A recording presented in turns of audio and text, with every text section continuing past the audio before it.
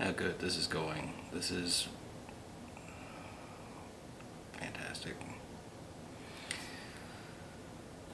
Let's see.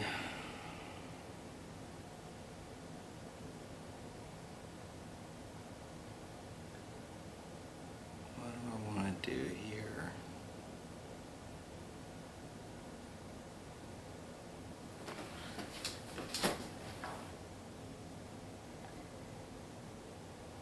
Okay, this is all connected. That's fine, right? Where?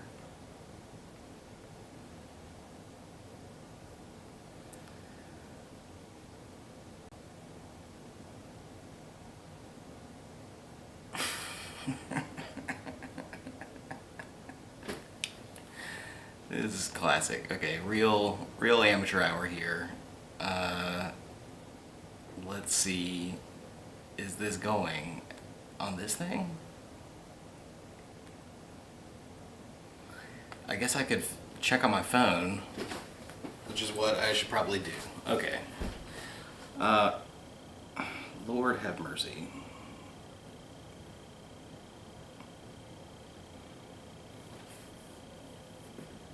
Does this just say Slopstache? No, this is me talking. Okay, great. It's me. I'm watching. Okay, great. Welcome to Slopstache live stream Thanksgiving spectacular.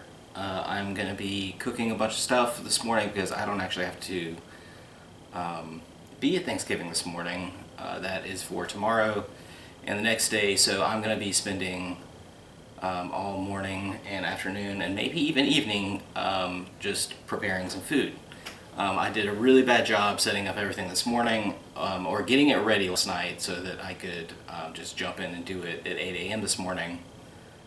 So I'm not going to be talking a whole lot during this. I'll probably just be focusing on this thing. And I'm going to be moving the camera around a bunch, and it's going to be a real mess. This is going to be not a great experience for anyone involved. So enjoy. I'll try to explain what I'm doing along the way and give you some kind of roadmap as I go. Great. And yeah, and with that, I'm gonna start getting some stuff out and cleaning off this counter of all of the camera stuff that I thought I was going to use that I'm now not using. Okay, awesome. This thing, what do I do with this?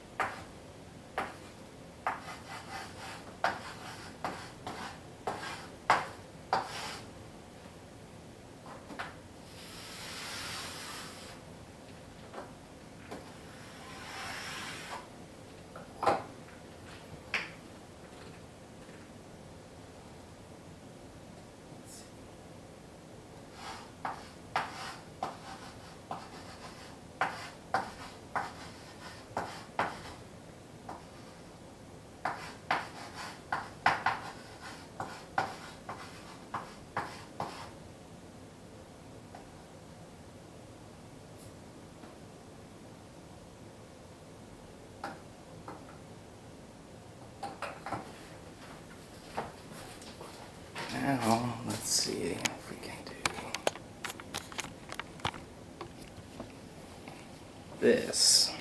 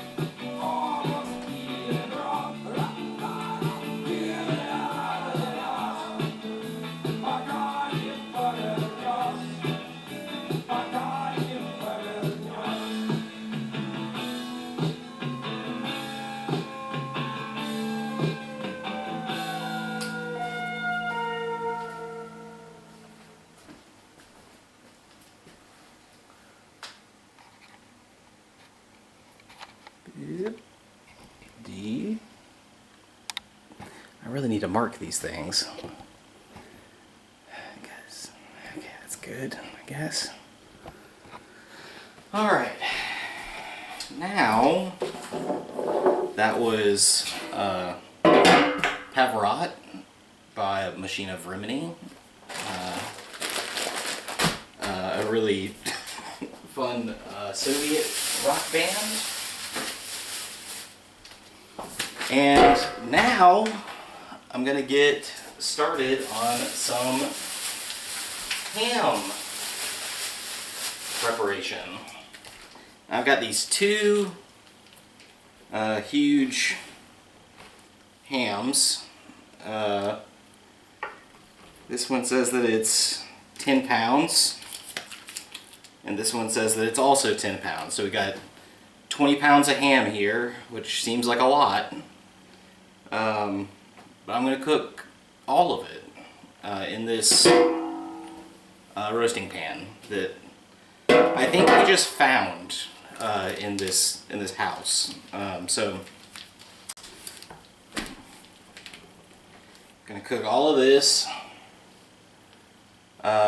with some Coca-Cola, brown sugar, mustard, and tin foil. And that will make us a nice Coca-Cola ham. And it's going to be pulled instead of sliced. Because I think sliced ham at Thanksgiving can be kind of gross, if I'm being honest. I much preferred a pulled ham. So I think it's a better iteration of ham. So I don't even know where to start with this. I guess I need to get some. Lord, I probably need to eat something. I probably need to eat breakfast. I have not done that yet. Lord, I need to get some mustard for this. And let's see, what kind of mustard do I have?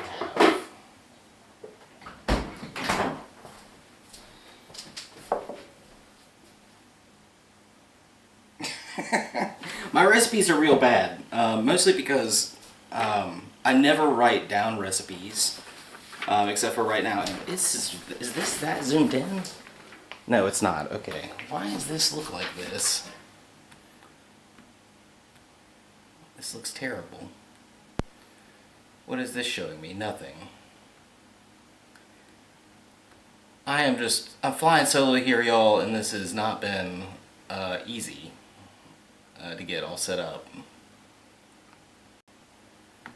Why does it do this?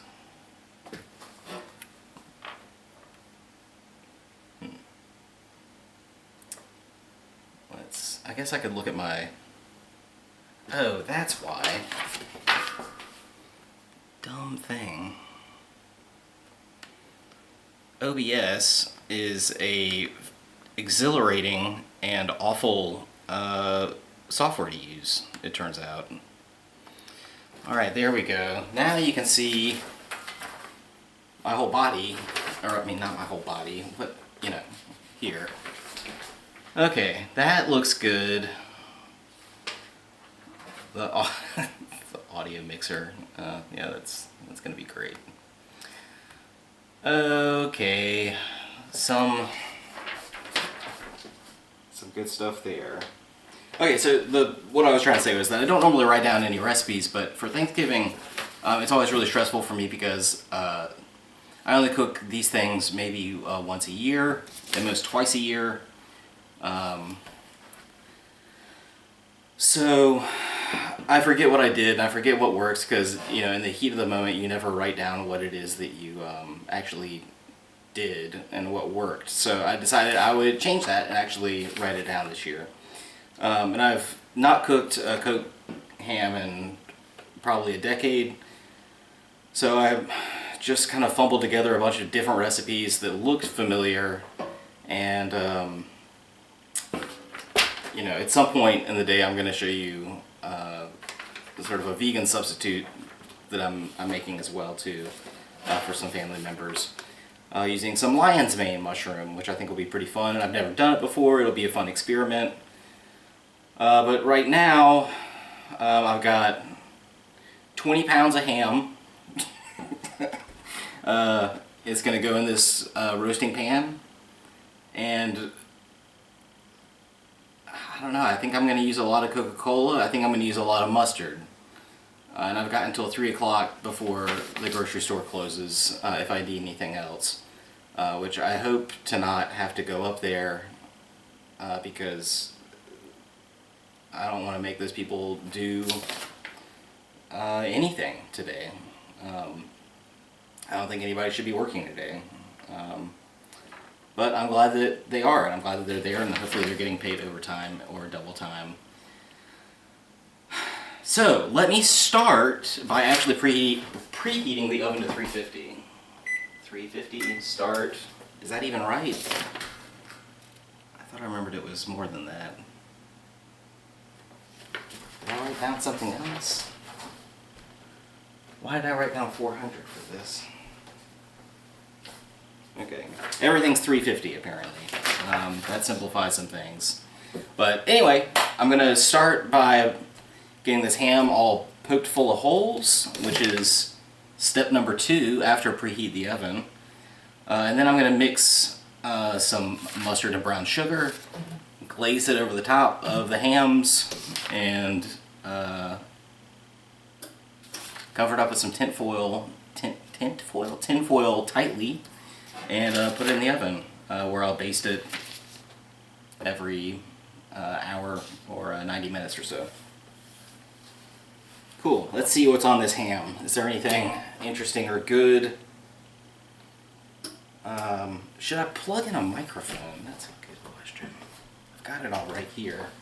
I should probably put on an apron. So many sounds.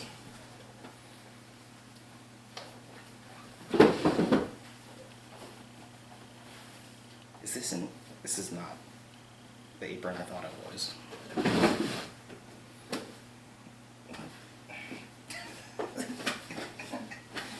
Okay, well, I guess that'll have to do. This is not a full apron, it's just one of these half aprons. That'll be fine.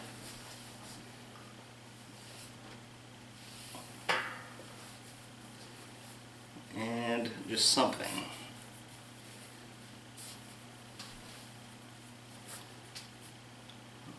Alright. Oh yeah, I was going to look at this ham. No, I was going to put in the microphone in case I want to actually use this content later. Because that's what this is all about, right? It's just making content forever and ever. Never ending. I'll put this right here, I guess. Maybe I'll even run this through my shirt. Is that gonna work? Not with the apron there. This is pretty good. Pretty good stuff so far. It's already pretty warm in the house. Can't wait until the oven door gets opened and it gets even warmer in here. I'm just sweating forever in November. Okay, let's see here. Is that good? That did something. Less wires in front of my shirt, at least. And maybe I can plug this into something.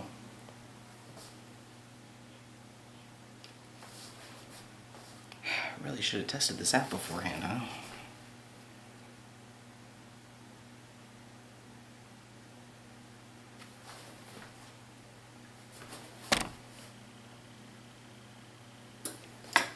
This is the danger zone over here. Okay, multi, what does that tell us? That does nothing. I can't plug anything into that. directly into the computer. Let Windows handle it. Seems like a bad idea. Let's see what OBS has to say.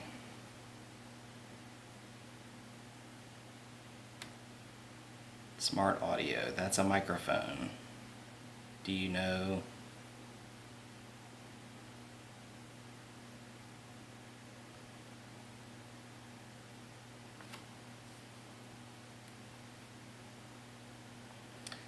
So it looks like we're still getting audio.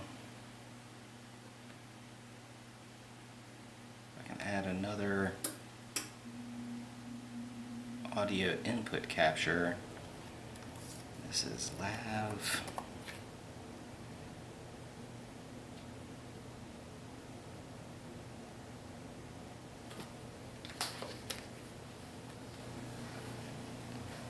Device is use device timestamps. Okay, that's great.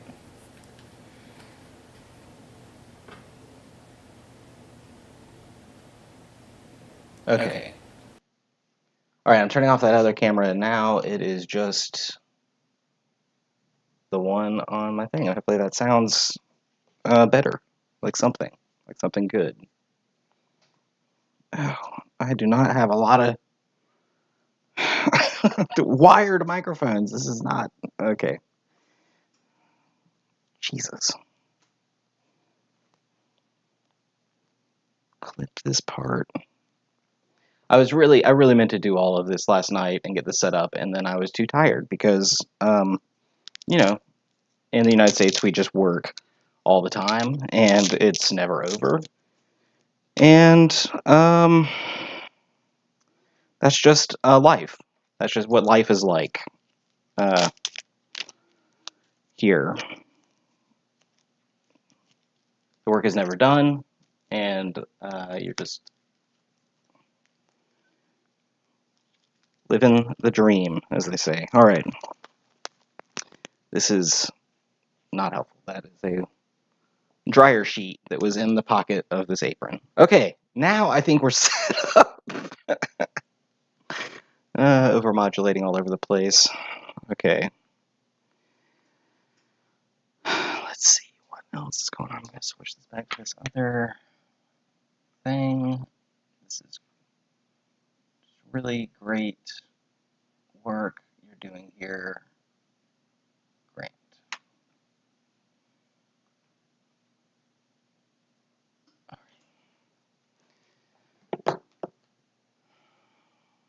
Knives. Anywhere. Okay.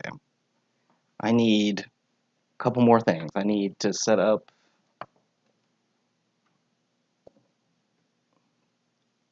just a bag for trash, for meat juice trash.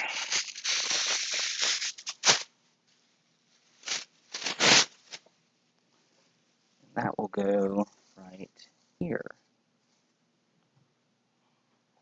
So that when I cut the plastic off of this stuff, I can just put it directly into the garbage and take it all out at once. That's the plan, at least. Now, do I want to...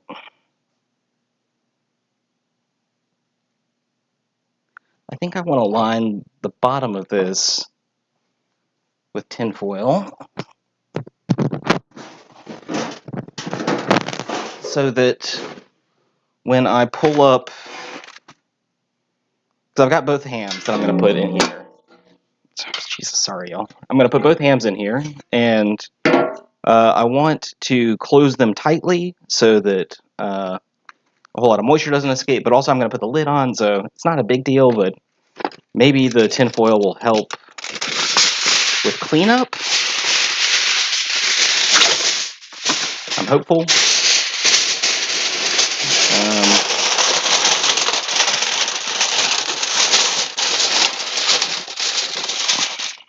This doesn't look like it's enough tinfoil to really cover the bottom, but you know what? It's just gonna have to work. I'm not going to try and be a perfectionist here because it just doesn't matter. It doesn't matter.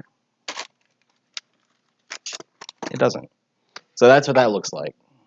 It's not covered all the way, but the bottom is covered. So now, do I have enough slack to get over here? Yes. Is there something in the oven right now? Okay, no. Oh yeah, ham.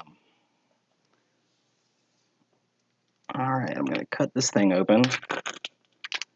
And actually, I'm going to first wash my hands.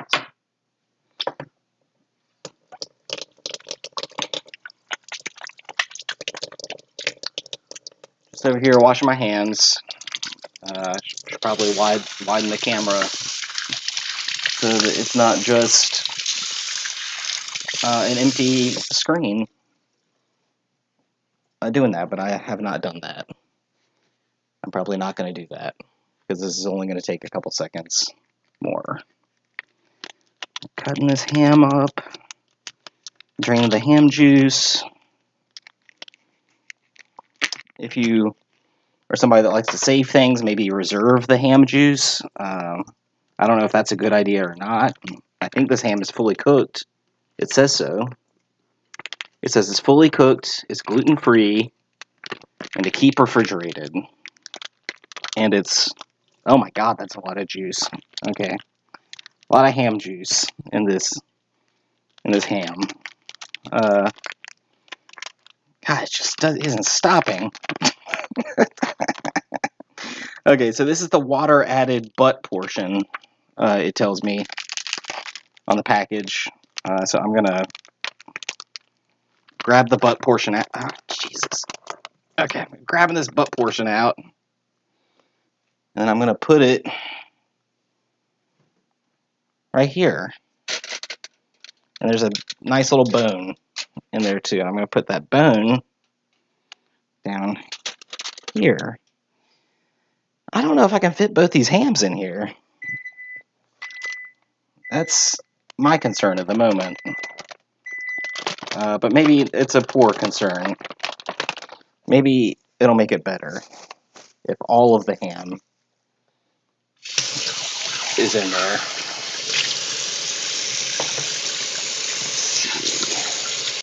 Washing the ham fat off my hand. God, it is just slick. Slick with ham fat. Okay.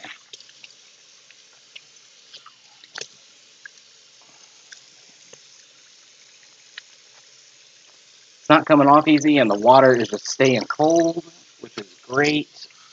Okay, got some warm water going.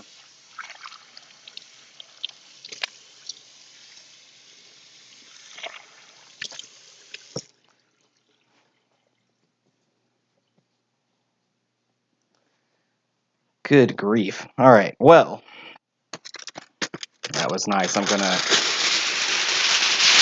What I decided to do while I was just thinking there is I'm going to sort of extend the tinfoil a little bit. Rip this in half, and then just kind of put it around like this, which you can't really see. And I can't even see on the camera what you can see. We'll do this. Okay. Alright, so now we're just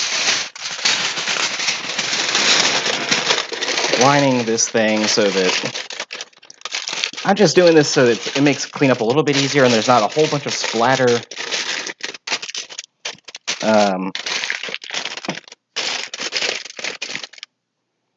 And also so I can get this thing sort of like positioned well in here to get the second piece of ham in there.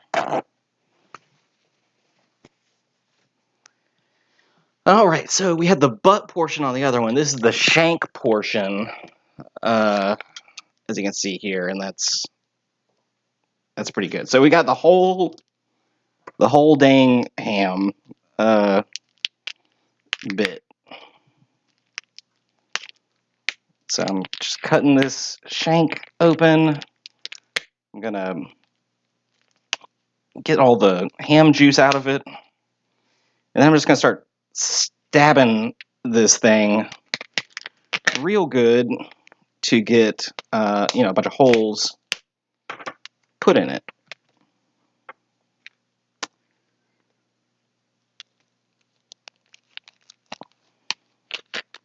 And nobody, I hope, I guess you could watch this thing all the way through, but really this is just, if you're enjoying this, that's great. I'm happy for you. But also, I hope you don't spend your entire time watching these static shots of, a piece of ham or a blank screen or whatever. I'm going to be putting all this up later, eventually.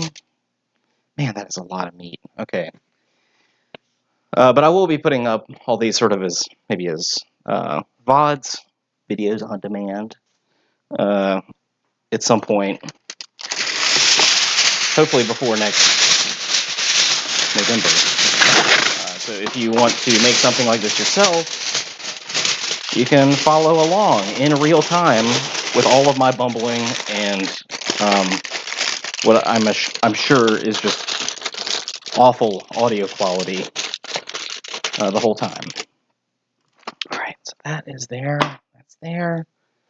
Now I'm going to start stabbing this ham all over deeply. Get some bone.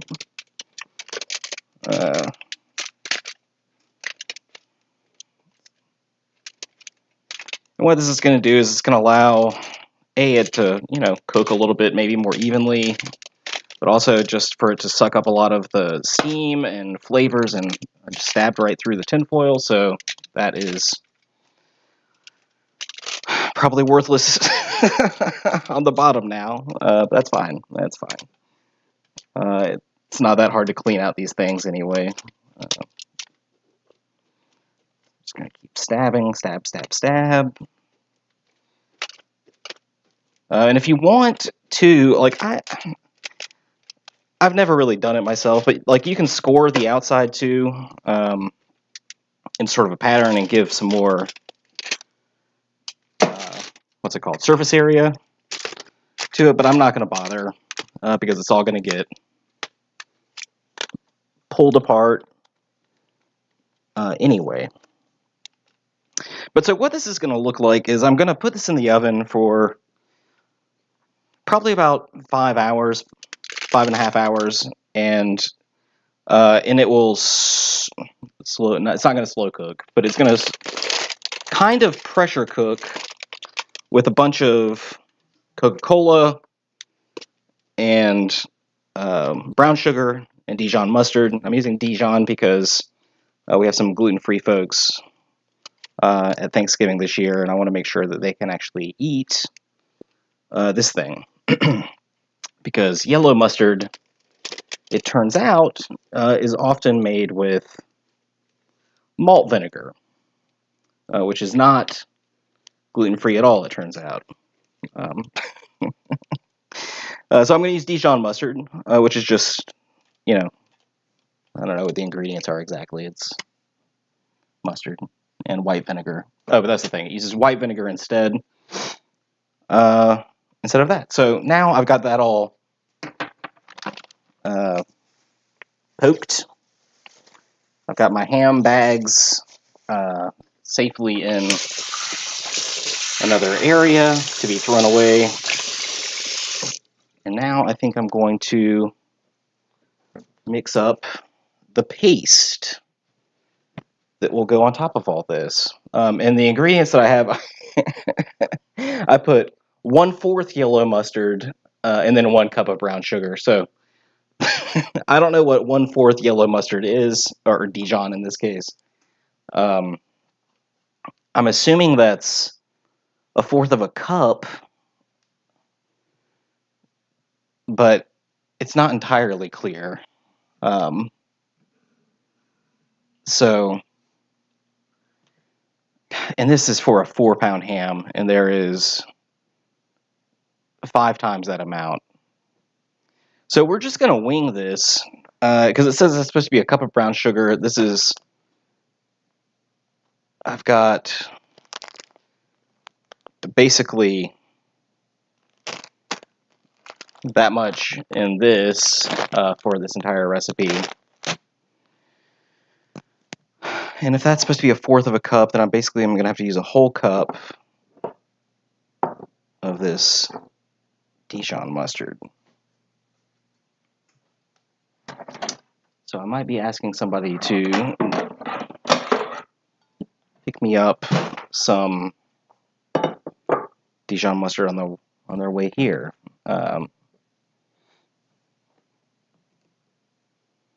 We will see.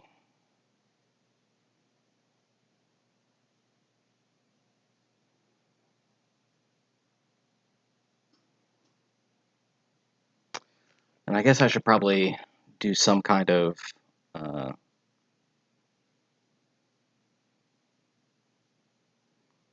promotion for this. I'm going to be posting this to Facebook real quick, I guess. Or somewhere, maybe Twitter, maybe Blue Sky.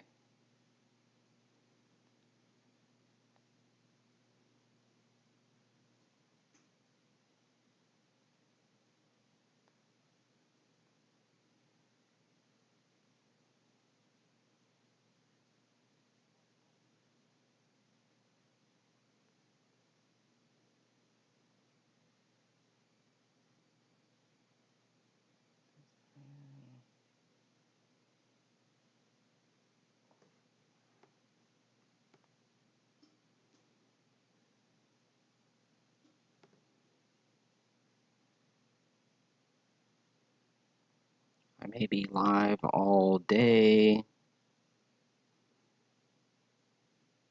No, I'll just say.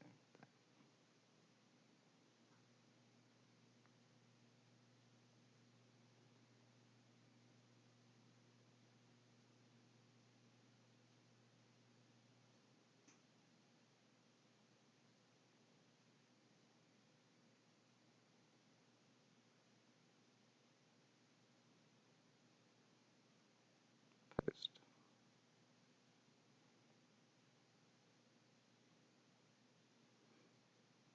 Let's see.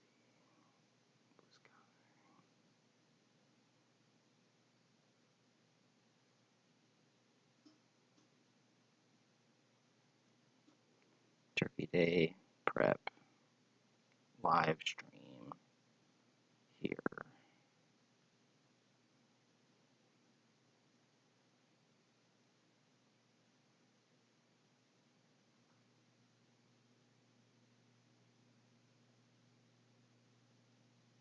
That work? Yes.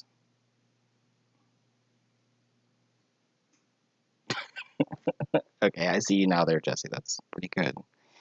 Okay. I don't think this cup is big enough to mix all this stuff in, so I'm going to put it back.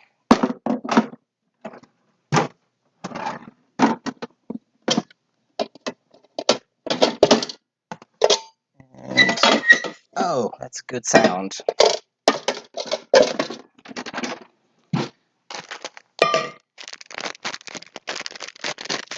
Scissors. Ugh!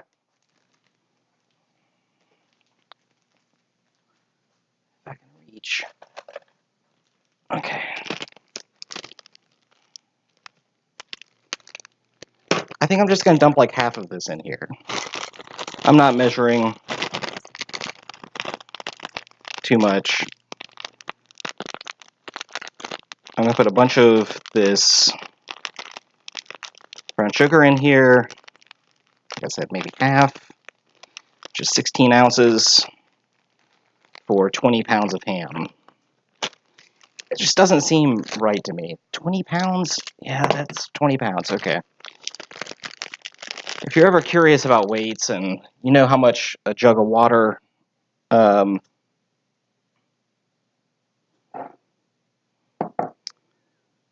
gallon of water is 8 pounds, is what I was trying to say there.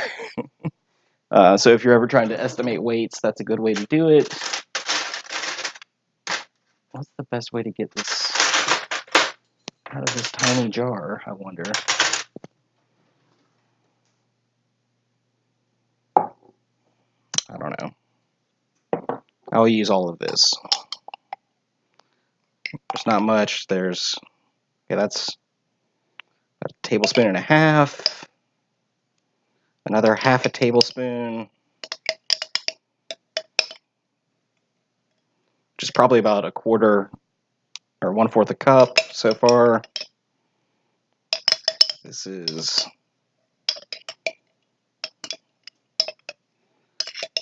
probably, you know, and the thing is, like, it's calling for yellow mustard, which is, I feel like, a little bit more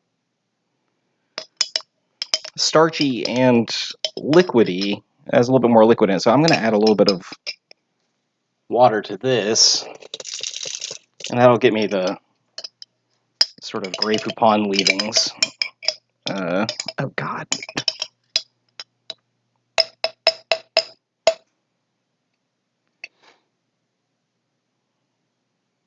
Mixed around. Okay. There's a lot of awful sounds. Just clinking glasses and spoons in jars. Okay. That is good enough. Gonna mix this all up. Oh, I need a lot more than that, don't I?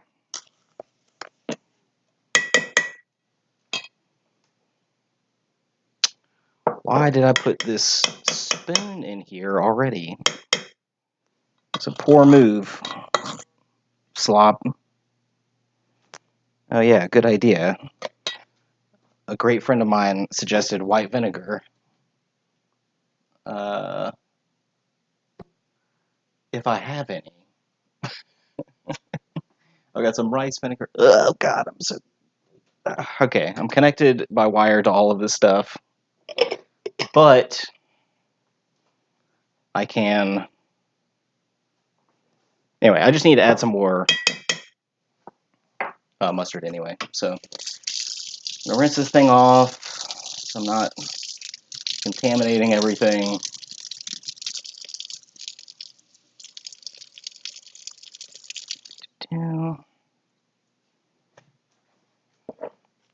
That out of here.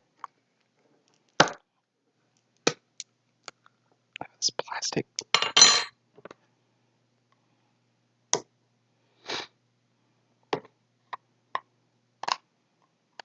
God, I'm gonna cut myself.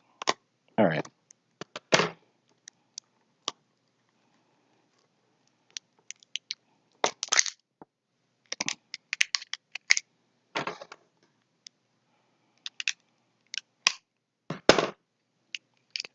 Plastic off of there. Okay. Perfect. Now I'm going to add some more of this mustard.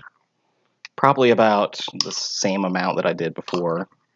But I'm also not going to use the same scooping implement to mix it up like a fool. Because I've got some silicone spatulas and brushes right here. And I think that would probably serve me better. Yeah. All right. That's looking great.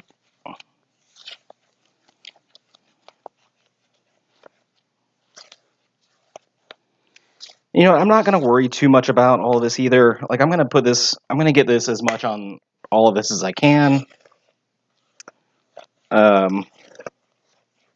But it's got a pretty good consistency right now, and I can see that there's a good bit of mustard incorporated into all this sugar. So I think this is...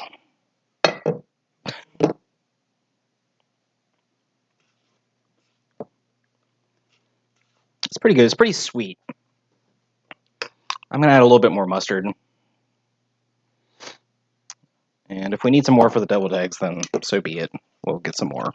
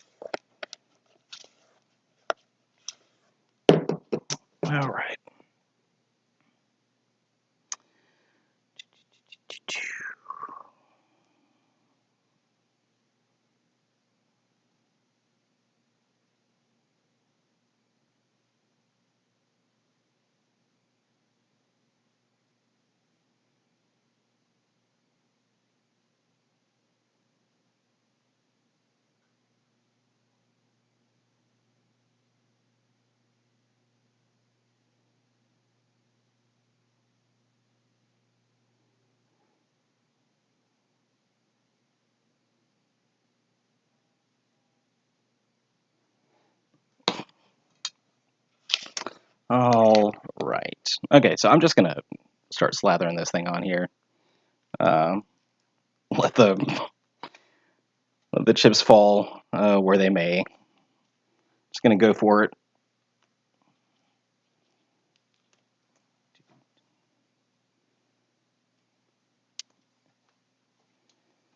Get that all in there. And at some point I'm gonna have to flip this thing and do the other side as well.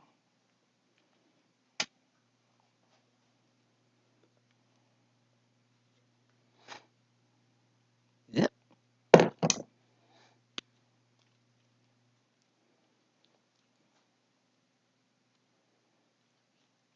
That is a good slather of mustard and brown sugar all over this. This is great. Oh man, and once I get this in the oven, I'm probably going to take a little bit of a break because it has been exhausting just getting this far into this.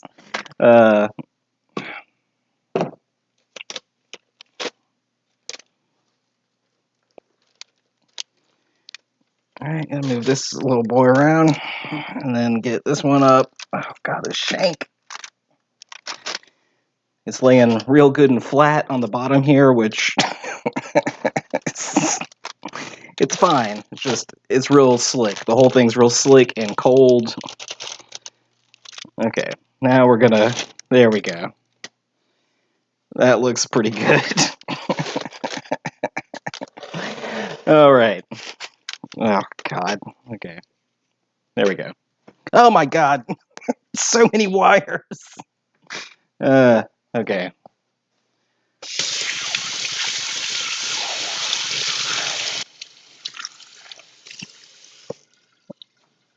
Where did my towel go? Here it is. Okay.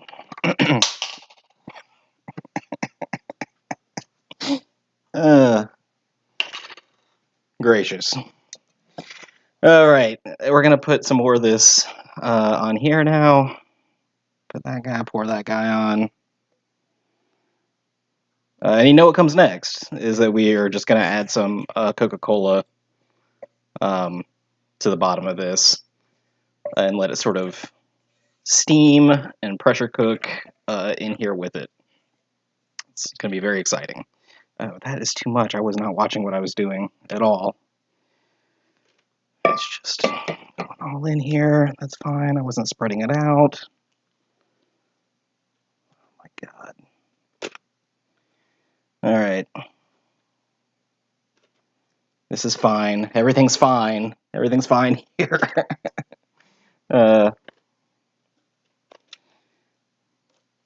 It's going to be delicious. It doesn't even matter because you know what? All this is going to get mixed up in the end. I'm just hoping that this will provide a nice little crust for the ham in the pre-pulled section. So there'll be a little bit of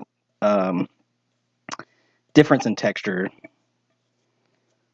sort of throughout the ham. That's kind of the point.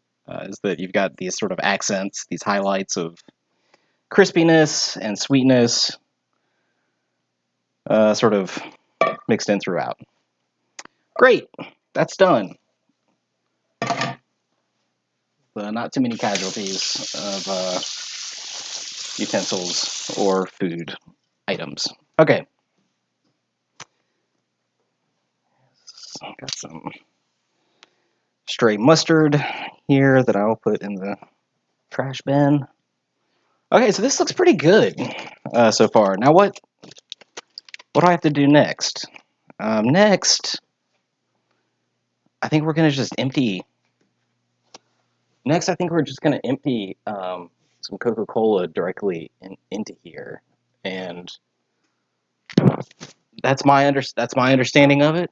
And I think that after that, I'll just wrap it tightly, and then say a little prayer that when I put the lid to this thing on, that it everything's fully cooked. That's fine. Then when I put the lid on, it actually closes. But I've got the tinfoil. I'm gonna have the tinfoil on top of it also. But I've got to figure out a way to get in here and get the basting juices out too, so I've got a little ladle that I can use too. So I guess that'll be fine. This will be easy. I just need to get some tinfoil basically just to cover this after I put the Coca-Cola in, which is all the way over there, and I am wired all around this way. So if I go this way, then I have to cross over some very dangerous power supply wires as well as microphone wires. But if I go that way, I run the risk of just ripping the microphone socket out of my camera. So I don't know. Let's just try it out. Let's see what happens. Let's see how far I can get. I should have enough. Maybe this is a nothing. This is not a problem. This is not a real problem. I've got this much wire, and I can actually get over here all the way. That's fantastic. Can I get to the fridge? Yeah, I can get to the fridge too. That's great. Who said that wired microphones are the worst? Not me.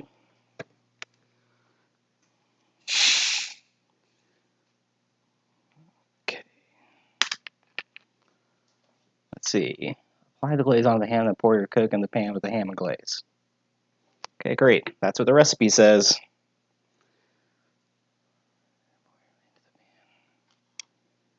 I'm just going to pour this Coke in the pan.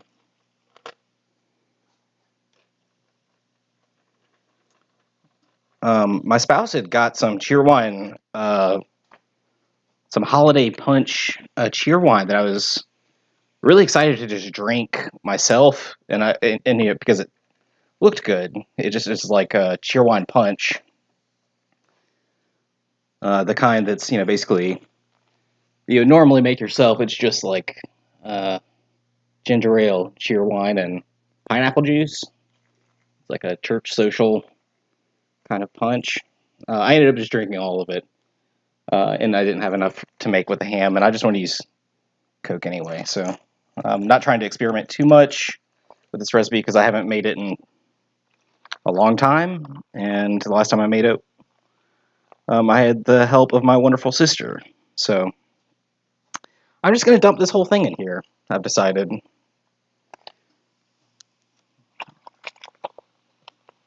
That's, I think, the way it should happen. This is going to be a heavy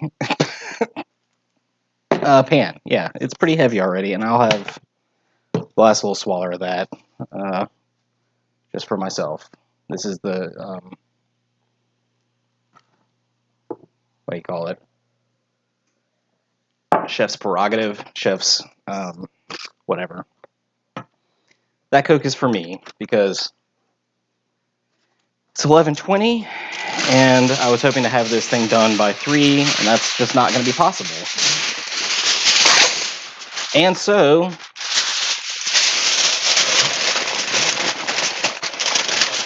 I'm going to cover the ham like so.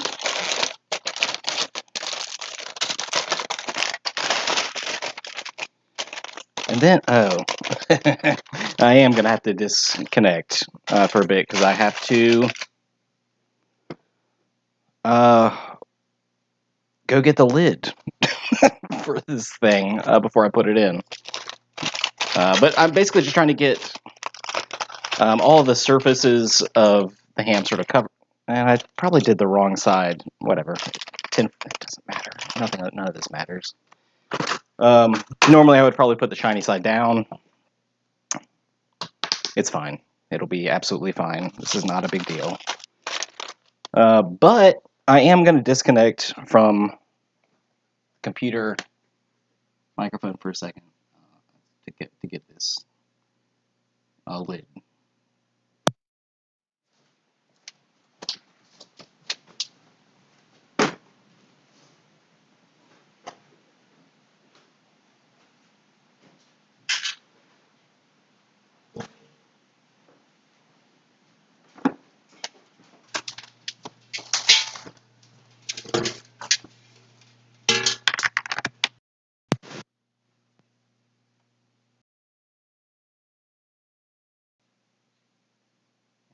tell this that it's a microphone again. Okay, but I'm back. And we got the lid. So I'm just going to put that lid right on top. Does it?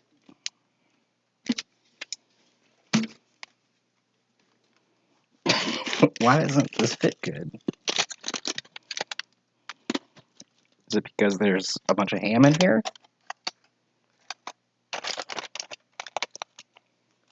Is it because all of this saucy stuff or the tinfoil is in the way?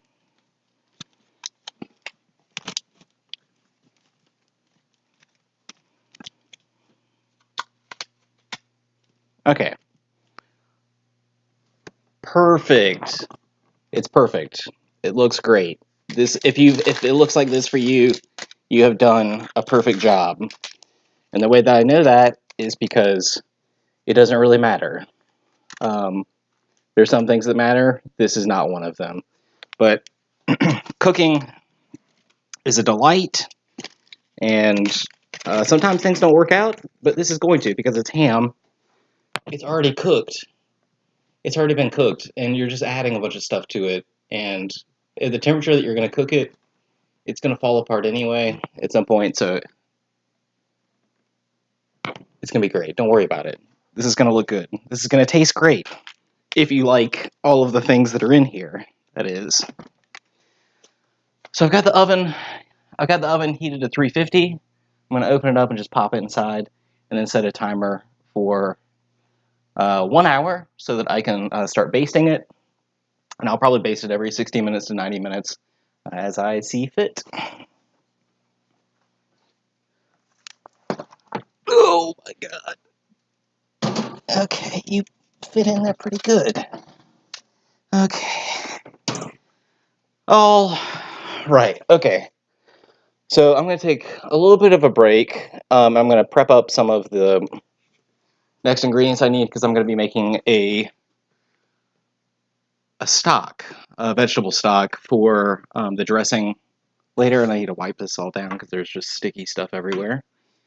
So I'm going to make a mirepoix. I'm going to cut up some celery, onions, and garlic and carrots to make a stock on the stove over here. So I'm going to move the camera back to the chalkboard while I prepare this area again. Perfect. Great. All right, I'll be back in about probably 15 minutes.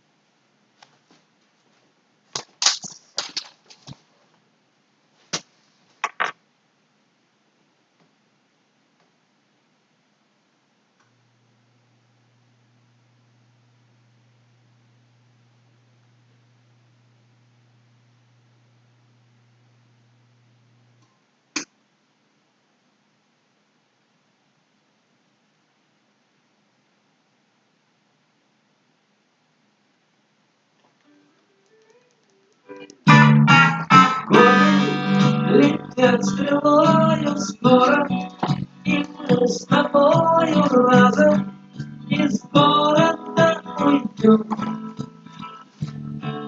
Где-то в лесу дремучем или над горной круче сами себе построим дом. Там вокруг такая тишина. Ой, мне не снилось нам. И за этой тишиной, как за стеной, хватит места нам с тобой. Бери покрепче, станем рядом, на цепь посадим 8 больших голодных псов, чтобы они не спали в дому, где море, врагов и дураков. Там вокруг такая тишина, что вовек не снилось нам. И за этой тишиной, как за стеной, хватит места нам с тобой. Рядом с парадной дверью надо копать скамейку, а перед ней тенистый пруд.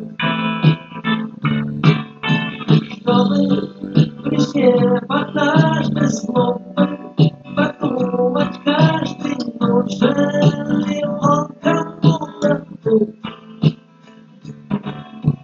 А вокруг такая тишина, что вовек не снилось нам. И за этой тишиной, как за стеной, хватит места нам с тобой.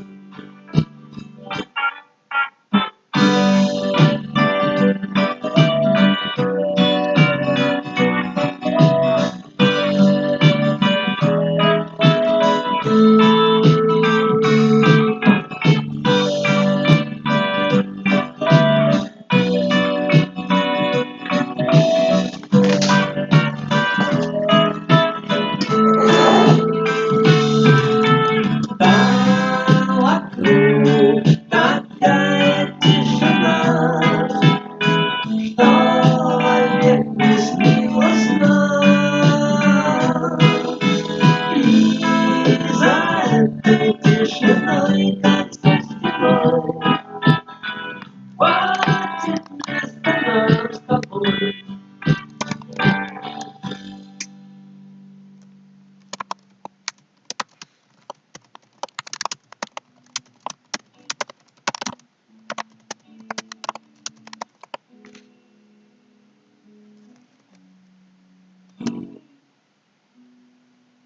Все очень просто. Сказки обман. Солнечный остров скрылся в туман. Замка воздушный не носит земля. Кто дальше? Я.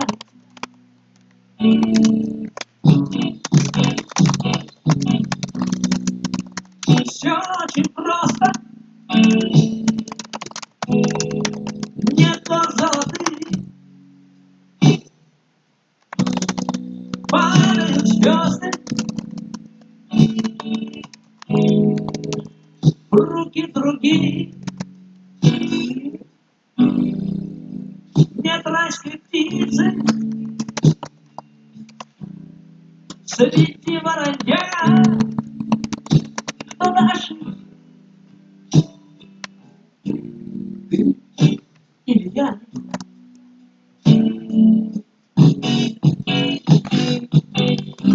Лишь только весною тают снега, и даже у моря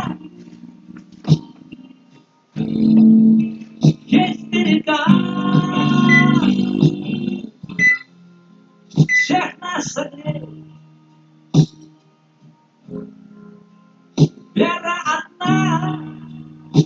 Кто успеет? Ты или я?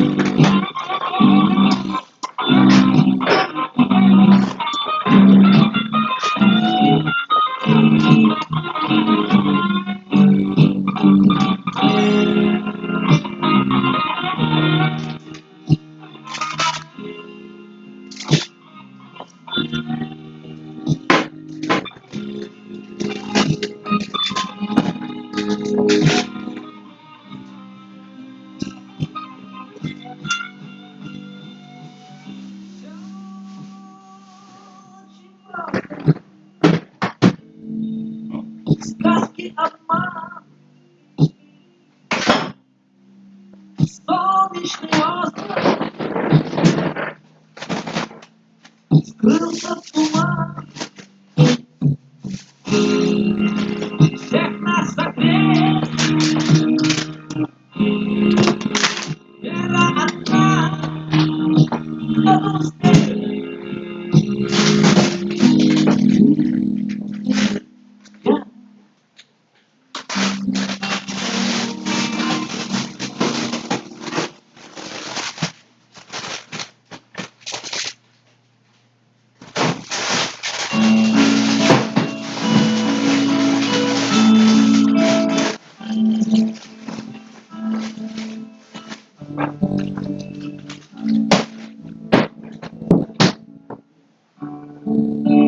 Как легко решить, что ты слаб,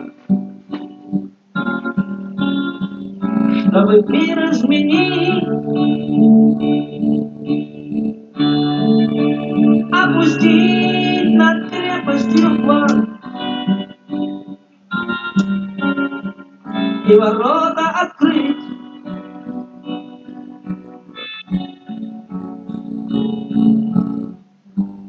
Пусть толпа войдет в город твой, пусть цветы обойдут и тебя в суматохе людской там никто не найдет. Как легко знать, что ты в стороне, что решаешь не ты. Пусть другие побеждают в войне и сжигают мосты.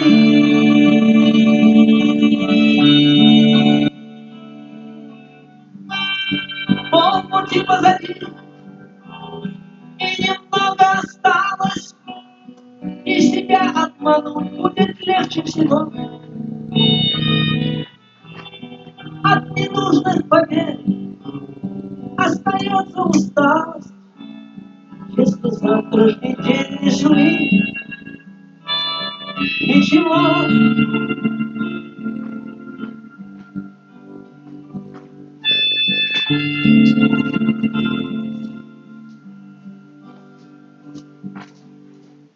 И как трудно стерпеть и сберечь все цветы. И сквозь холод и мрак поднимать на мачте мечты свой единственный флаг.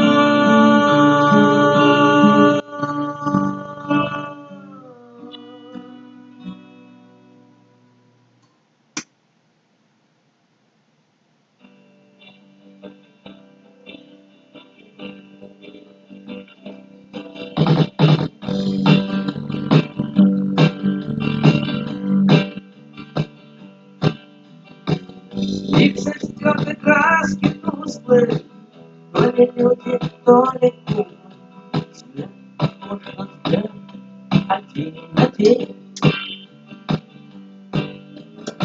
И я устала, отдыхая, молока приглашаю терпеть, как похож на людей. Оружейные и пираты, циркачи и акробаты, и злодеи внушают страх.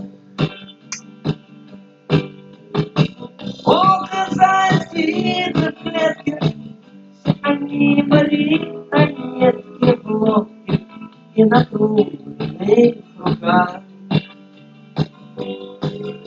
Оказались клетки, все они марионетки в лодке и на трудных руках.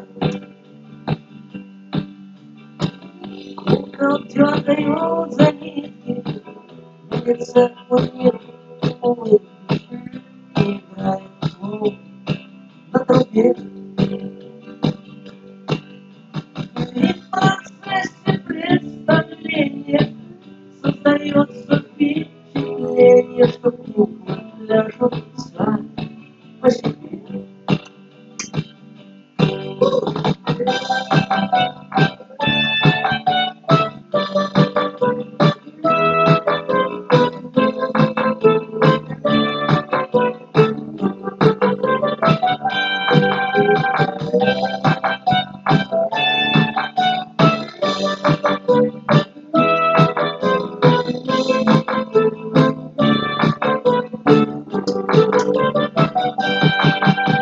Ах, до чего ж порой обидно, что хозяина не видно.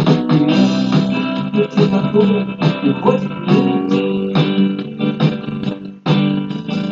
А куклы так ему послушны, и мы верим простодушно в то, что кукла может говорить. Куклы так ему послушны, и мы верим простодушно в то, что кукла может говорить.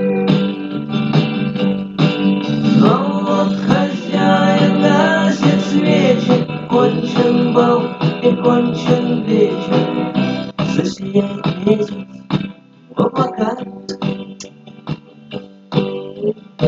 И кукол снимут с нитки длинной, и засыпав над долином, видит тряпок слой в облаках.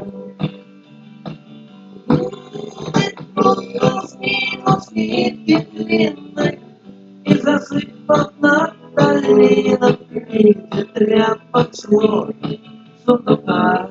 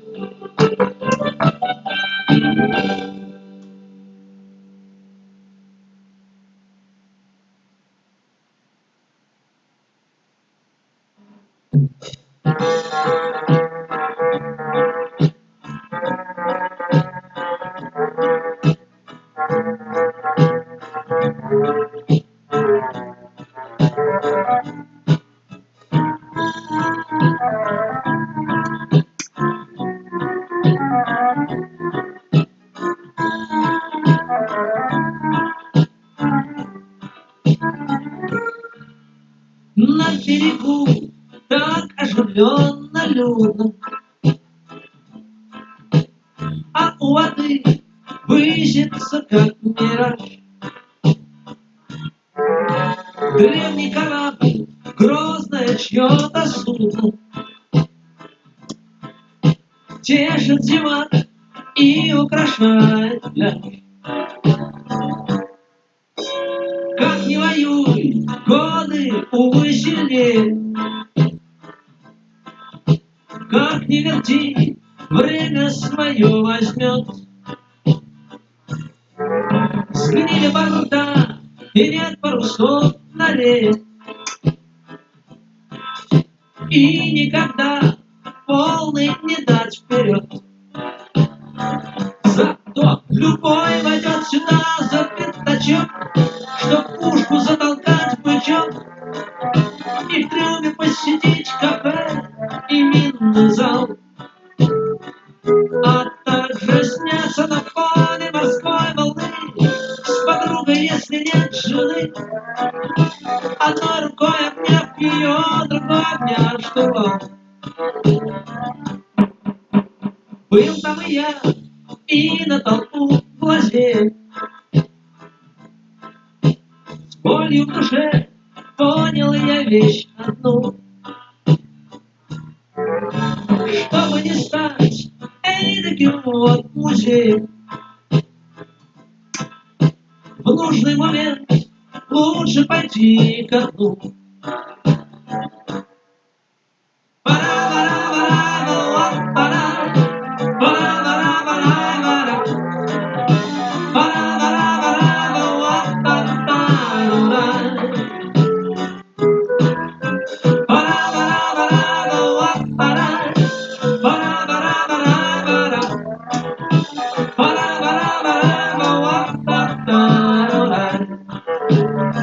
И еще.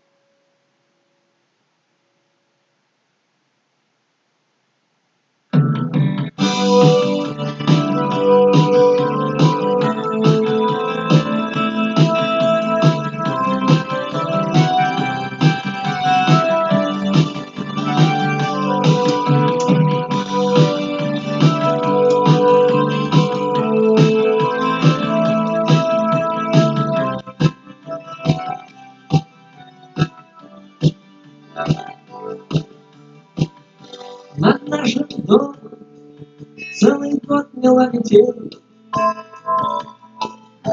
и дом по крыше замело.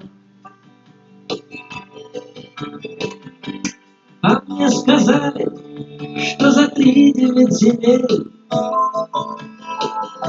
дома и сухо, и тепло. И я узнал потом, покинул отчий дом, и я пустился в дальний путь. И я за 8 лет прошел весь белый свет. На свете есть на что взглянуть, но лишь потом я вспомнил дом. И темной ночью, и залом светлым днем. Так хорошо иметь свой дом. Я видел хижины, и видел я дворцы. Дворец и кому тот же дом. Я не заметил, что они счастливее, чем мы. Хоть и не мне судить о том. Меня встречали, улыбались тут и там. Сказали есть, давали пить. А я устал кидаться по чужим домам. А ты ничего не мог забыть. Краю чужом я вспомнил дом. И темный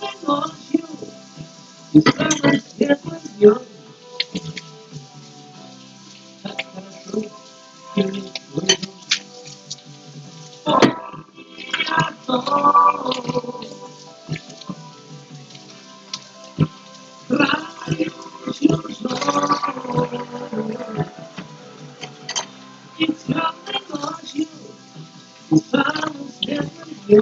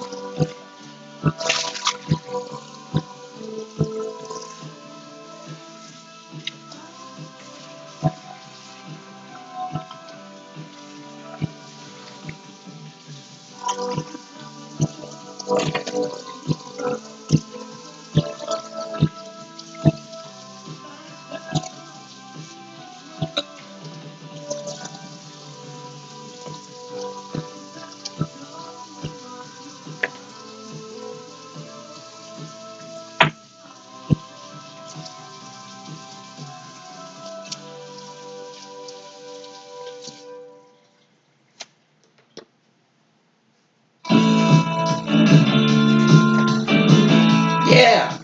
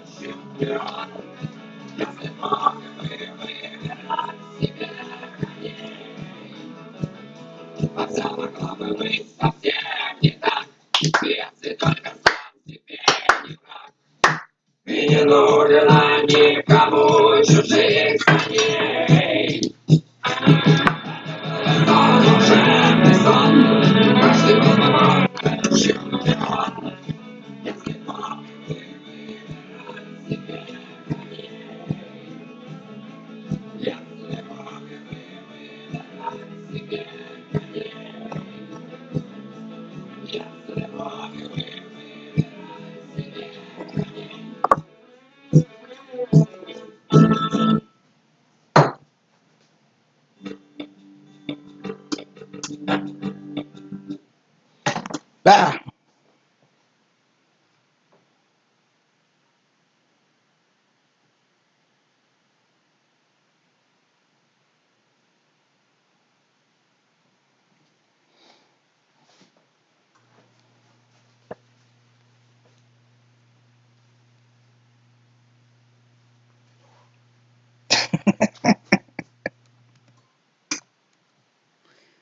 Okay. I gotta plug this thing in now.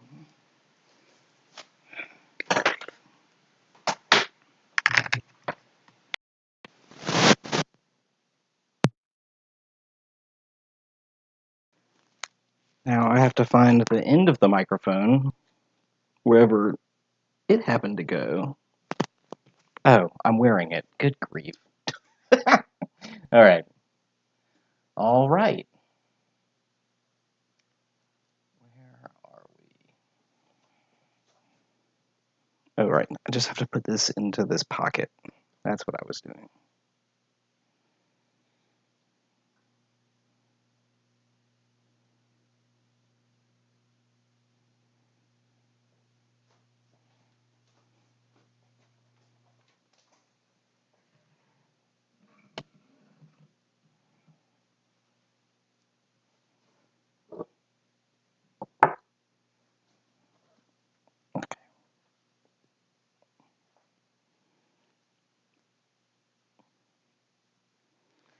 Well, it looks like I ended the music just too soon. I really thought that this was not going to be this difficult to just get started. Let's see. How can I do this better? Yes. Like,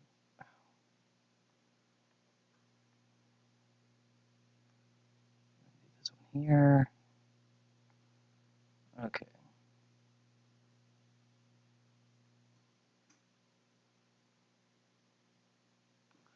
All right.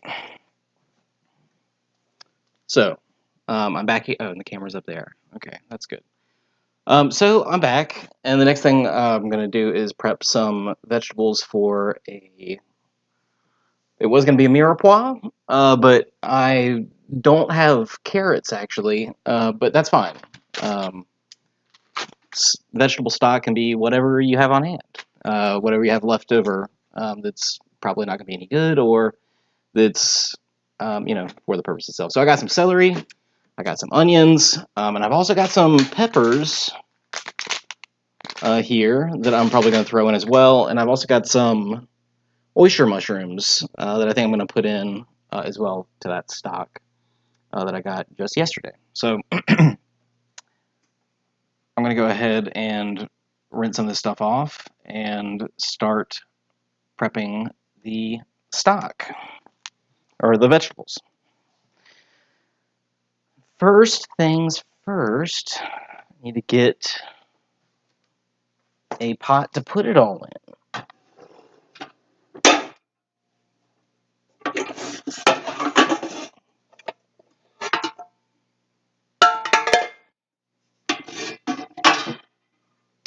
I think I'll use this pot.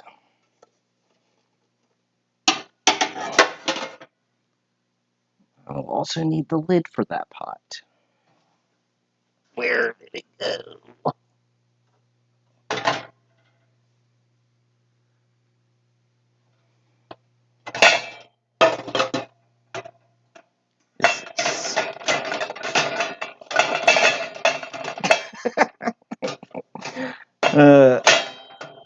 I'm just gonna make a sleep sounds playlist of rattle sounds out of this. That's gonna be good.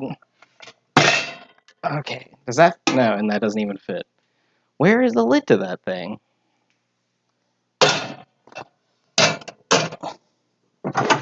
Oh, it's under this one. No, it's not. That's not it either. It's under this one. And you know what? I probably did that. That seems like a mistake I would make. So there's that. I'm going to close that. I have that. And perfect, perfect, perfect, perfect. I'm going to go ahead and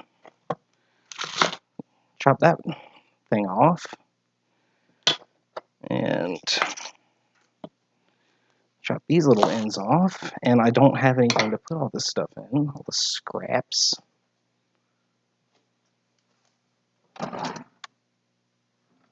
But this is silly because this is just a stock.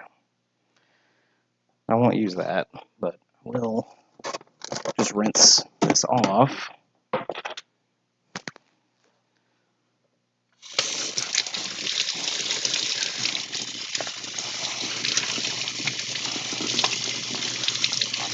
Brush off any visible dirt, stuff like that, because we're going to strain it all anyway, and that stuff will be easy to separate out, and it's not gonna kill us.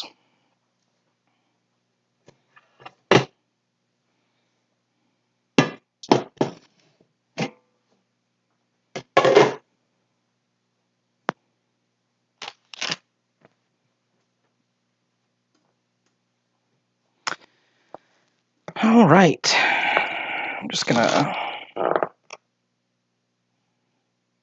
do these into bigger chunks.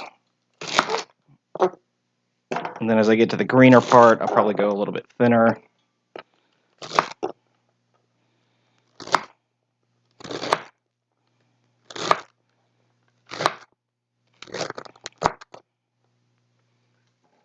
And you really shouldn't do anything that I do on this stream yourself. I'm not a trained cook. I have worked in the back of restaurants before, but they were normally just pizza places or sandwich shops. So I'm mostly just self-taught in all of this. Watched a lot of cooking shows growing up and in my 20s, and it's a big part of my life. I just like preparing food for people. But, you know, I was never trained how to do this properly. I've watched a lot of videos on people who are much better at, for instance, chopping vegetables than I am. But, you know, it's not that I've made a choice not to get better. It's just that I haven't had a whole lot of time to practice recently. So I'm feeling a little rusty in all of this as well. But that's okay. And I'm especially rusty doing any kind of live streaming because I haven't done anything like that in about 4 years. I haven't even done any video work in about 1 year or maybe 2 years. I can't really remember when I made that last video that said something was coming next month, and then I got too busy. So, that was a ton of celery that I just crushed. Okay. Now I'm going to get some of these onions out of the way.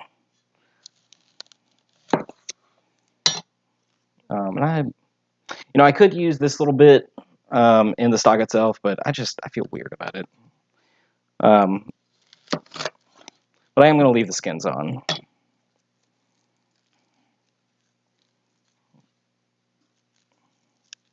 Maybe I'll take the outer one off.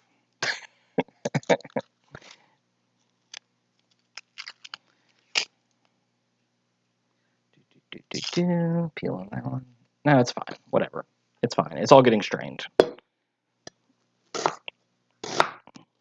just going to do some rough chops on this, or rough slicing.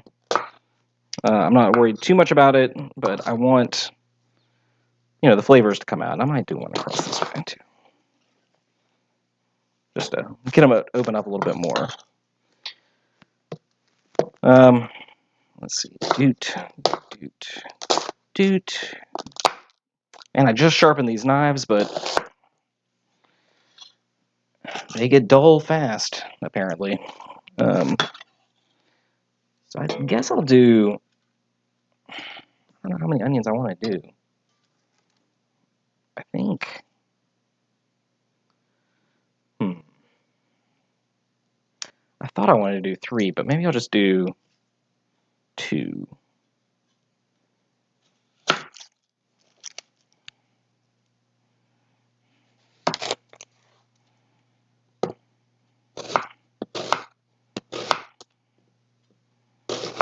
I'm cutting this the opposite way than I meant to, but that's fine. That is all fine. And let's see, where was I going with this? I'm gonna do these, and then I will cut up some of these peppers and throw in along with some garlic. Now these are sweet peppers, so I'm not too concerned about the flavor being too off, or them being too like hot or anything, or the flavor being too strong. I think it'll just add nice balance to it. Shouldn't be too green tasting either. Yeah.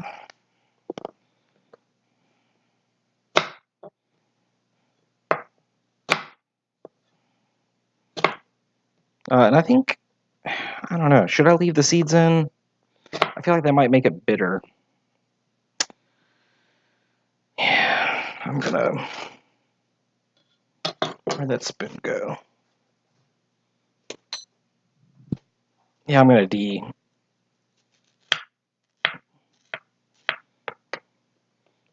deseed these. I don't think I want that bitter taste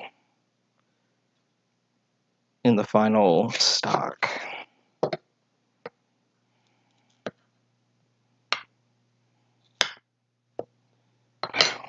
know what? I should probably slice all of these first. And that one doesn't even have any seeds in it. Isn't that lucky? That's fine. Whew, my eyes are burning.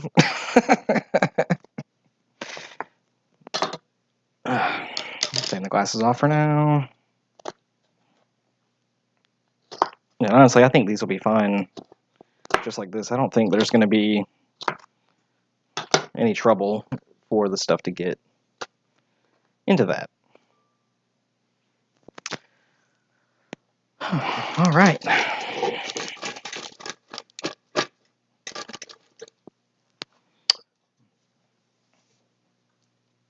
I'll put just a little bit of water in here, and then I'm going to get it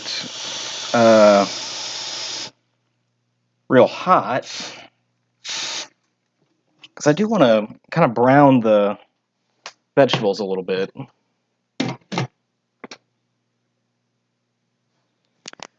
Before it'll give them, so I want to brown the vegetables a little bit before I really start making it into a stock. I want to kind of caramelize some of the stuff in it. So what I'll do is I'm just putting a little bit of water in there to help like soften it up. I got it covered, so it's going to steam it, and then I'll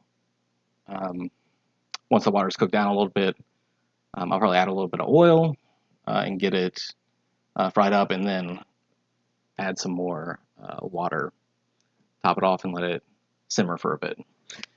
So that is the next steps. I'm just going to clean up this as I go.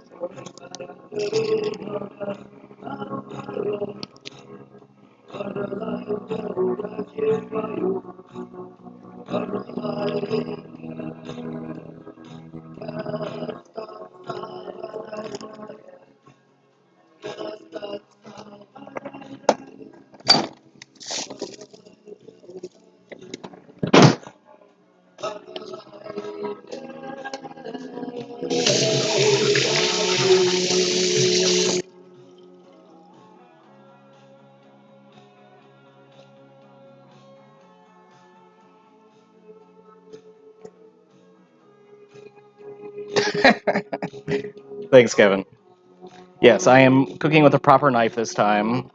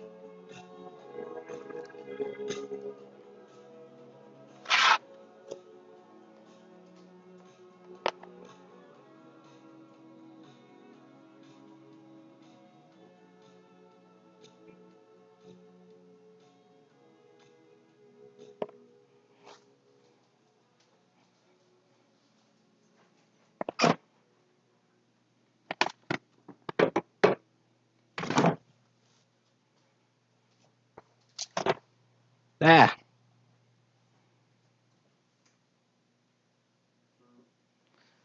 All right, well, this is bubbling up real good, so I'm going to take care of that. That was kind of a surprise. I'm just stirring this stuff up. I'm sorry I don't have a camera over here. Oh, and it's real zoomed in, just on my butt, too. All right, well, let's see.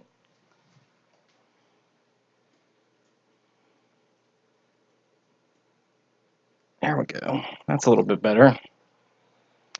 All right, so here I am now, just in front of the stove, just stirring this thing up. It's just water in here right now. Oh, and I meant to add some black peppercorns. Probably a half tablespoon. And some bay leaves. Well, I won't add that yet, because I don't want to scorch them.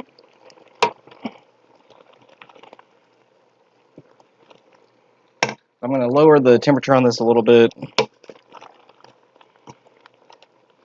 I don't know. I said I was going to try to sort of caramelize them, but I don't know if that's the right... I don't know if that's the right move. I think I'm going to do this just the traditional way.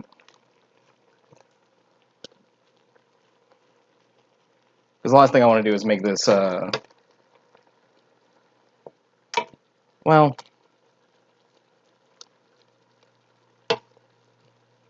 no, I want to make this, I am going to do it that way. I'm just going to lower the temperature on it a little bit. All right, so, sort of the list of things I got to do is make a veggie stock for the dressing. And I wanted to get that started early while I was doing the ham too. That's in there, and it's got another 18 minutes before I need to baste it again. So the next thing I want to do, like once this gets going, is I'm going to start prepping the second dressing, which is a sausage, jalapeno, and cranberry dressing. But the first step of that is to cook some hot Italian sausage. So but to that I will be adding onion and celery. So I guess I'm going to prep some more onion and celery to put into that, and I'll cut up the sausage after that, and then start cooking that, and we'll go from there.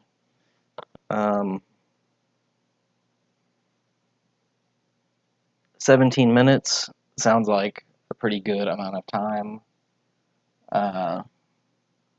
Yeah, nice Dutch angle. Yeah, that's my bad on that. I was having to go fast, but I'm all alone here doing this, so it's just me being neurotic. Oh, that was the other thing. It keeps hiding on me.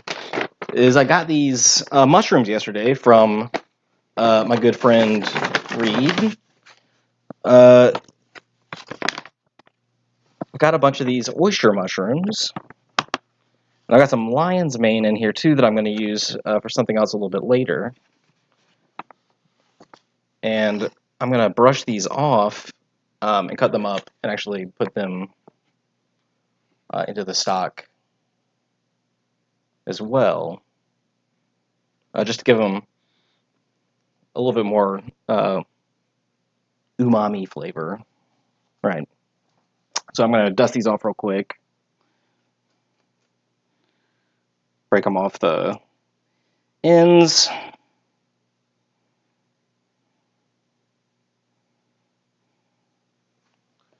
Is that thing still going? Yes. All right.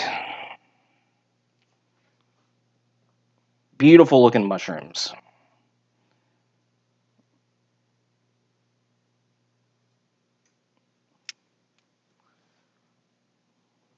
Really great. Just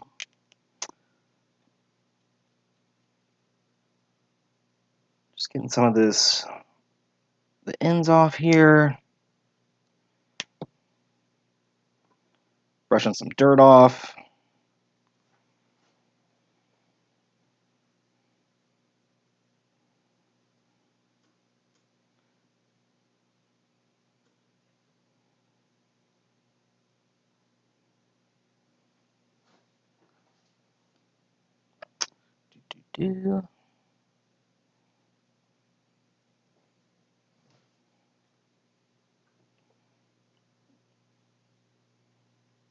Forgot which pieces I was separating. All right. Just about ready.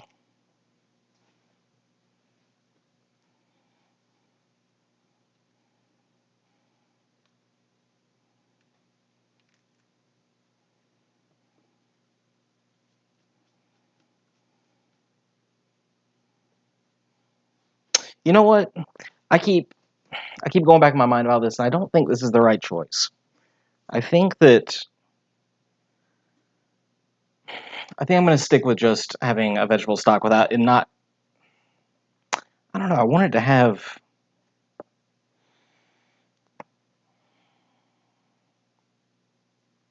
I'm afraid this might take it in a different direction than I want it to go, and it might be a disservice to these mushrooms. So I think with that, I am not going to use these for this. for this purpose, because I'm going to end up just having to toss them anyway, and that seems like a waste. So I will save those for another project that will probably happen today also. So that leaves me with cooking some more, or cutting up some more onions and celery. Now I'm going to crank up the temperature on this, get more of this water out, get it really humid and warm in here.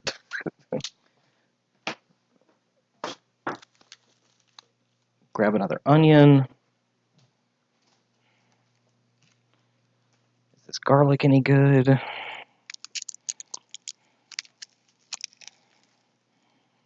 feeling pretty soft.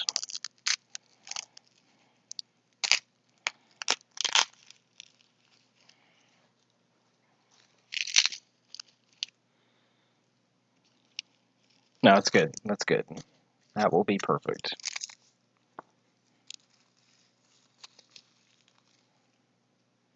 Maybe not that one. That particular one is not looking too good.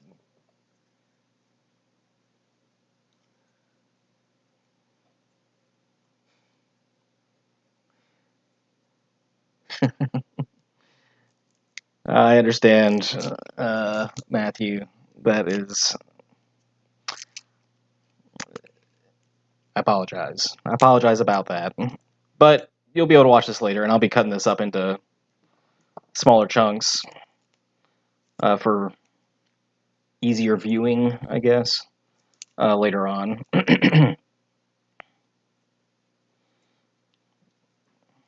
This is for a stock, or this is for the dressing. Okay.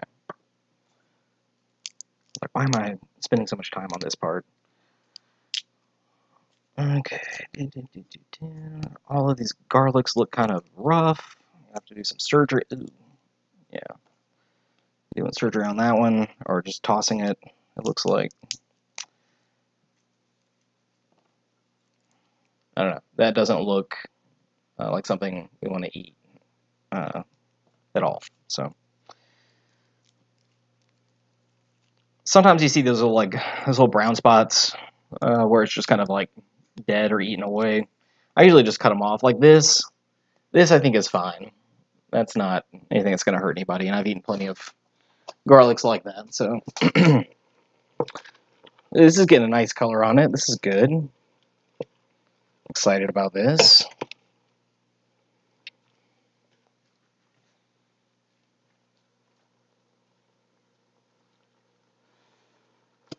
Let's see if there's any other spices I want to add to this. Maybe some thyme.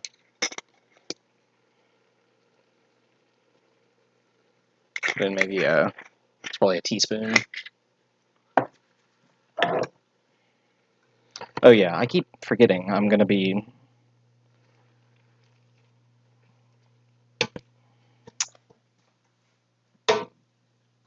cooking this down past the water. So let's move the temperature up on it. See if there's anything else.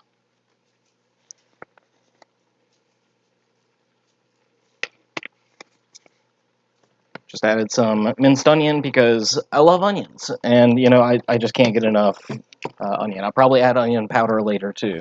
It's all onion anyway. It's just onion in different forms and methods, and different onions themselves. Let's see. Gonna get the sausage out. What else? Got onion, celery.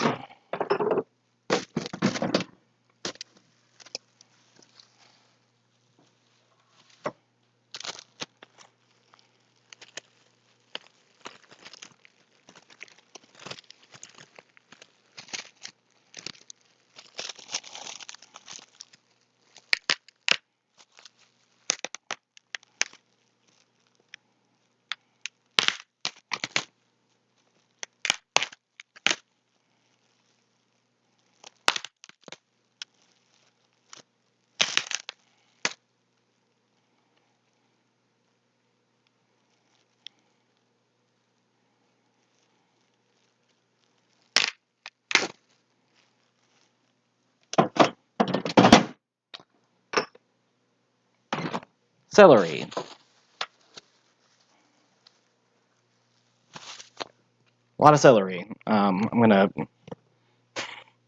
chop the ends off this thing real quick and give them. Well, I'll give them a rinse first. How about that?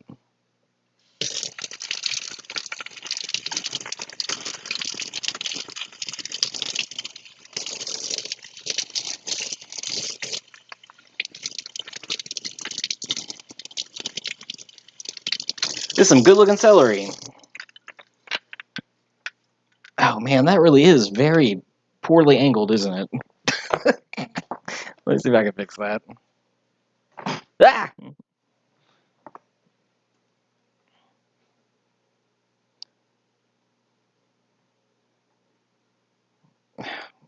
Is my kitchen just... Man, I know the answer to that question. The kitchen is definitely wonky. Oh, I know why. It was because I was trying to show that, I suppose.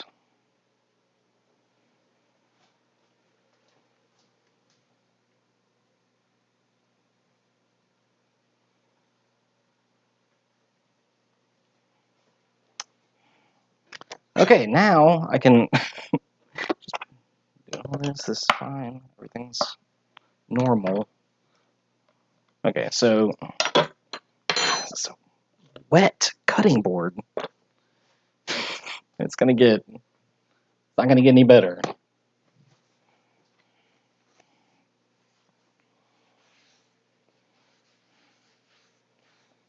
But doesn't need to start out that much. All right, this is doing good. Bring the camera over at some point. Show you what it looks like. I wonder if I can do that on my phone. Anything's possible, but maybe not likely right now. Let's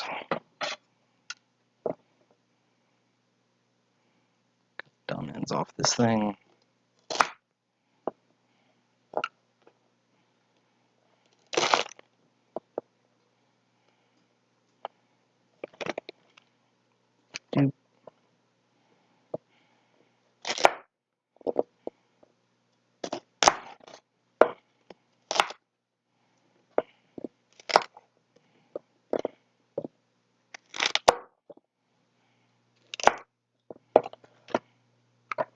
And those are going to go right in the pot behind me.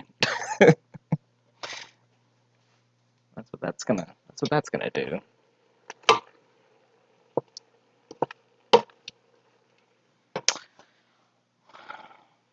Bloop.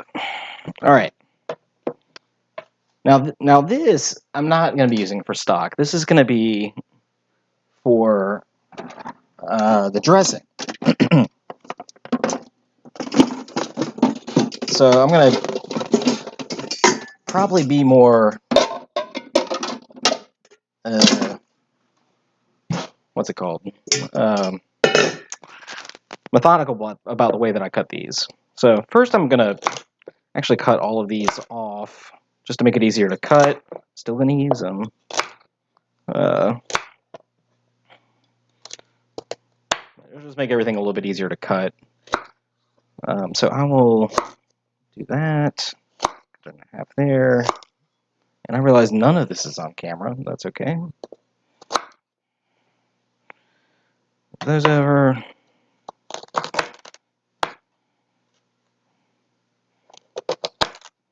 Oh man, I might need to switch knives. This one is not doing it, and I don't want to cut my hand open on TV because if you know anything about me, it's that I cut my hands all the time. Oh, Rosemary, my wonderful spouse, just said, I will, but what should I be adding rosemary to, I wonder? Should I be adding that to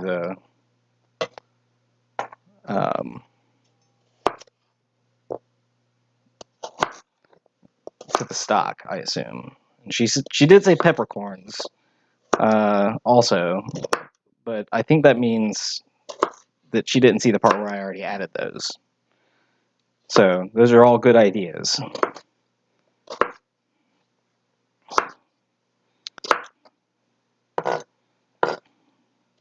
But anyway, so this knife is cutting a lot better, and I don't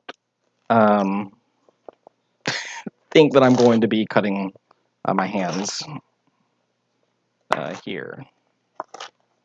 You know, I said I was going to be really methodical and cut these well, and I'm not doing that at all. These are going to cook down a lot. If they're fairly small, I guess they don't have to be perfect. Do.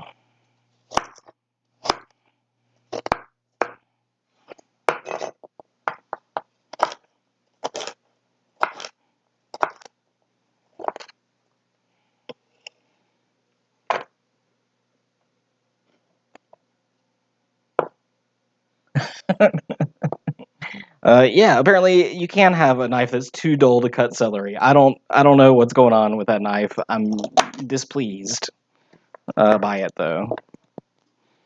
I'm gonna cut these little nubbins off. Again, just to make it easier to cut the big pieces, sort of all at once. And so with these larger pieces, what I'll typically do is I'll cut it down the middle like that. And if it gets like wider at the end here, I'll usually start in the middle and then just cut it out so that when you actually cut it, it'll all be separate pieces. And there might be like one weird piece, but you know, this isn't a Michelin star restaurant. Things don't have to be perfect. And sometimes it's fun to find those little pieces later.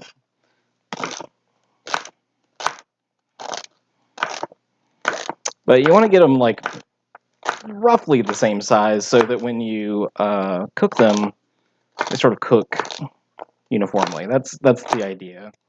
So in terms of like shape, I don't know. It doesn't really, as long as it's like roughly the same, that's probably fine.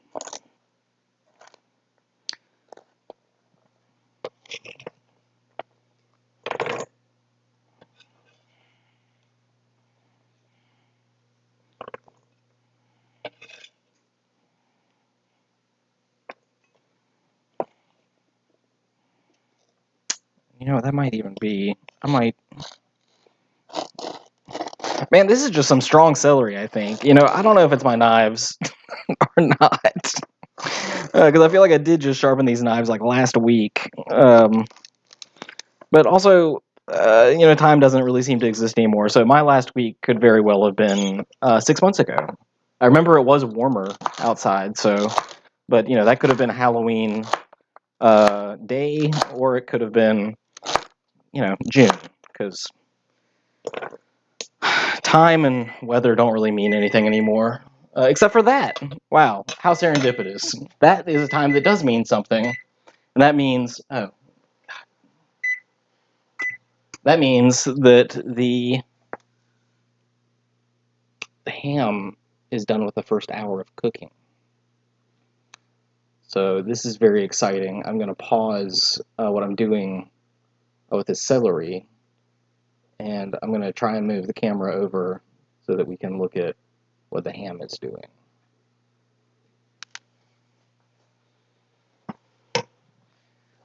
And I'm going to attempt to do all of this without setting off the smoke detector fire alarm, because one thing that happens a lot to me, apparently, is every time I open the oven in any place that I live, the fire alarm goes off. So if you know a quick fix for that, please tell me. Let me know. Write in the comments how you fix that.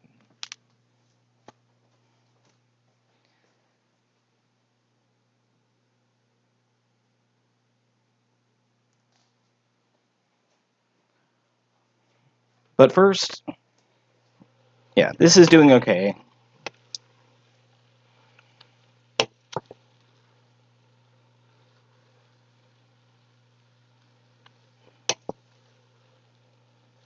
Okay. Will I move the camera? Will he move the camera? How will he move the camera? How much room do I have to move the camera? Oh, Lord. Oh, yeah, I know, thing. There's trying not to trip over all these wires. So, let's see if that's not going to work either.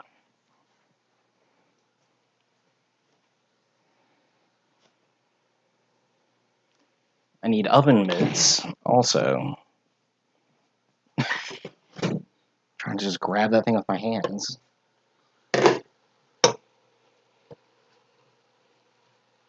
But it didn't look hot. Ooh, a lot of steam. Ooh, it smells good. Oh, God, I forgot how heavy this thing is. Oh, Jesus. Okay. Note for next year, don't buy 20 pounds of ham. 10 will do, probably. It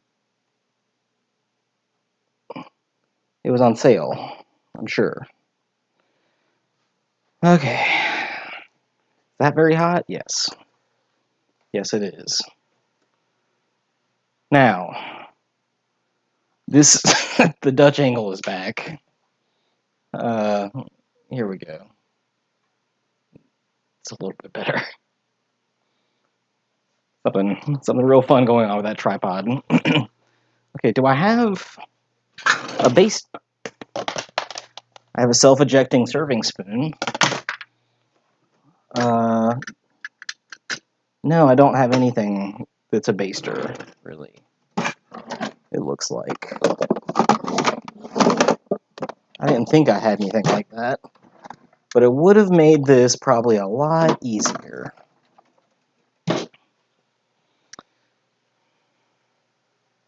That's okay, because we also just have one of these.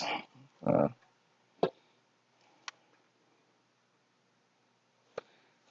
not trying to dry this thing out too much. So I'm going to try and be quick. Ooh! Looks good. Ooh, that's a slop.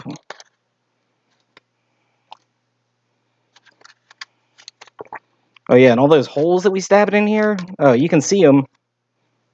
And all that basting juice is going to go right back in. Man, this looks good already. Can't imagine what this is going to look like in 4 hours. Okay, put that on there. Oh, it's hot. Hot, hot, hot, hot, hot. Put you back in. Open the door. Maybe pull this thing out a little bit. Okay.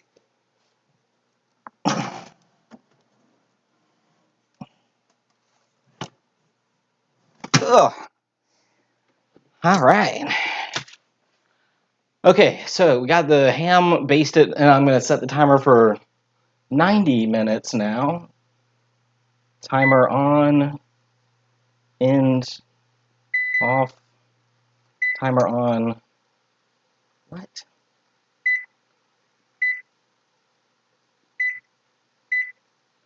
90, start.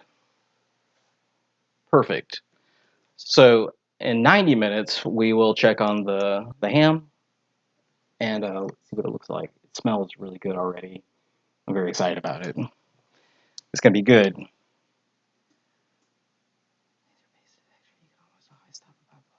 Oh, yeah. Yeah, we normally, in order to stop the fire alarm, we typically just wave a towel in front of it.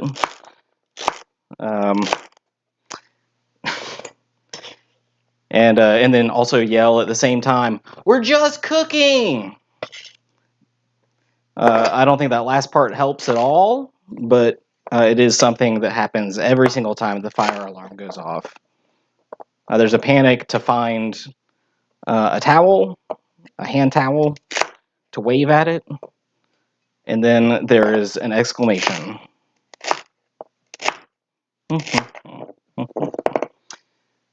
And this, okay, I've got to think about this. I am cooking 2 separate dressings. I'm doing one that's vegan and gluten-free, and then I'm doing one that is neither. And normally, this is the terrible thing. My recipe for this doesn't have what the yield is, and it never has. I had a couple different iterations of the sausage dressing that I like, and I never wrote down what the yield was actually supposed to be. And I think I always end up making double what I expected. So this is going to be a mystery, I think. It may remain a mystery until the end of this. Oh, and this is the danger zone that I'm crossing over where all of the wires are. But I need to go this way to grab the electric water kettle so I can throw boiling water right on top of those veggies in there. And it sounds like they're crackling a little bit, which might mean that they're burning, but it shouldn't be burning too bad yet. I have successfully crossed the danger area. This looks great. They're starting to brown a little bit, starting to stick to the bottom. That's exactly what I want. I'll put a little bit of water in here so I can put it on if I need it, just in case, which I think I will. Add some more. Just a little bit to give me some time before the water starts boiling in the kettle. Give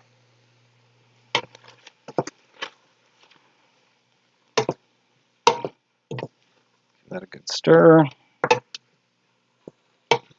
Smells good.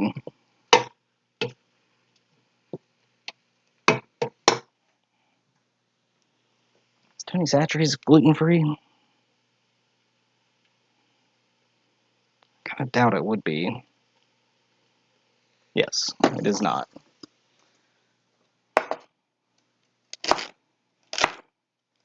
But anyway, so the point is, this was I think five stalks of celery. Actually, I could just count right now, couldn't I? 1, 2, 3, 4, 5, 6, 7, 8. Oh, right, because I cut them in half. 1, 2, 3, 4.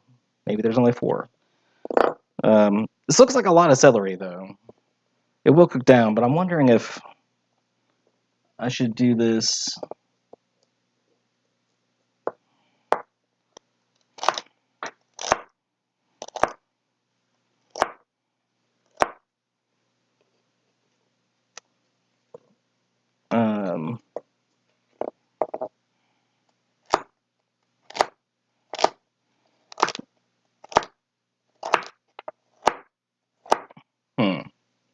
Sorry, I was trying to just.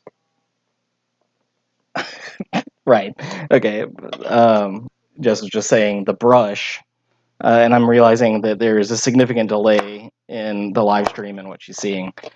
So I was like, what is the brush? But she's talking about the silicone brush, which I could have used to help baste everything, and that was what I originally was going to use, and I forgot. So thank you for the reminder. But I was hoping for something too that would pull up the juice to like one of those bulbs, basting bulb.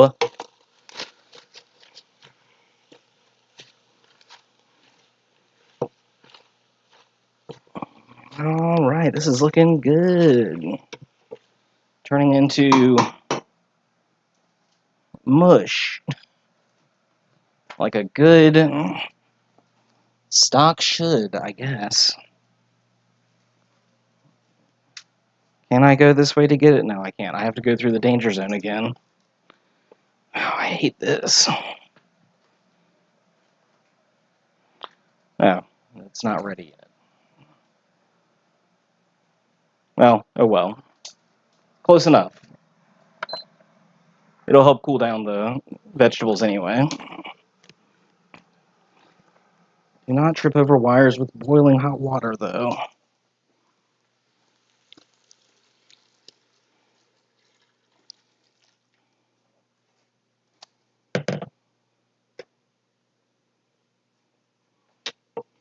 Alright.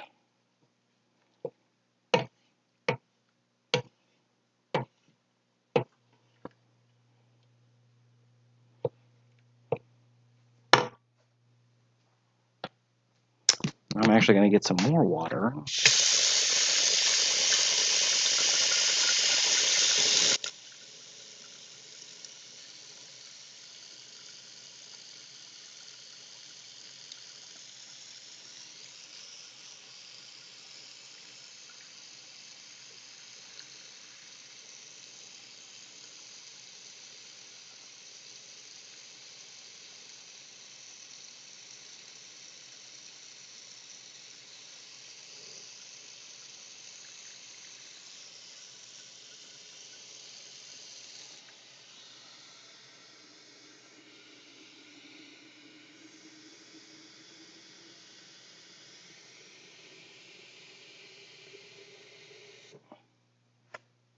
Alright.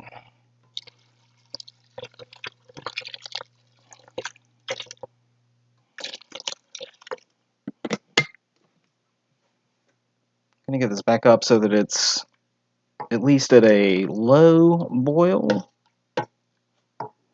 Also, has this microphone been on at all? Okay, it is. Now I'm gonna add some more thyme and I think I want to add some more of these peppercorns because I just didn't see enough in there. And what else? Oh, right, the bay leaves, which I put down here. I'm at the dregs of my bay leaves where I've got these little tiny leaves, and I think this is the right place for that. Where I don't have to be super careful about getting them all out because I'm going to be getting out everything. So, excellent. Great.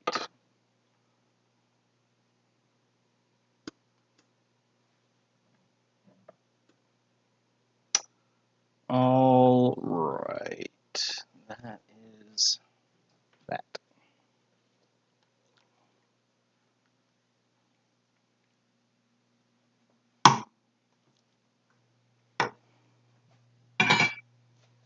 Spoon rest over here.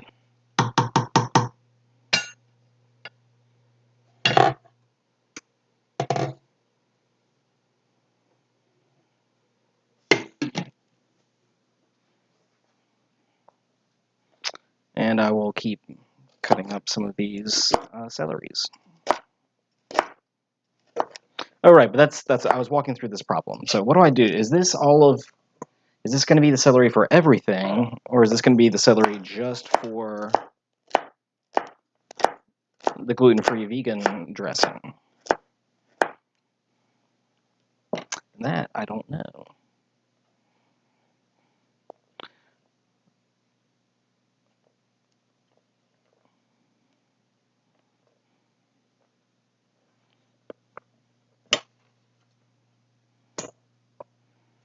I'm going to put these leaves into the stock.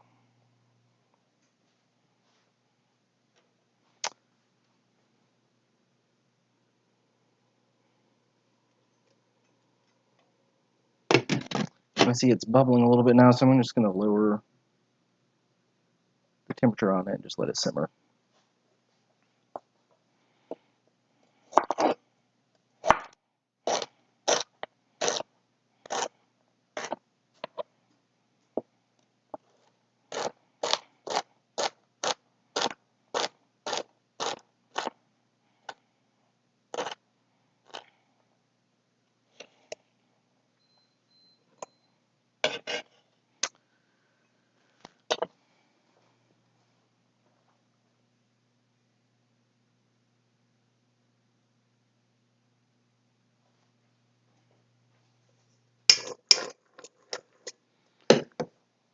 Okay, so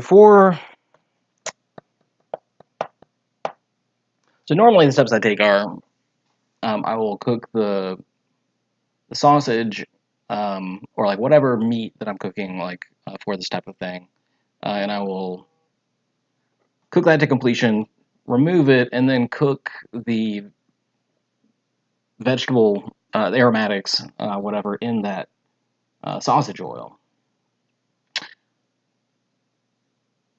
So I guess that means I need to. I'm only going to make one tray of the vegan gluten-free dressing. So I should probably just make a small batch of that first. So there's no contamination going that way. And I can just reserve it and set it aside for later. So that's what I'm going to do. I'm going to take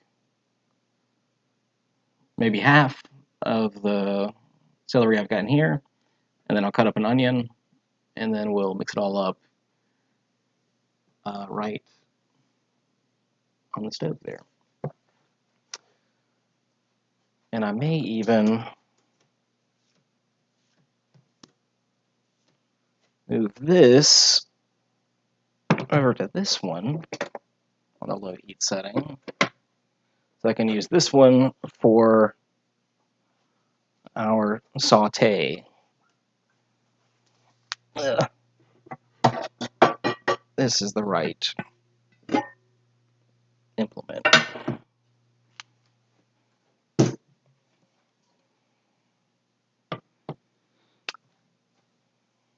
a little bit of olive oil in the pan. That should be good.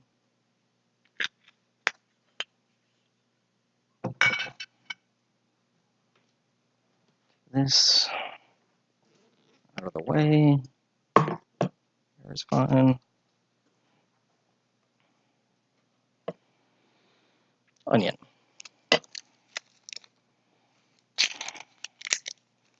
All right.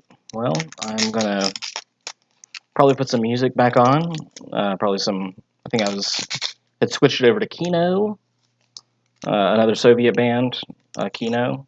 What's great is that with Soviet music, there's no copyright, or one exists, but you know, it's communal. So you can put it on. That's a little pro tip.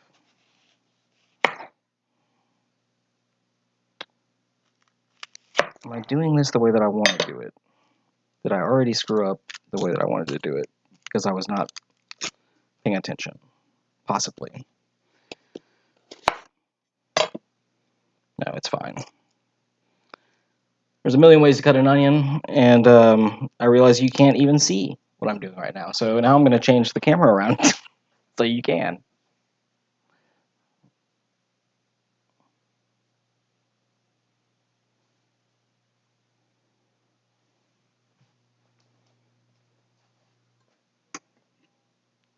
Still doing fine.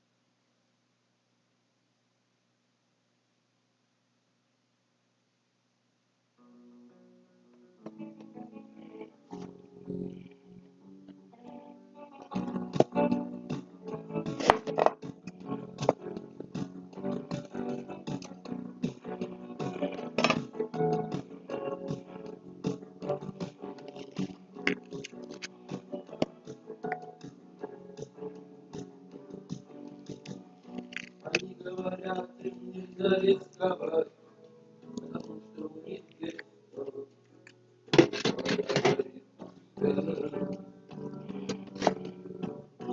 Я не знаю точно, кто из нас прав.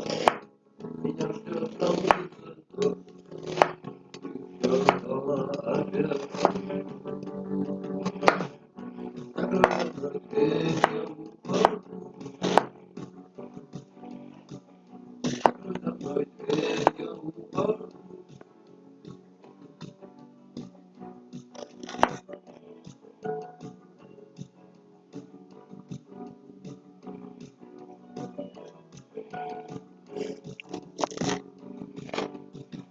Если тебе вдруг наскучит мой ласковый свет, тебе найдется место у нас, дождя хватит на всех. Посмотри на часы, посмотри на портрет на стене, прислушайся там за окном, слышишь наш смех. Закрой за мной дверь, я упал. Закрой за мной дверь, я упал. Закрой за мной дверь, я упал. Закрой за мной дверь, я упал. Закрой за мной дверь, я упал. Закрой за мной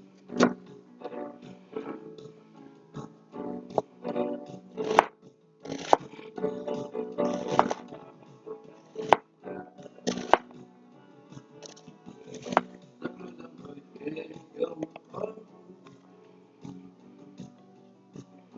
Закрой за мной дверь, я упал. Закрой за мной дверь,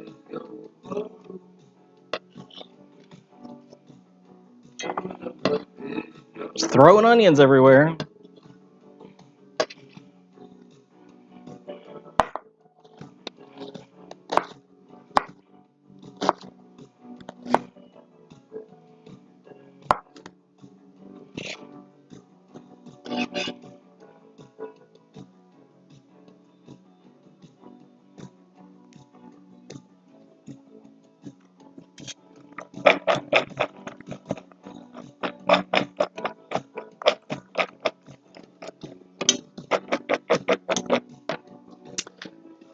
Okay, now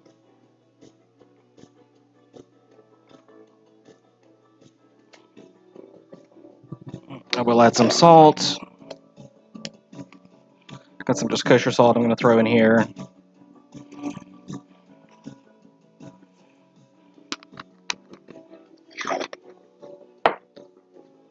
And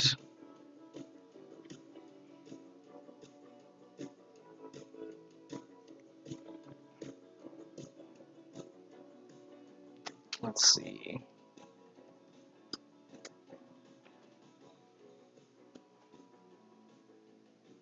That's all I'll do for now. I'll just put some salt in there. But I will get this pan up to temperature because I'll cook, let's see. I'll cook this. I may ladle some of the stock out of the stock that's cooking right now to sort of deglaze it. I think that'll work. And then I'll just put it right back in this bowl.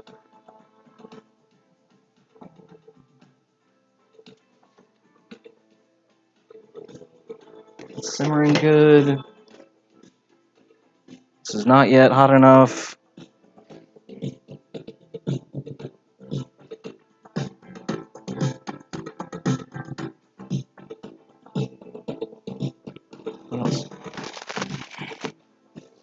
I'll just start cleaning this up a little bit. покажи мне людей, убери Oh, and I need to prep some garlic to add to the saute too.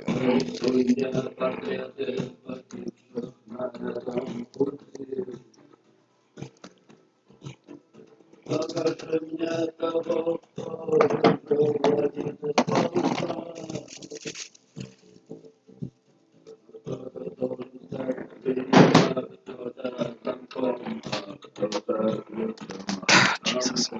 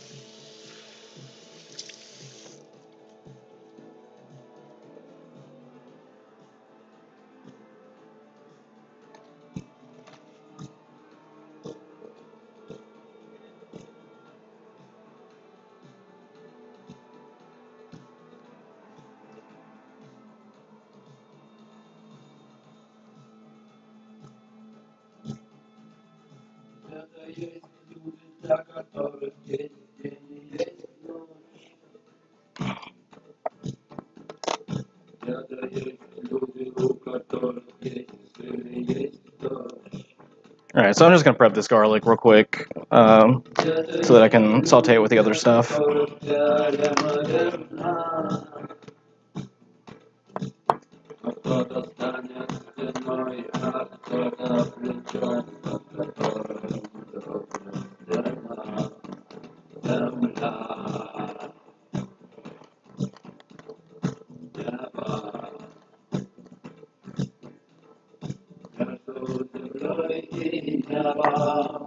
Why not? Never, never.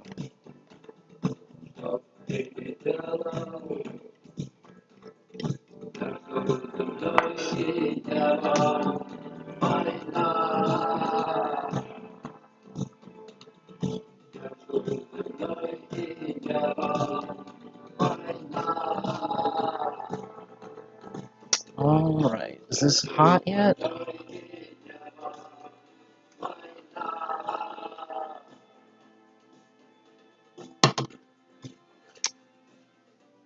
think I didn't put enough oil in here, so I'm going to add a little bit more.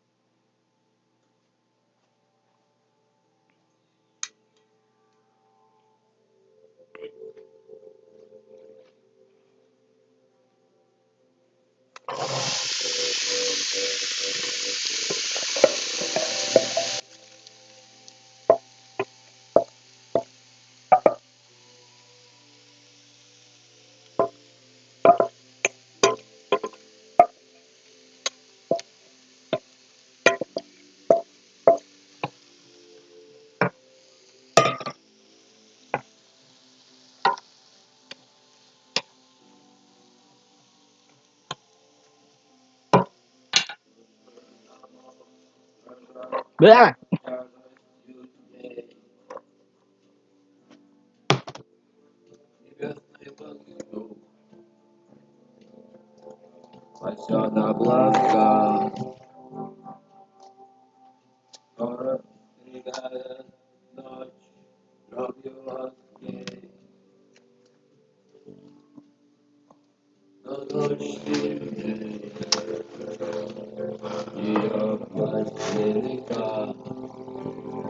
Meow, meow, meow. Alright, so I'm gonna, so now I'm gonna cook these until they're translucent, and then, add the garlic to that as well. I'll probably add some black pepper at that point, and some. I'll probably deglaze the pan a little bit with some of the chicken stock that's cooking right next to it. I guess that's all I'm going to do for this right now, and then I'll get started on the sausage, jalapeno, and cranberry dressing that I like to make as well. So that'll be kind of next, and I'll be thinking too about how I want to reorient the camera, because like this is good for this part, but not so good for this part. I've got my switcher and a couple other cameras, but it seems like a lot of work to get all that set up in the middle of this. And in another 62 minutes, I will be taking the ham out of the oven to baste again. So that'll have been, it's been going for 2.5 hours at that point. So it'll be halfway through. So it'll be a good check-in point, and I'll probably take a break around there, around the 60-minute mark on this, to just reset the kitchen and do everything else again. So anyway, thanks for stopping in. Jump in the chat if you want, or just leave this up in the background, or don't come in and come out as you see fit. And if you hate it, then just leave. That's fine. I'll be doing this, I think, pretty much all day. So I hope that everyone is enjoying the time that they're having today. All right, thanks. Oh, and this is the band Kino, off of their album Grupa Krovi, or Blood Type. It's a pretty great album, if I do say so myself. It's a lot of fun. But anyway, thanks y'all for dropping by.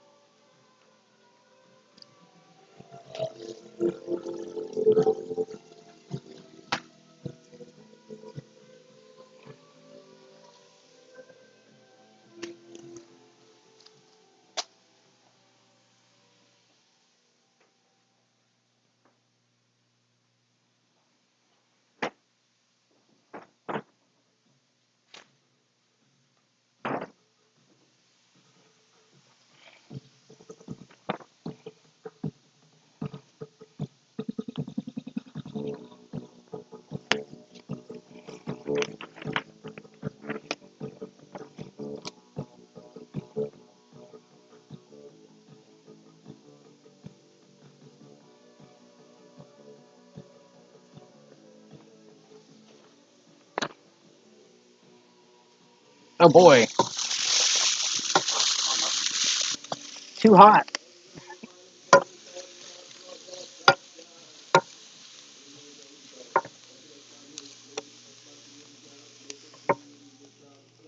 Oh, can't use that one.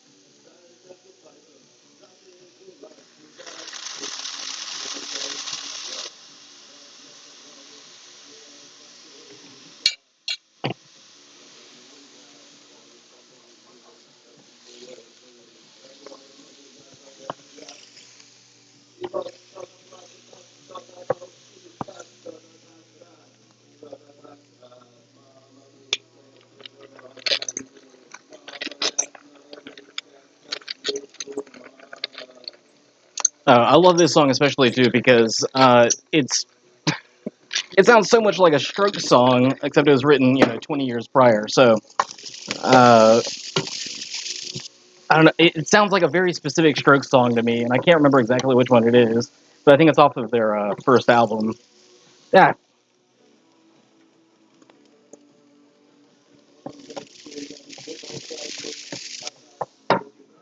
And those are translucent. It's starting to brown a little bit, so I'm going to add this garlic.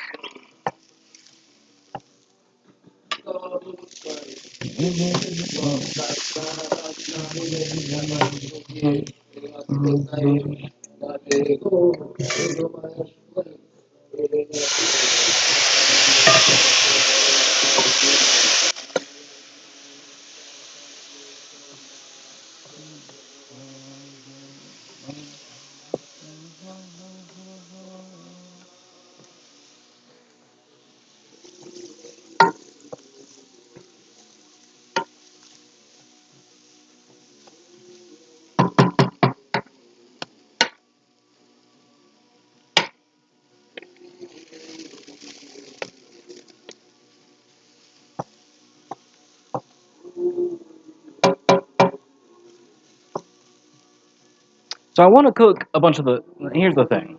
Here, how do I gotta pause this. So here's the thing. I don't want to cook the. It's all up to your taste, right? So in your dressing, if you like stuff that's a little bit more uniform, like as you bite through it, um, you should do your best to cook sort of all the water out of the vegetables um, when you're doing it. If you want just like a little bit of texture still in there, don't cook them all the way dead. Like maybe cook them like 3/4 of the way because they are still going to cook in the oven for an additional hour at 350. So if you cook them all the way dead, which I end up my doing on this, you're going to get a very sort of uniform. You should get a uniform texture throughout the whole like bite of dressing if that's how you eat it. And I'm hoping that without egg, I can use some aquafaba or maybe a banana to help keep everything, or maybe half a banana to sort of like keep everything held together, so that it's still something you can sort of pick up and eat. It's not just a mush. So we'll see. We'll see what happens. I'm excited. I've never tried to make a vegan gluten-free uh, dressing, so this is a first for me. It's kind of fun. So we'll see. I'm going to take a look at how this stuff is doing up here because I'm afraid it's burning again. It's not burning, but the garlic is very aromatic, and I think this is done. I think I'm going to be done with this for now. Just to give you an idea, this is what it looks like. Let's see. I don't want to. Anyway.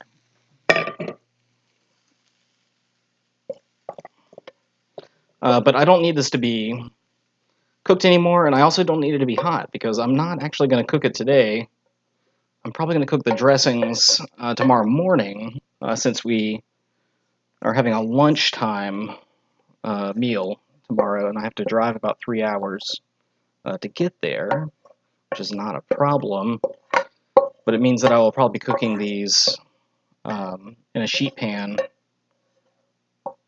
about an hour before we leave, maybe a little bit before. So they'll be ready to go in a cooler with some very hot bricks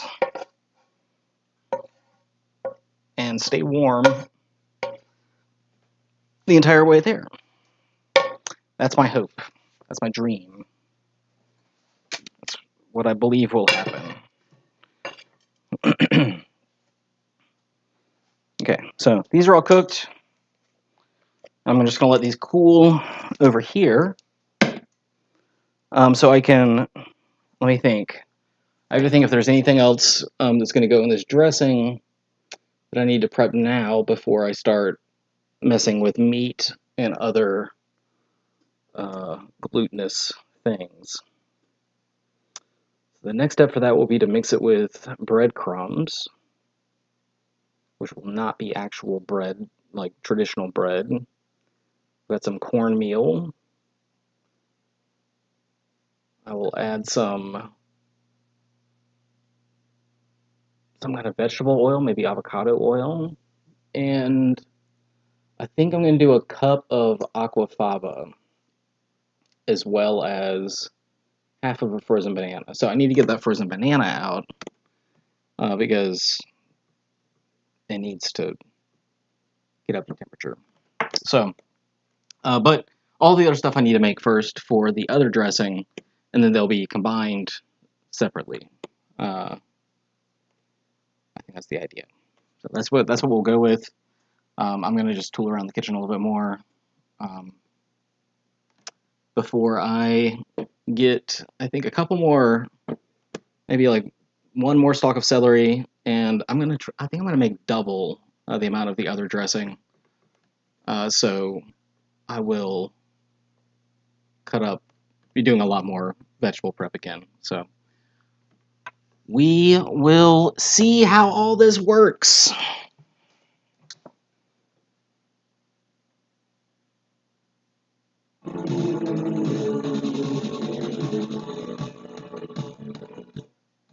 And we'll start this one over.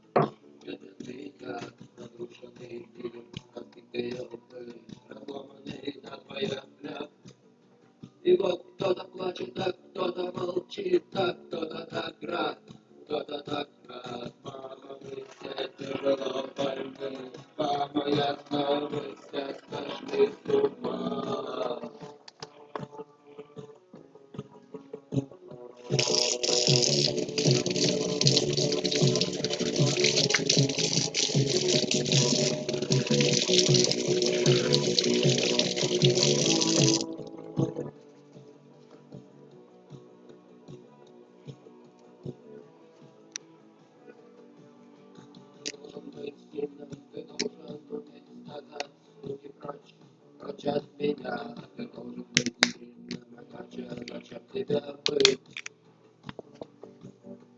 Что буду стоить тысячи слов, когда важна будет крепость руки. И вот ты стоишь на берегу и думаешь плыть, или не плыть. Мама, мы все тяжело больны. Мама, я знаю, вы все сошли с ума. Все тяжело больны. Мама, я знаю, вы все сошли с ума.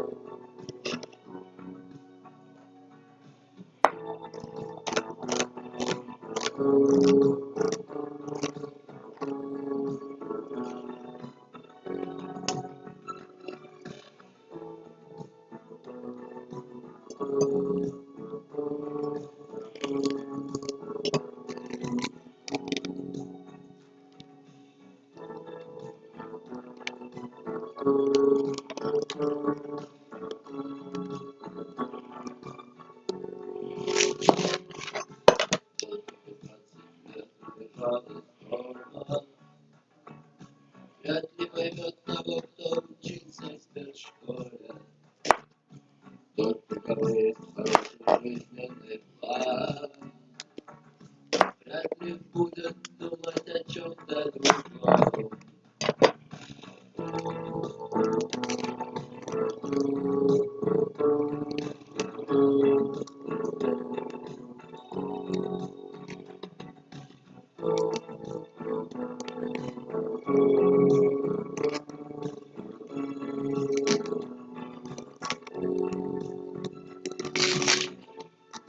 Встречали старых квартирах, дом лето в старых квартирах. В старых квартирах, где есть свет, газ, телефон, горячая вода, радио, точка, пол, паркет, санузел, раздельный дом, личный, одна семья, две семьи, три семьи, много подсобных помещений, первый, последний, нога, телефон, светло, завтра.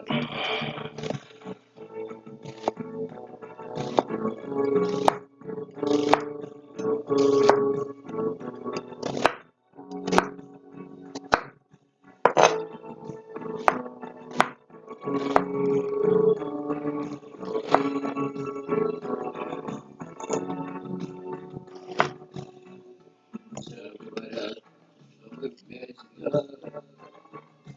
Все говорят, но немногие знают какого. А из наших рук идет необычный мир. Стой, опасная зона, работа мозга. Наша дума, наша дума, наша дума, наша дума.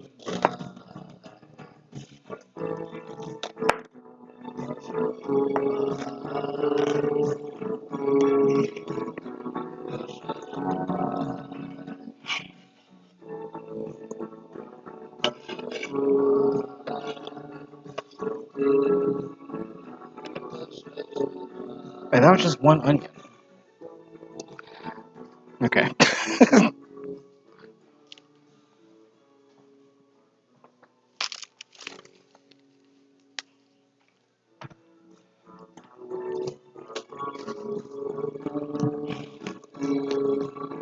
Okay. Yeah. This is the bigger onion. I'll use that. And then we'll see where we're at. But like I said earlier, I love onion. So I might just put 3 whole onions in here and feel no regret or shame about it.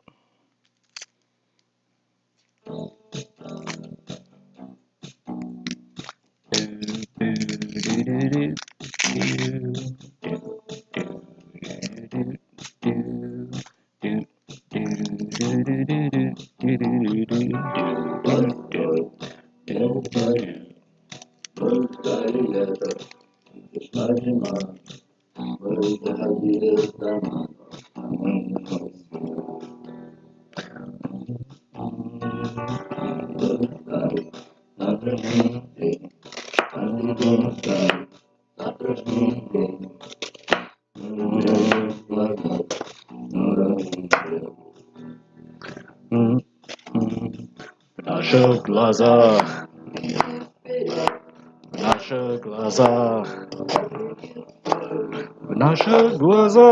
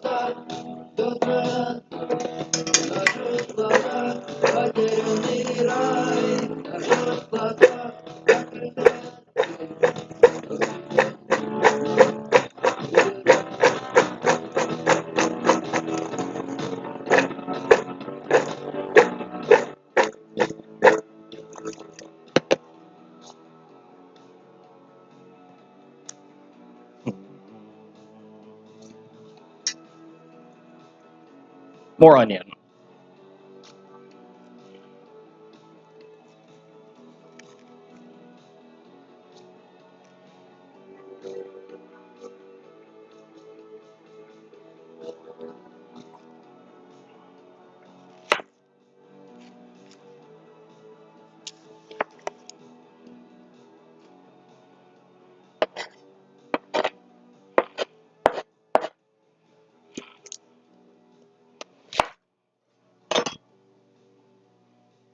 It's a small onion, so it's okay.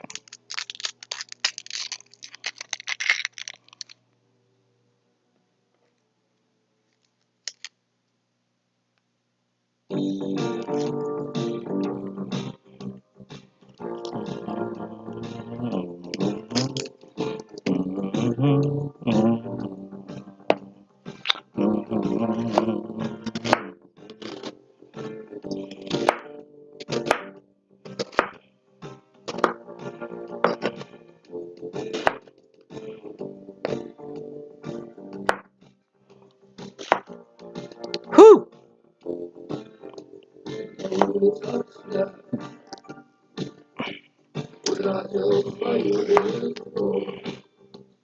Man, this is a This is a good onion.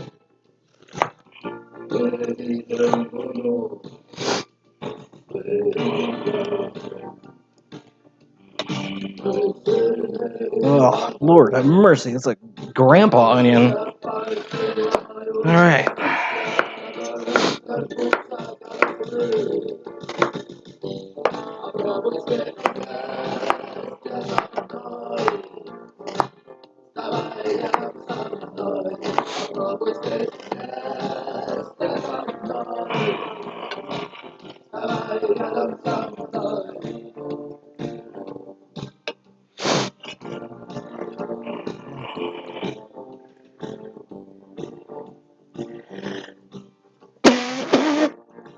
Lord. All right. Well, that's good. Perfect. Look at all those onions. Oh my God. Ah. And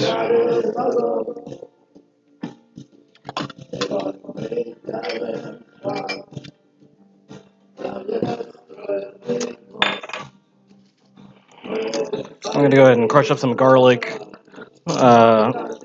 and reserve it in this little ramekin while I've got all this stuff out.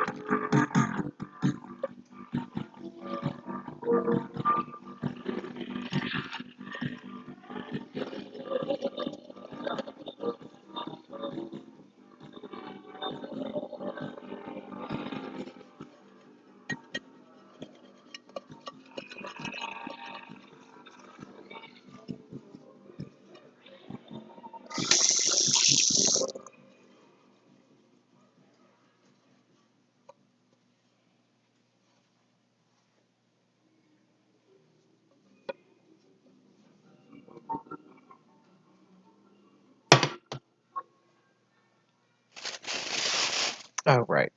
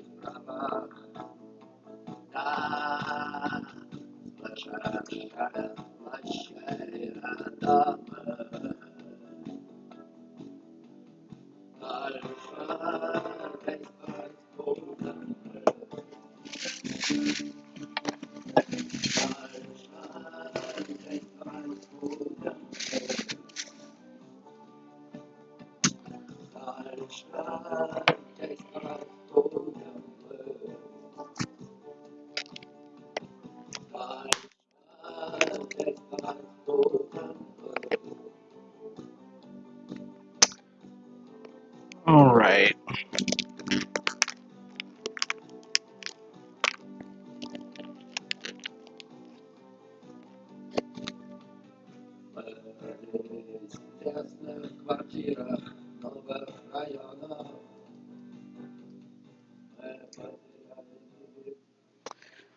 All right, well, I've got these hot Italian sausages. I'm not going to use the casing at all. I'm just going to cut them open and basically squeeze them out into the pan. So I thought I was going to need this cutting board, but I don't. I'm just going to make sure these are cut open all the way. Because I don't want these to be like big pieces. in the dressing. I just wanted to be like, just sort of throughout it. In the past, I've used chorizo, and that was really good too, but it was just a little bit too oily. So trying this out, I've done this before and had a lot of success, but I'm trying to think. I've never done this much. I don't feel like I've made this much before. So I think this is going to be a really, really potent, sausage dressing. This is going to make a lot. We're going to have so much of this, which I'm thankful for because it's also my favorite thing that I eat in the holidays, and also a favorite thing to make. So it's delicious. It's very good. I sometimes I feel like I'm the only person that likes it, and you know what? That's okay. More for me, right? No, I'm kidding. I think it's pretty good. I also add jalapenos to it and cranberry, dried cranberries, to give it a little bit of sweetness as well. But the overall, it's really not that spicy. The jalapenos add more flavor than spice. This hot Italian sausage is probably might be overkill. And I feel like, yeah, this is 1 pound and 3 ounces, and I feel like what I just put in there was probably a whole pound too. I'm probably gonna stop here. I'm probably just gonna, and I'll save the other 3 sausages I've got left here for maybe something else. Am I gonna regret this? No. No, this is...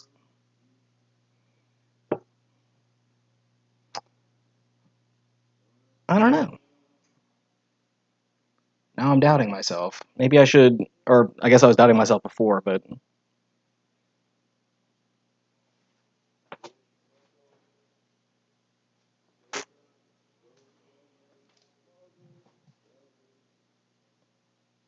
Pull that temperature back down just a little.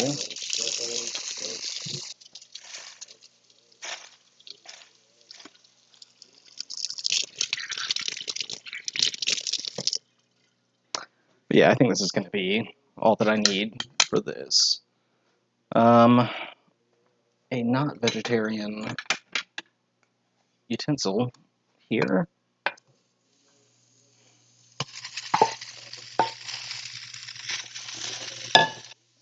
And I'm going to put a little bit of water in here.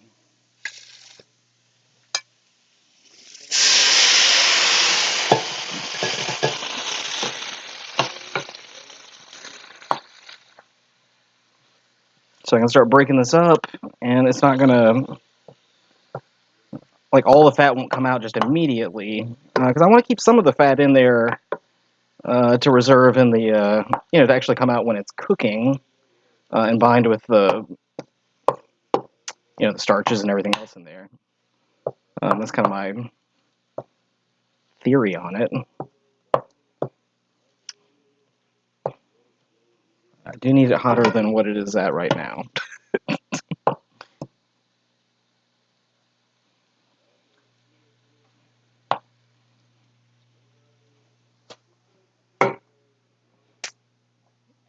And we will go to the next item in the playlist,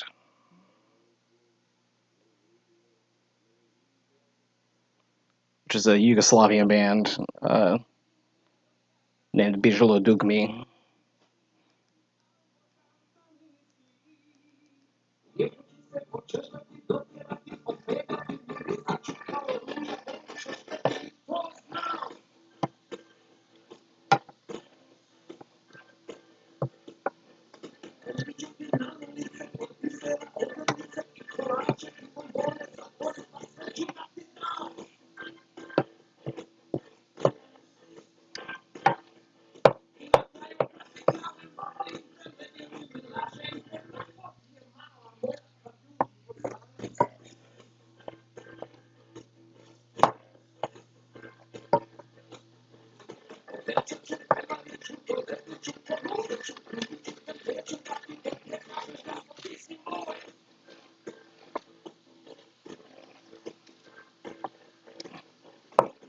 Hi.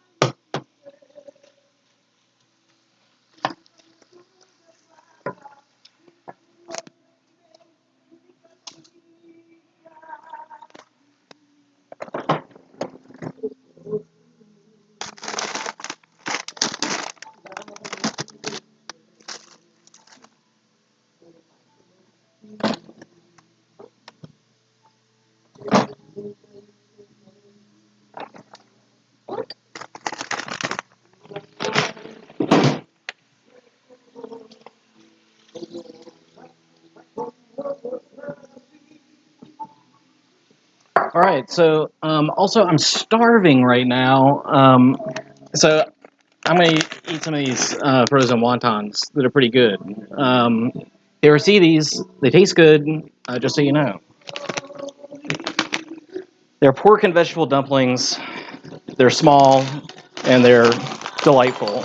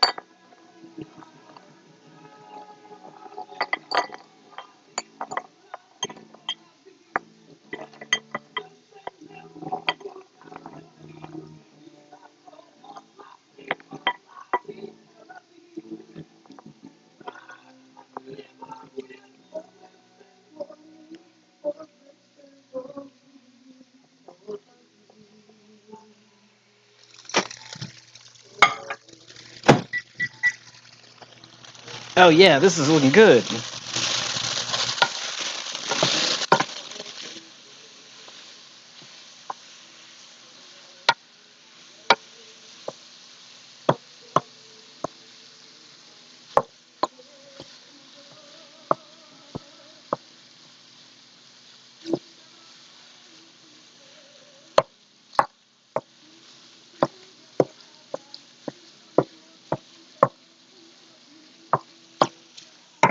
So I think another part of this too is that I really love this side dish, this sausage stuffing. But I have to remember that it is actually a side dish and not like the main course. So I keep thinking I want to put some more sausage in there, but I'm gonna have some restraint this time, and I'm not gonna do that. And I'm gonna save some of that sausage for later. I'm gonna freeze it. So it's looking good. I'll show you all in a second what it looks like uh, before I start adding the veggies in.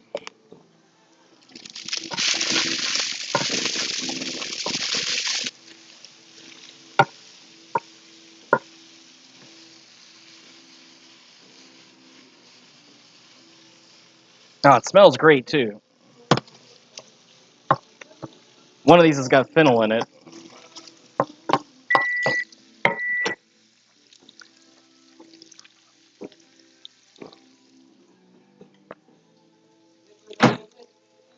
These are my dumplings for eating at this moment right now.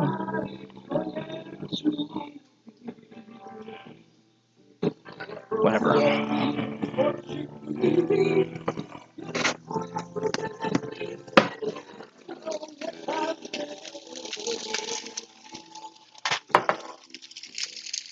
Sneak one. Oh, that's not. Dang. That's cold in the middle.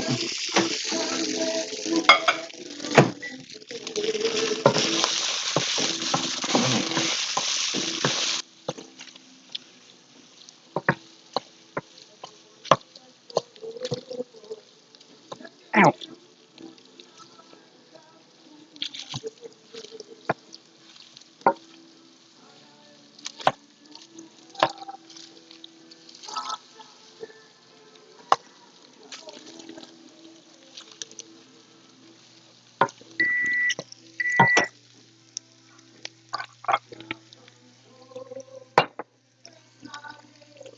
Ow.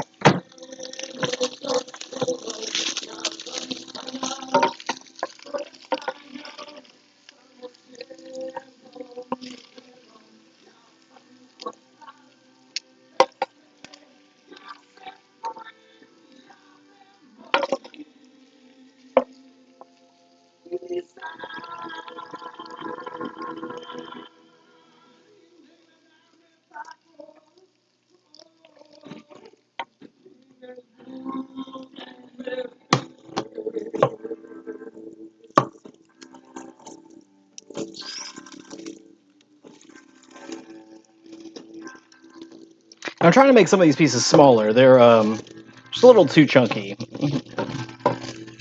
Some of them.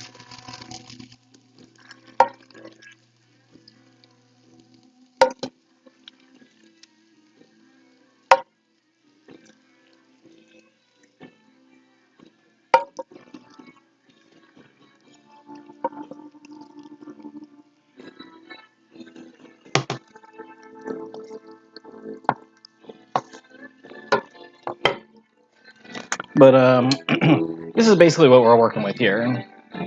You can tell the two different kinds of sausage apart for sure.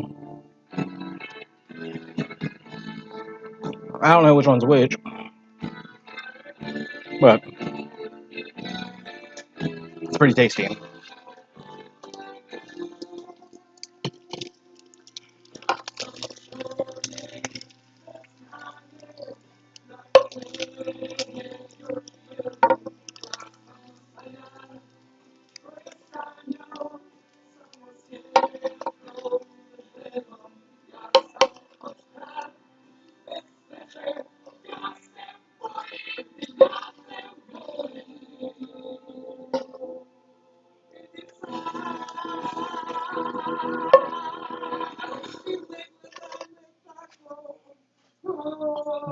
And I'm not trying to get the whole thing totally clean either. Like, there's still a bunch of stuff in here, but that'll come loose once I put the these vegetables in, which I'm going to do right now.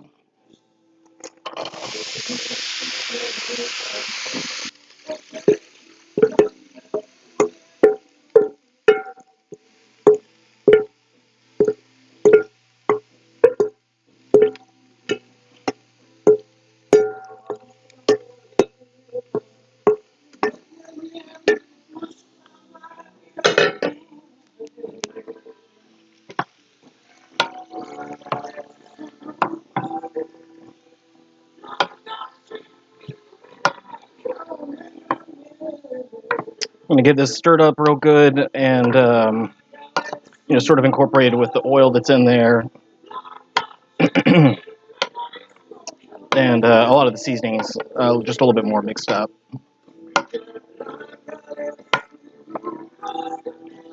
And once this gets translucent,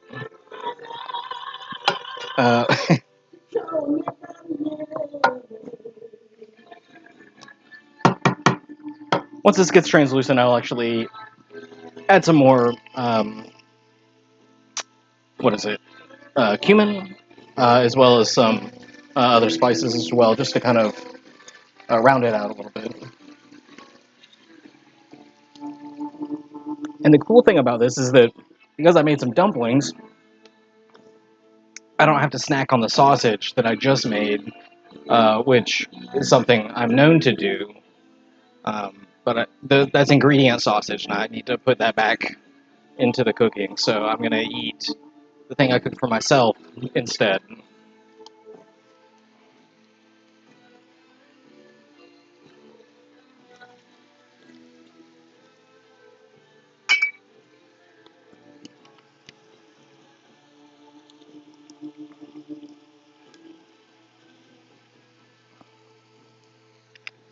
Add a little bit of tamari.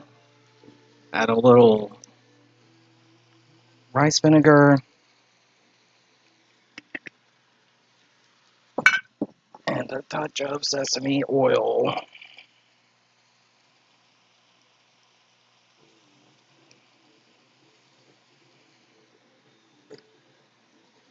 Perfect.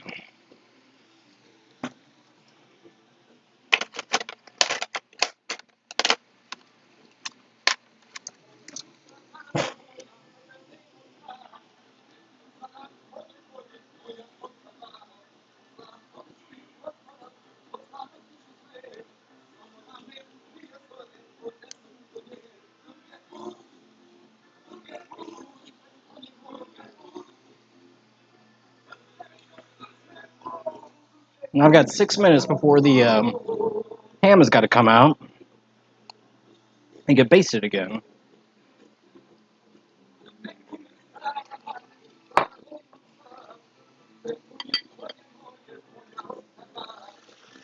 Let's stir. Oh yeah, a lot of liquid's coming out of those onions and celery.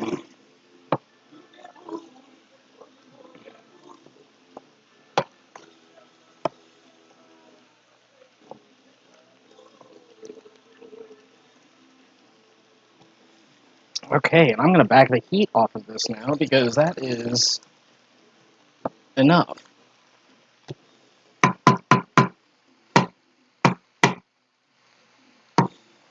Put this with the meat stuff, and I will put a lid on that.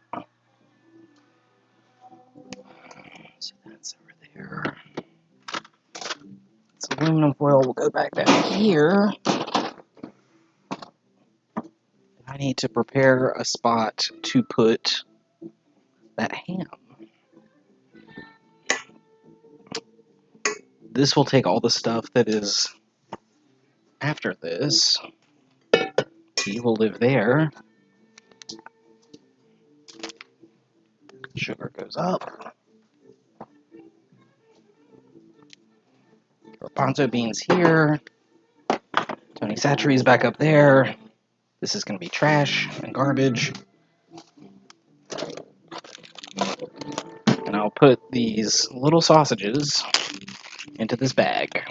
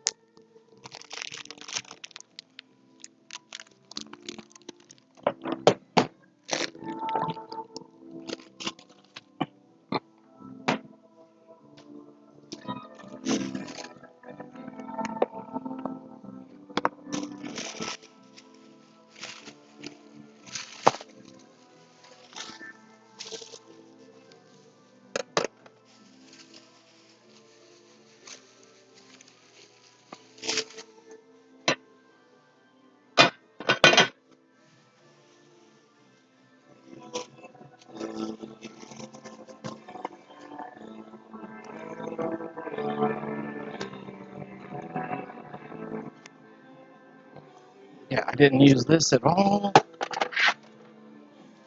Going back.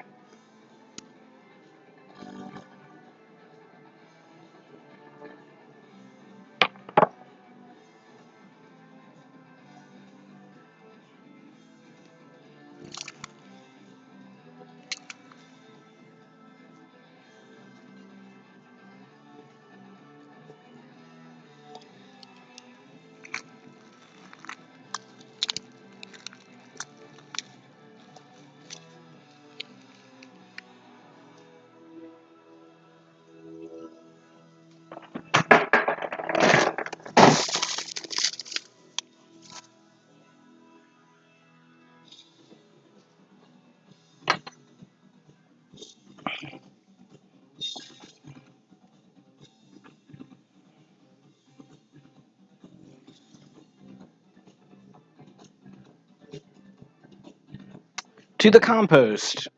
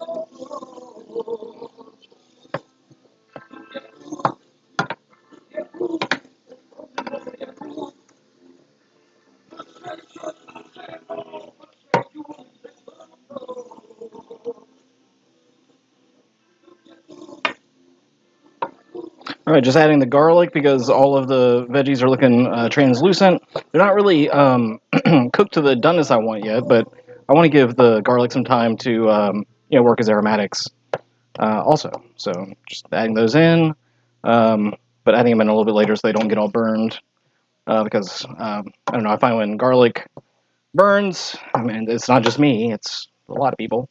I think that it gets pretty bitter because it does. So it's a good thing to keep in mind as the ham just decided to be done. Thank you. God, it's hot.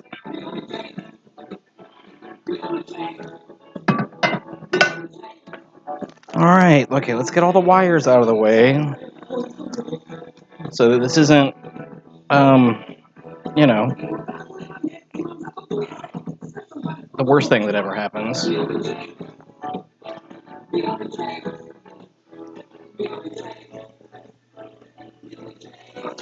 Right down.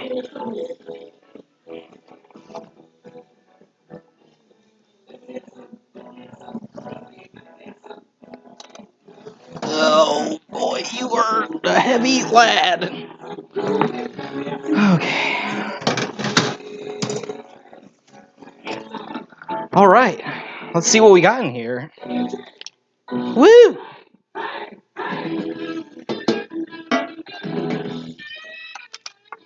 Meow.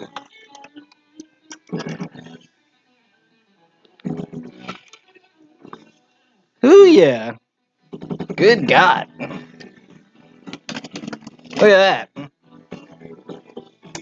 So, now the part where we grab this, I mean, it's like all over it. I mean, this liquid has come out a lot in this. There's a lot. So I'm going to just dig down deep in there. Make sure that it's, it's getting over everything. Going back in those little holes we poked. I don't think this has any danger of drying out. I just don't think that's a danger here. Okay, now to get that foil back on.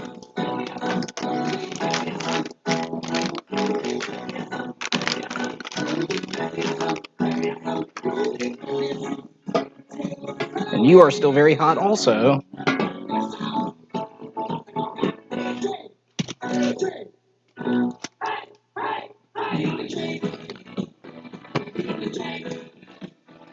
Okay, you're going back in.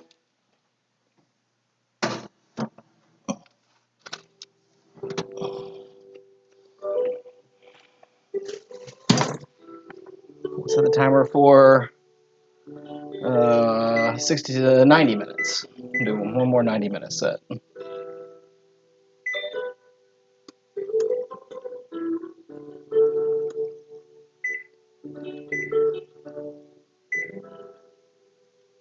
What? Cooking time? No, I don't want. Good grief. Okay, baking 350, timer on 90. Start. Preheat bake, whatever. Okay, that's fine. It's all set now.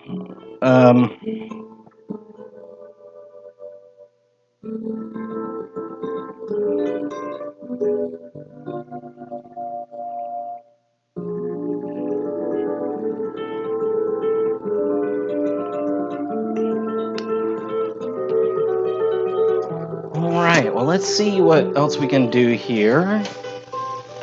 I'm going to. This is good. This is getting real nice and wilty. I think this is about right to be this sort of consistency. It's translucent. It's not necessarily browned or anything, but it's soft. And that's kind of what I want in this dressing, at least. So I'm going to eat one of these dumplings. Oh, it's too bad. Two of these are stuck together. I have to eat both of them at the same time.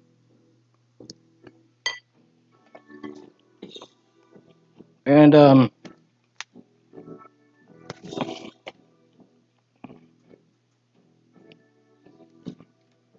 I think what I'm going to do is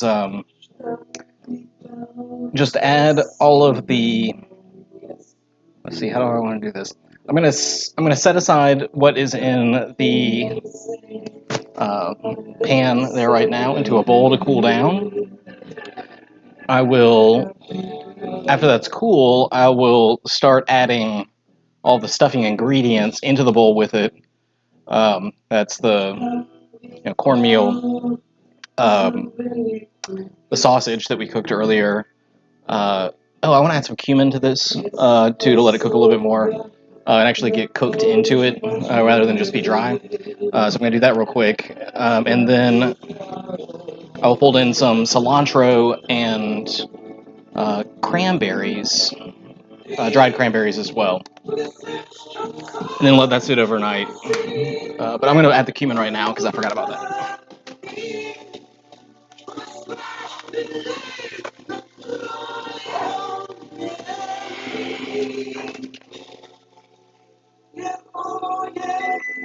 And I add a lot. I'm adding like a tablespoon to this.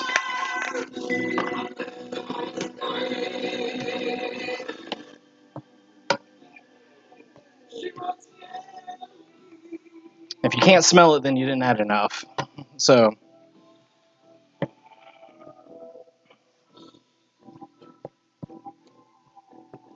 adding that. Is there anything else I want?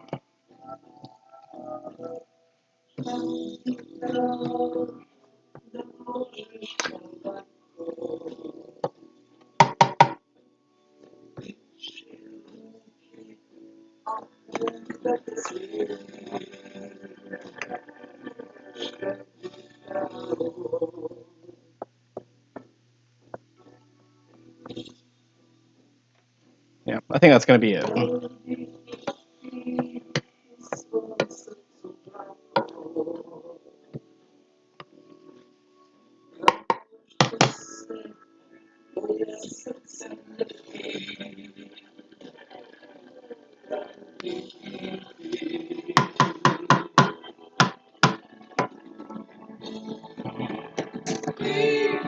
All right.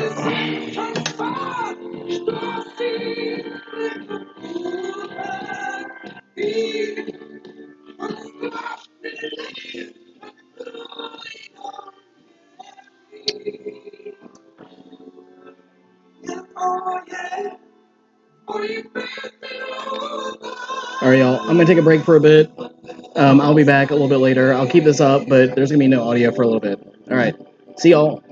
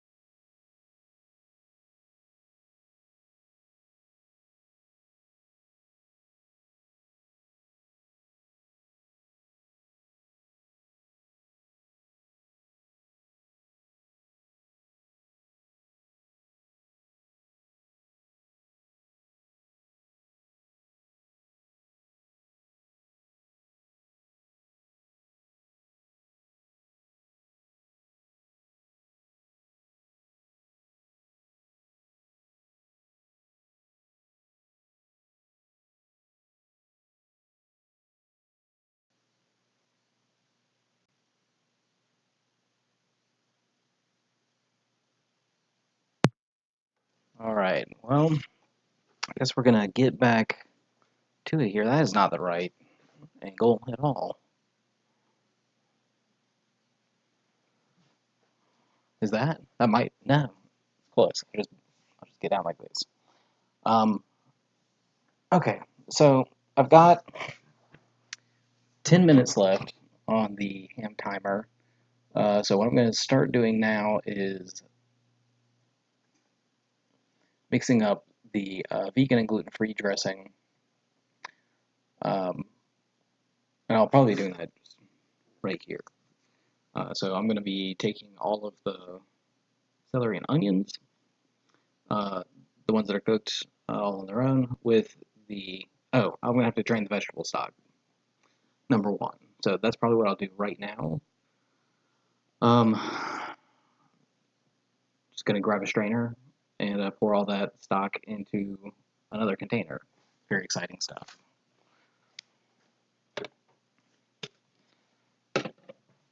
And I was trying to get the music to play on through OBS, but that was not doing what I wanted it to. So it's just going to have to go back over the kitchen speaker. This is just a playlist called Soviet Post-Punk / Rock. There we go. And starting back up with Kino. Paczka Cigarette. Awesome. Okay, great.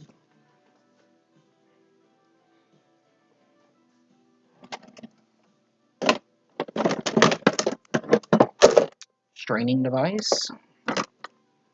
This is maybe a better one.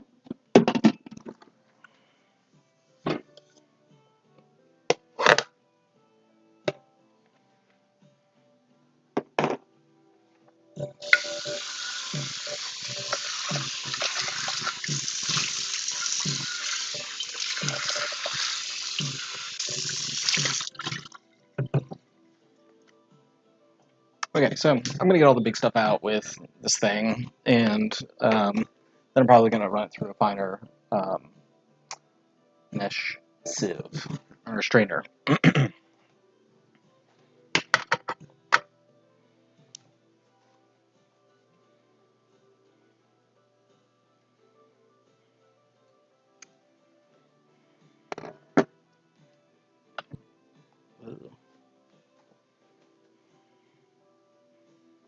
And just look at, oh, you can't, there's no way you could see that.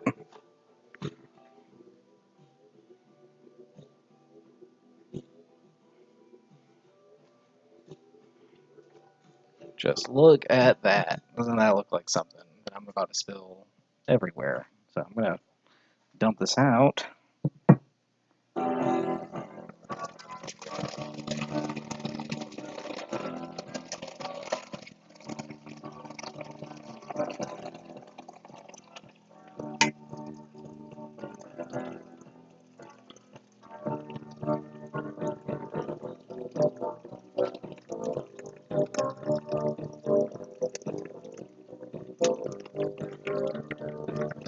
Bah!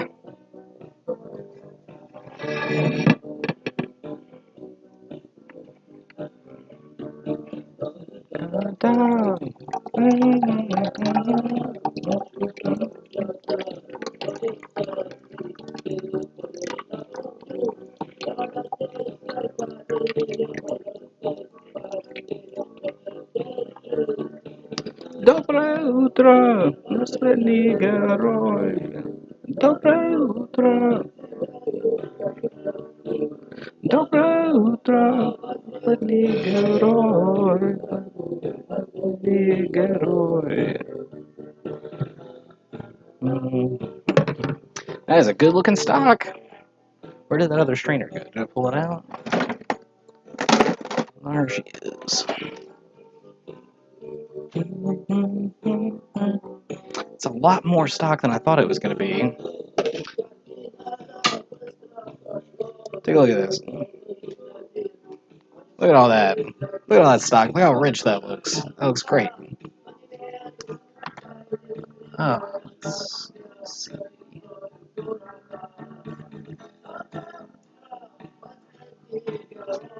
Hi, Louisa Ruth. Good to see you again.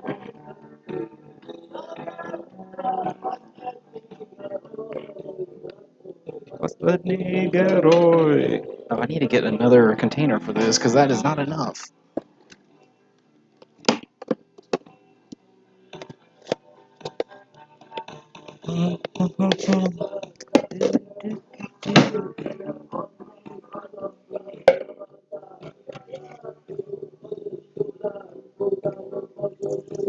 Good grief.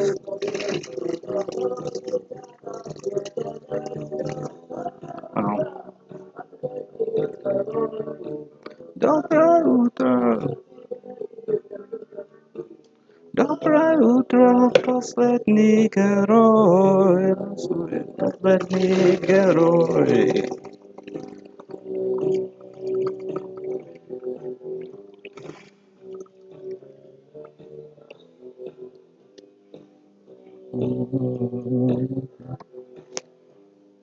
Boo, boo, boo, boo.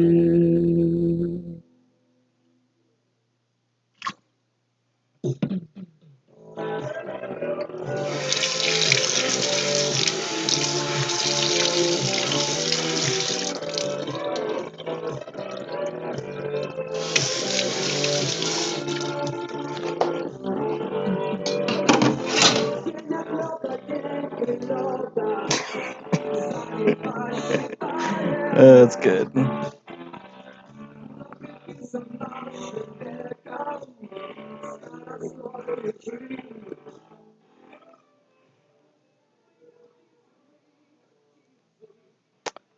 All right, so I've got these beautiful things of some veggie stock.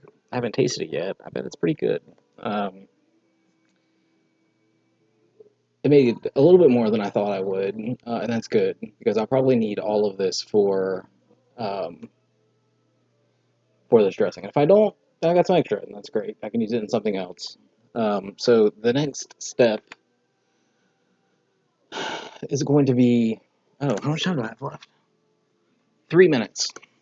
So I'm going to also quickly strain some garbanzo beans and grab their aquafaba, the water from those beans, so I can use that as an egg substitute. And before I forget, I'm going to grab that banana out of the freezer that I said I was going to get out of the freezer 3 hours ago. So I'm going to do that. How much room do I have? Again.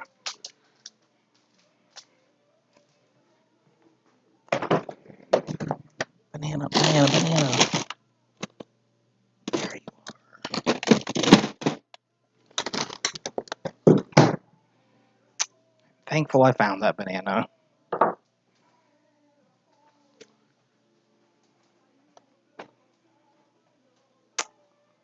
Okay.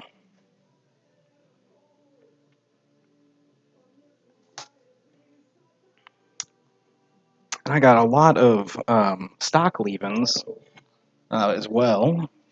That's pretty nice. Look at all that. Gonna just throw that probably right in the compost bin. It's halfway there already, so that's good. I rinse this thing out. Probably end up using this for something too. Rinse the strainer out. Probably won't use it, but I don't want vegetable stuff stuck all over it. So yeah, get this out of the way. Let it cool down a little bit. Get this out of the way. Put this on the lid.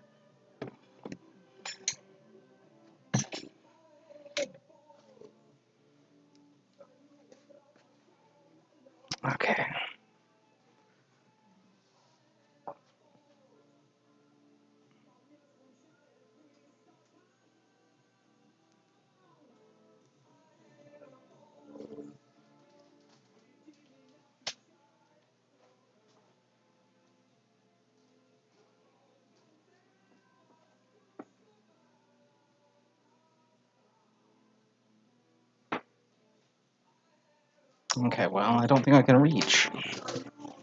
So I'm gonna have to unplug here.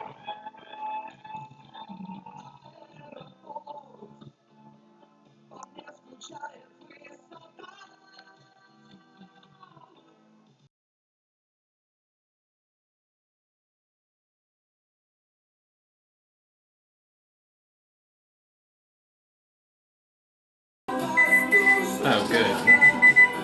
Right when I was doing that, that thing started going off.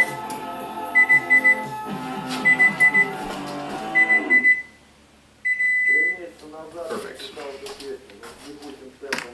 Okay, I'm gonna grab this stuff in the other room.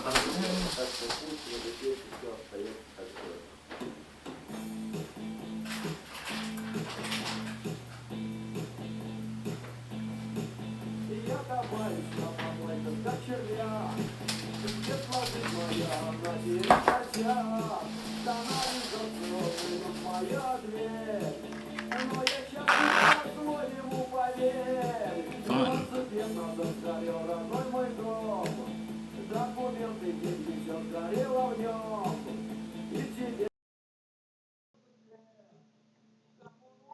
Alright. Oh no. Okay, so the ham should be just about ready to be pulled out. But it's not done. I'm just gonna pull it out and let it rest for 30 minutes so that I can pull it and then cook it a little bit more. But I guess right now I'll just test and see how done it actually is.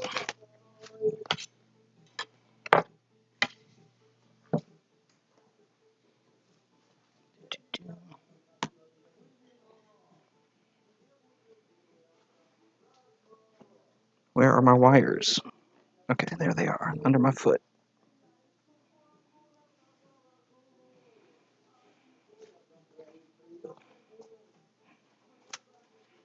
Okay.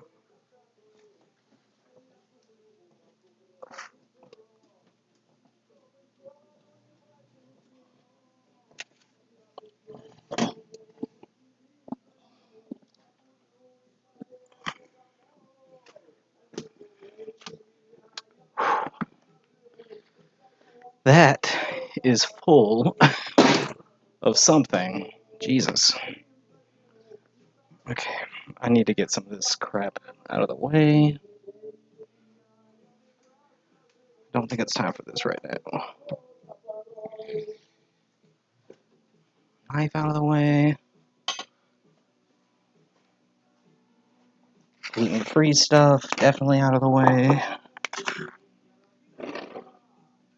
Meat can go somewhere else. Why's the door half open?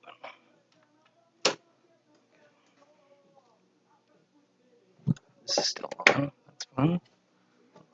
Okay, now let's see what we got.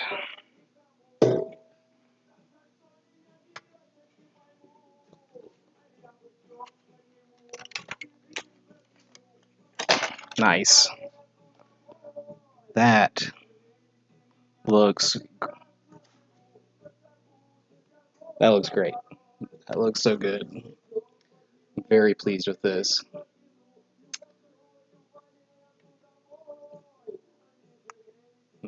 Okay.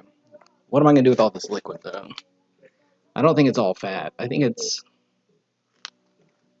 I guess I don't know. There is a lot of oil in there. I can see sort of where it happens. I'm gonna see if I can pull it apart though. Now, or like just how tender it is. 'Cause if I can pull the bone out, I would like to do that.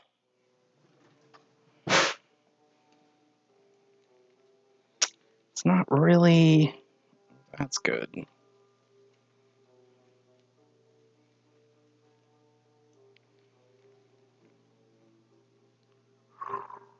that's good. That looks good.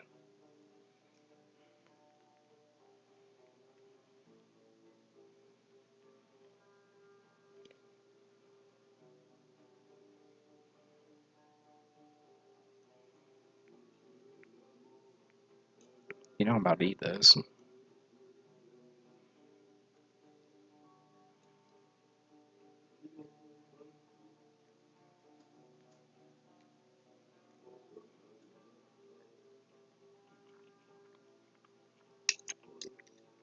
Pretty good. What about if it's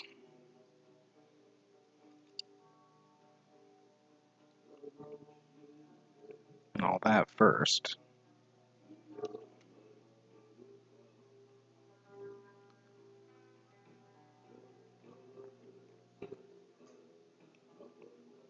Mmm. Oh, that's real good. Okay. Yeah, I'm gonna just pull as much as I can out of this. Maybe I can. The bone's not ready to come out. Fart. Man, that was a silly thing that you just did.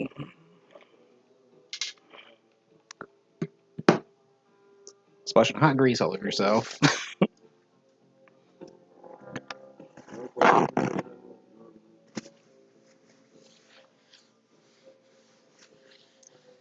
The smart thing to do would have been to actually transfer that to a bowl that didn't have all of that stuff in it.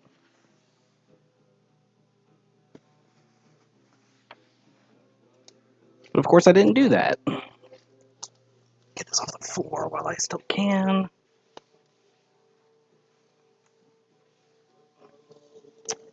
I needed a mop in here anyway.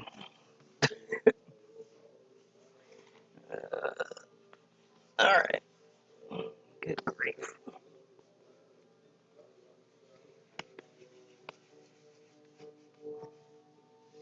That's great.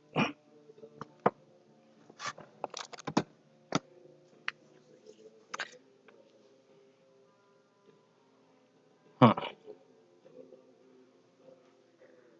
Okay, so I need to transfer that stuff somehow.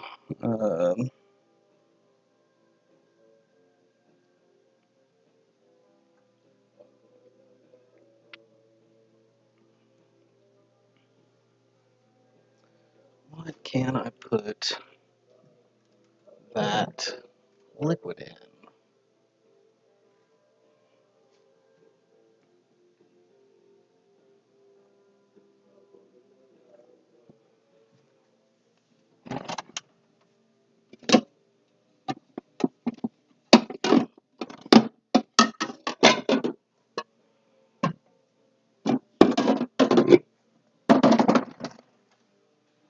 Maybe I'll first just put at least one of these in here.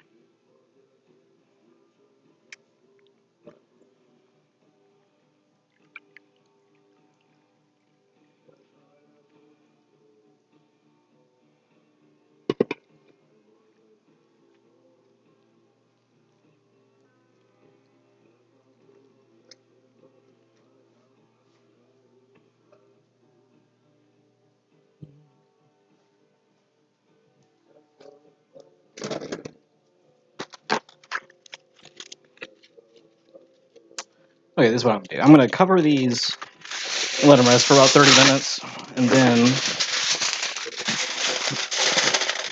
I will come back to them to perform the pulling of the pork.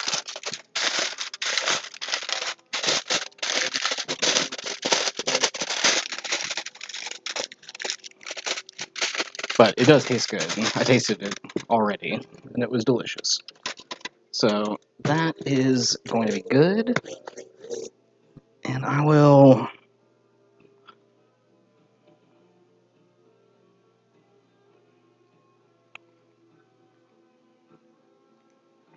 Ooh! Ooh! That is nice. Okay, I am going to pull this apart a little bit, because it apparently has had time to rest. Roll him around. There. Ooh, look at all that. That looks good.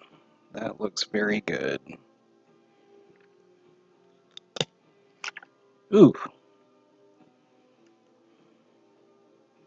can see all those knife holes that went all the way through there. That's great. Okay, I'm going to let that do a little more. Maybe I can get the bone off this one. Okay, nice. I think I can. Just don't do the thing that you just did, which is spill hot sugar oil all over you. God, my mouth is watering just looking at this. But I also know that it's going to be like 10 times better in another little bit, another hour or so.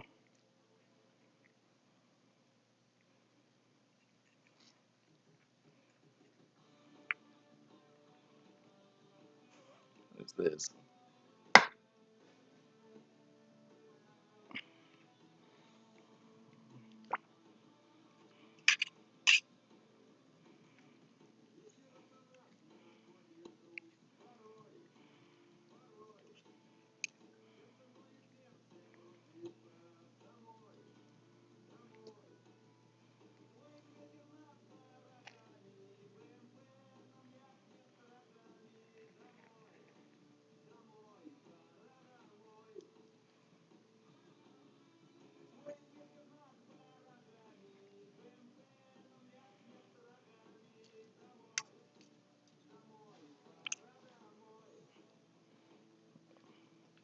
Maybe I can get the other one just back in there right now that I've made some room.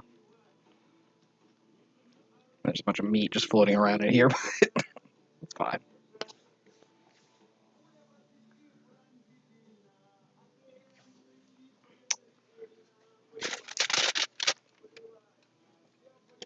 Maybe this one. God, you can see the oil just all over my shirt. Well, it's an undershirt. That's what they're there for.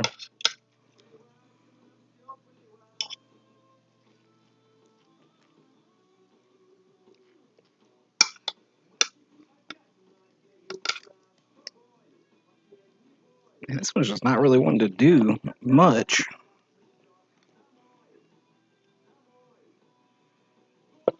Here, let me rotate this thing around and maybe we can.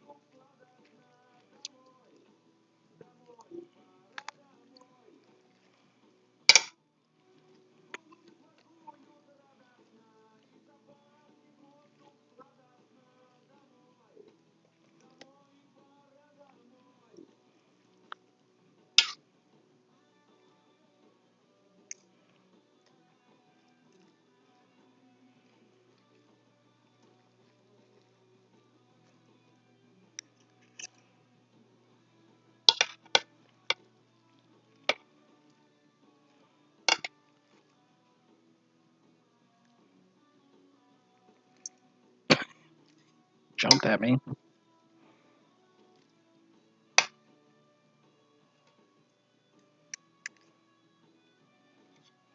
Mm,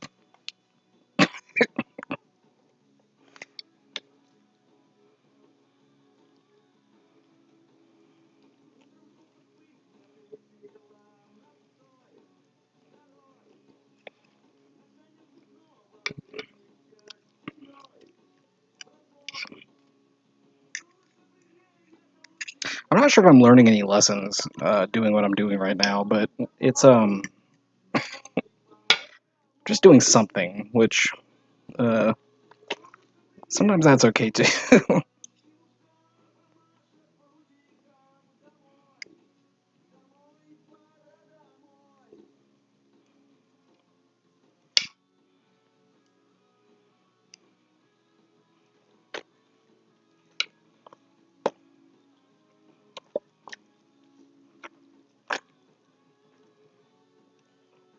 Good grief.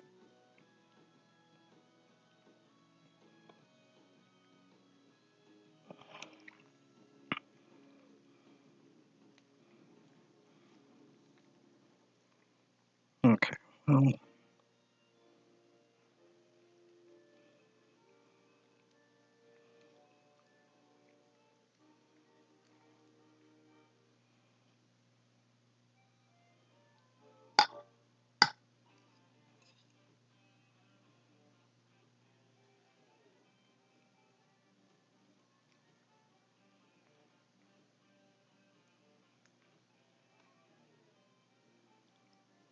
reserve a little bit to taste, and then we can wrap this back up.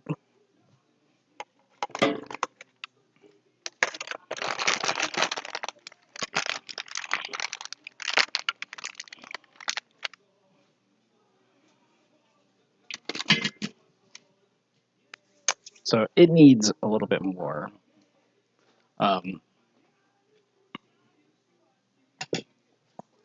So that was a fun little experiment. It needs a little bit more time to cook. There's just because it's a lot. So I'm gonna give it probably another 45 minutes, maybe an hour. I don't think an hour would hurt. But if I pull it out, and I'll need to pull it out before then, no longer than an hour because I don't want it to get like soupy. So I'm gonna pull a lot of that liquid out and then put it back in so that it can crisp up and caramelize in an even better way. So this is kind of a process, but it should be ready in about 2 hours. But I'm going to go and put this back in the oven now for another hour.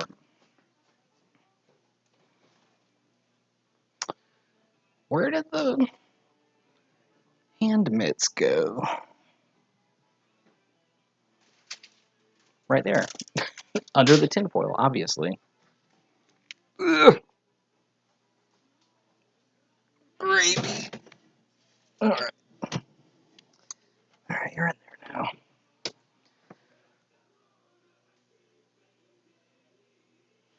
Timer on 60 minutes. Start. Okay.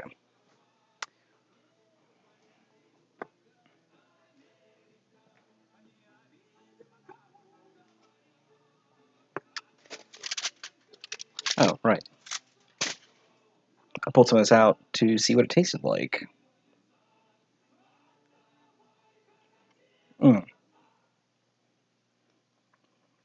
That's pretty good.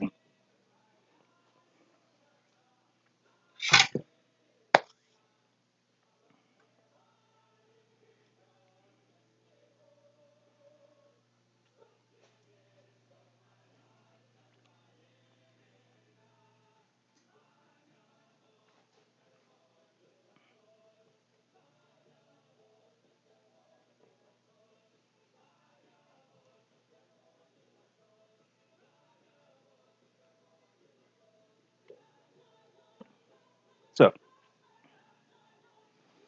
time to reset. So the next thing I guess I got to do is make that vegan gluten-free dressing. But I need to sort of meat everything here,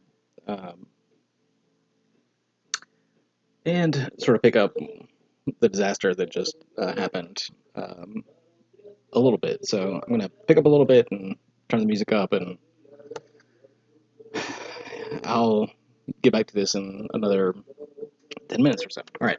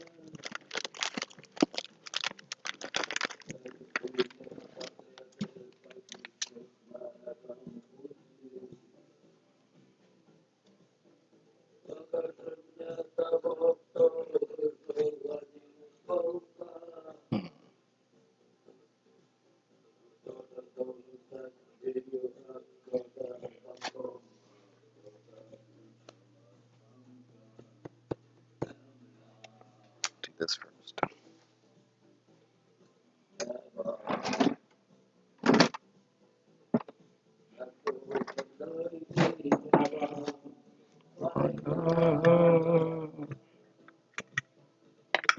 Never, never.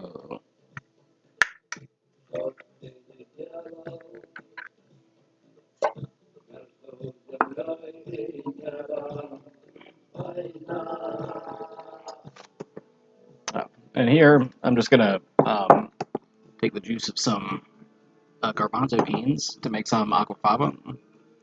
To make some aquafaba. Um, so that I can have some aquafaba as a replacement for eggs in the vegan cornbread I'm making. Let's see. Just a little bit more, let some air in.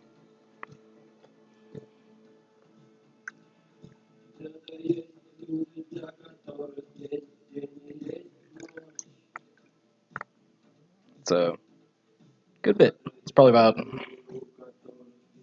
cup and a half, maybe a cup. It's hard to tell on that measuring cup that no longer has markings on it. But I think this is a 4-cup measuring cup, so that would make sense.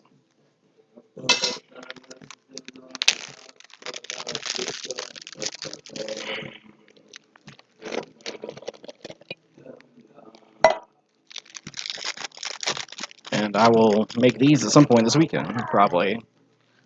Oh yeah, all right. Okay. Huh? Okay. Oh, are you on it? Yeah, I'm on it. That's okay. You can say all right. Is the ham done? No, not yet. Just gonna come give me one of my cards? Yeah, sure.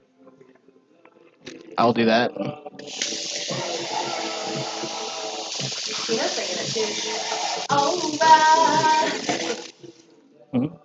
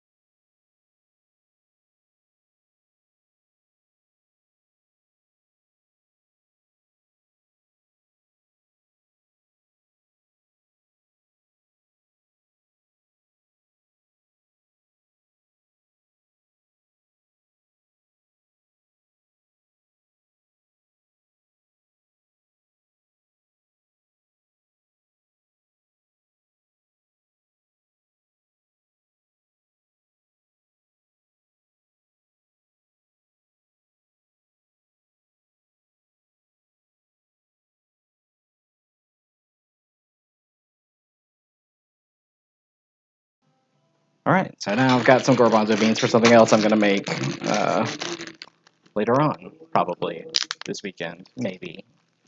We'll see. And let's see, next step. Okay, aquafaba, some cornmeal, some gluten-free breadcrumbs, a frozen banana, and this stuff. Now, oh, and then also this sage that's right here. I'm going to use a good bit of that in there, maybe all of it. We will see.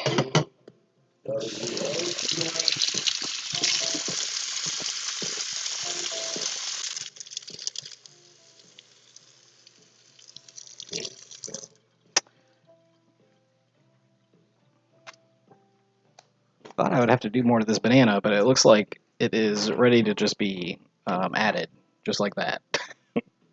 Uh, that's good. It's a real good banana look. Okay, you're gonna go in there, and you're probably gonna go back in the freezer. No, it's not gonna go back in the freezer. We only have like 4.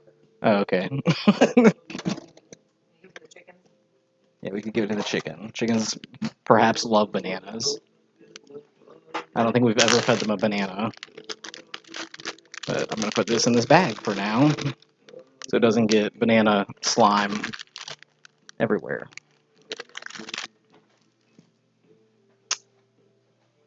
Was that even the right thing to do first? Okay.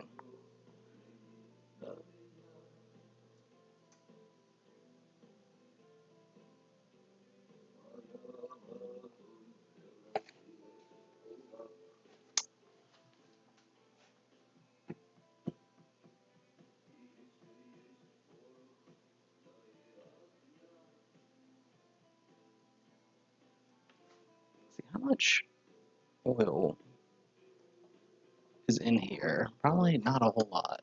So I'm gonna add some avocado oil that we have, thankfully. Ugh. I think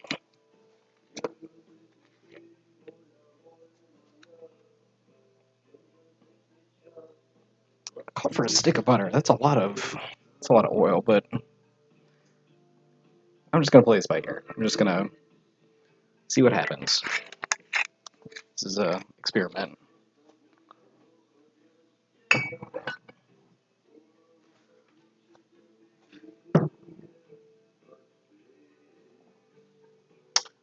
And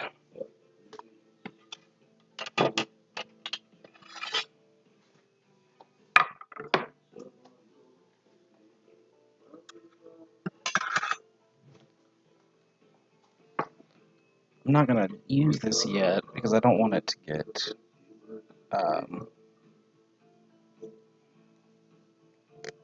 too wilty in it. I am gonna go ahead and pull this out of this water here. Get this ready for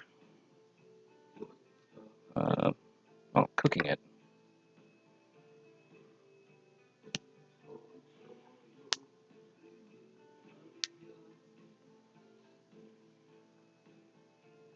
Now I'm gonna slap it here, just to kind of get all of it released. All the plant walls broken. I'm gonna roll it up just like this.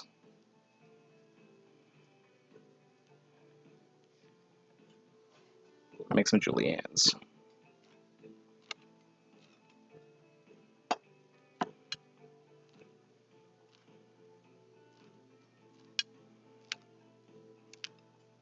Oh man, that smells good. I'm not going to add this in until the very, very end when I'm mixing everything together, but I did want to go ahead and just get it prepped and out of the way. It was something I felt that was just, I was going to forget about, so I didn't want to forget. So there it is. Oh yeah, good call, Kevin, on peeling your banana before you freeze it. I was a little afraid I was going to get a lot of banana peel in there, but thankfully none did. So, okay, I'll sort of. The other recipe I used called for 5 cups of breadcrumbs, and is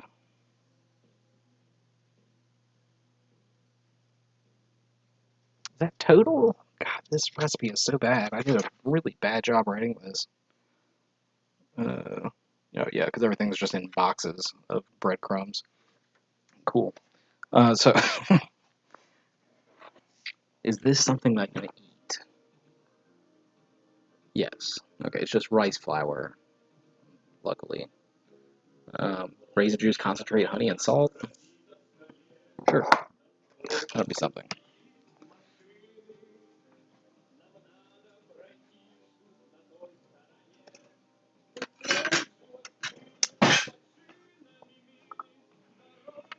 I'm gonna try and just do this half and half.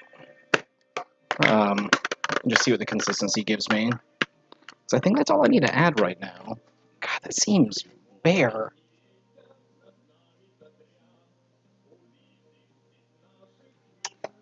Well, it's gonna all come down to this stock. And I guess this egg, too. Egg.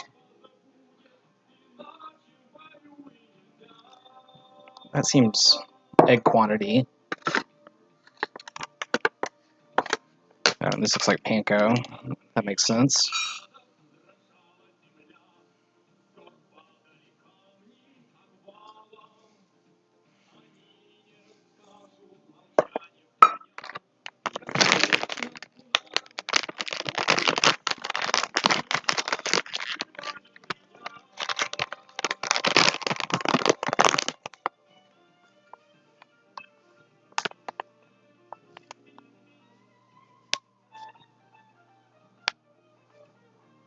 We'll start with 1-on-1 and see where that takes us. I've got some bigger cornmeal that I think I want to use also. So I will do that when the time comes. Is this the right size thing?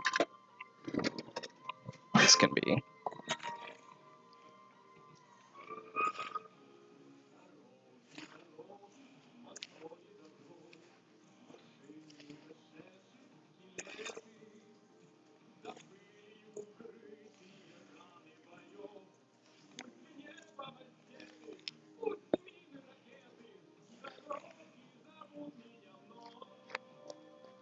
Oh, that banana, I gotta get that mixed up in there. Good.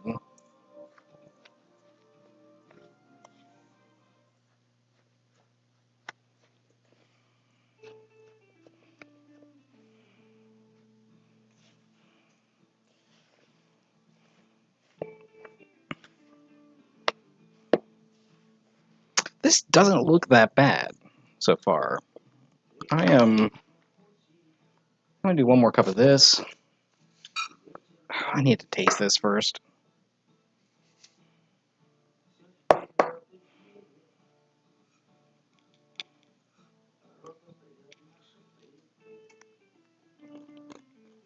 That's good. All right, I don't feel bad about that. This is basically just Rice Krispies.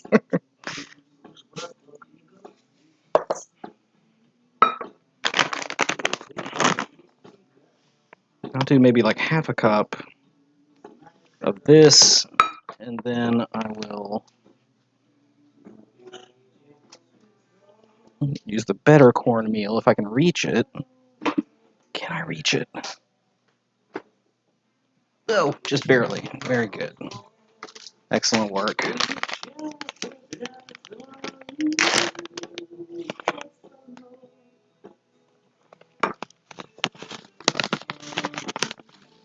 Just to give it a little bit more texture.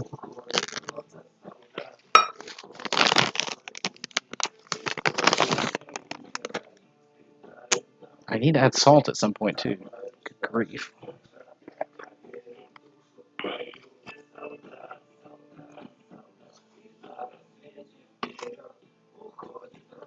It's about 1.5 teaspoons. Because I do not have any salt in the stock itself, so I want to make sure that there's something. But I guess too, it doesn't matter if I eat this when it's not cooked because there's not an egg in here, which is what, I don't know, my family always freaked out about.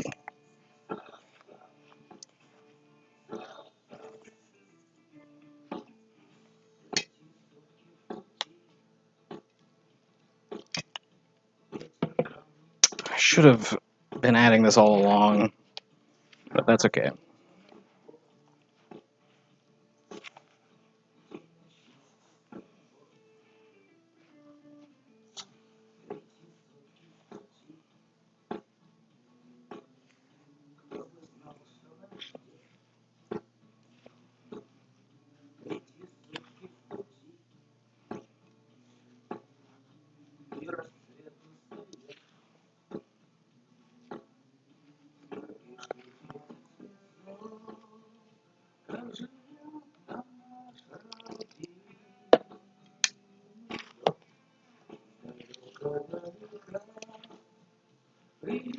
I feel like there's enough, like cornmeal, like fine cornmeal in here too, that it's never going to get too watery, right? Because there's like all the, sort of like fine cornstarch, basically. But maybe that's not right.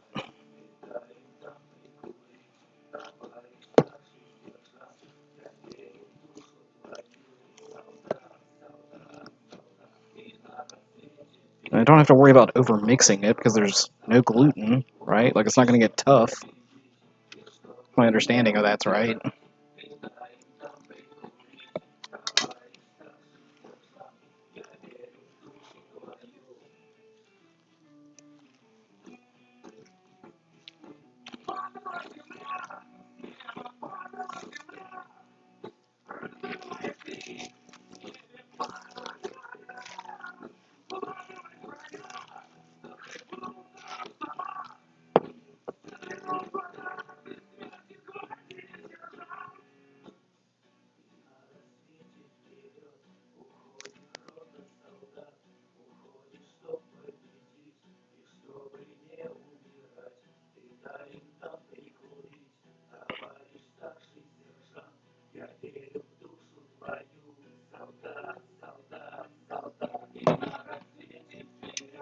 But yeah, it's I don't know. I think this is starting to come together. Maybe I need to add some more aquafaba.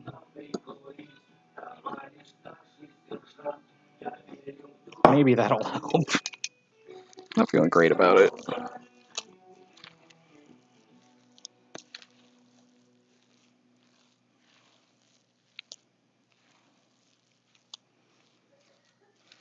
Okay, it's time to do a taste test, I think.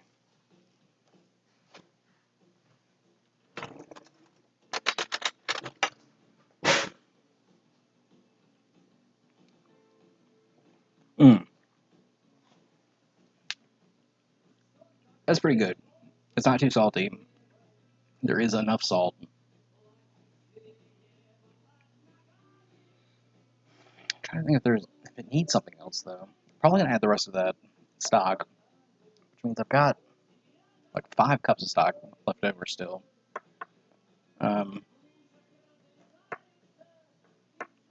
There's a bit of dryness in some pieces here. So yeah, I think I'm gonna add some more liquid, and I don't know. We'll just see what happens. I think it'll be fine. But I'm not. I need to add the sage and maybe some black pepper, but this is a really good start so far. I'm gonna give these. No, well, how long are these? People gonna be upset about getting a big. Let's see how these taste.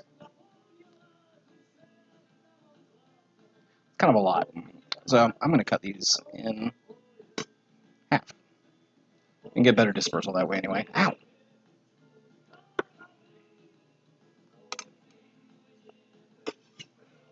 It's good sage though. That's straight from our backyard. The other thing I was gonna do is add some pumpkin to it to help thicken it up instead of the banana, because we have a ton of Seminole pumpkins out back. Oh, I need to add some of this.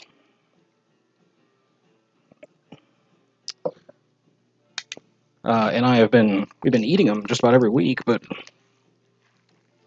they just are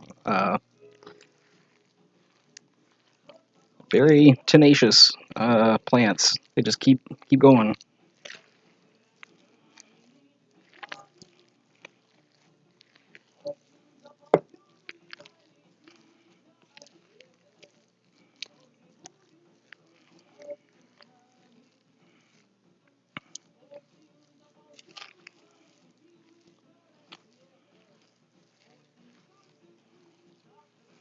Remember too that we're going to be cooking this one more time. Typically, what I do is I will let this. I'll throw all this in, either just like keep it in this bowl, or put it into a Ziploc, like a big Ziploc bag, and get all the air out of it, and just let it all, um, soak up all the liquid in there. Better the flavors and stuff get sort of infused around, and I think it does pretty good. So, but also every time that I bake it, I bake it cold. And that might be one of the reasons why it always takes a lot longer than I think it should. So I should probably plan for an hour and a half at a minimum tomorrow morning after taking these things out of the refrigerator. But so anyway, the next step will be just like I'm going to continue folding the sage in a little bit, make sure that's like fully incorporated, and then I'm going to put that into a Ziploc bag or any kind of resealable thing where you can get a lot of air out, and then throw it in the fridge. I might check it out after, I don't know, at some point tonight and just see how dry it tastes on the inside. And I might add some more stock, but I've got plenty, so that shouldn't be a problem. All right, so I'm going to get back to this.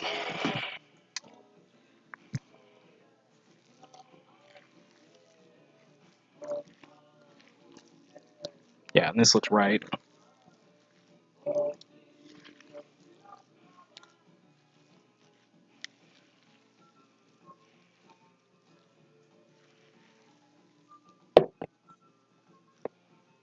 I have a sneaking suspicion that it is still, there are some dry bits in here, but I think this should probably come out when I cook it too.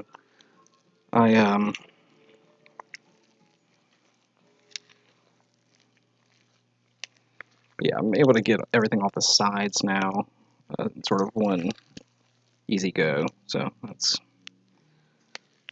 not too bad. I'm gonna start transferring this into a bag.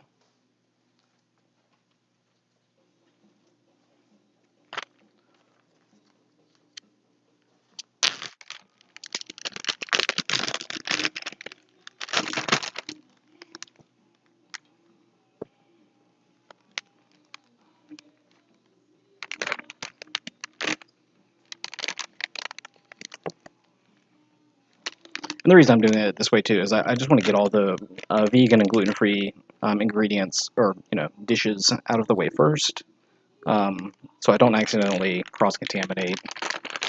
And I'm just trying to be more careful because a lot of other people are eating my food this year.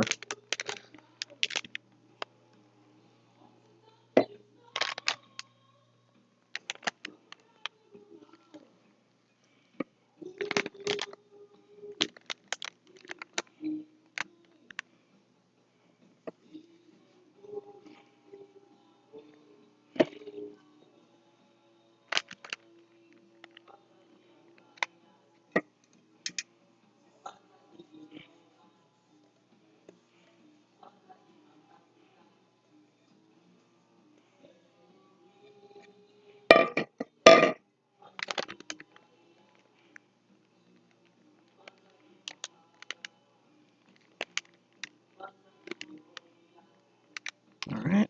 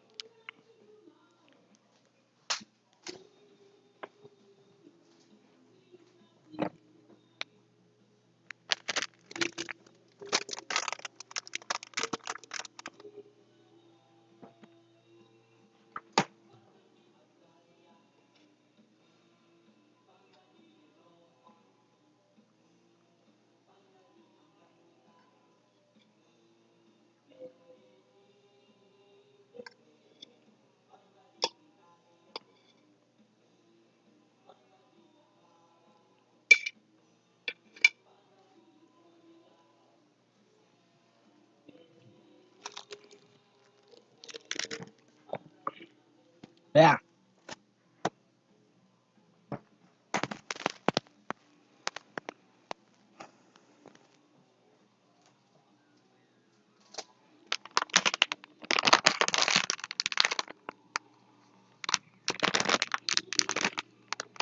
I'm gonna put all this away for now, all the gluten-free stuff, because I don't need it anymore. I don't think.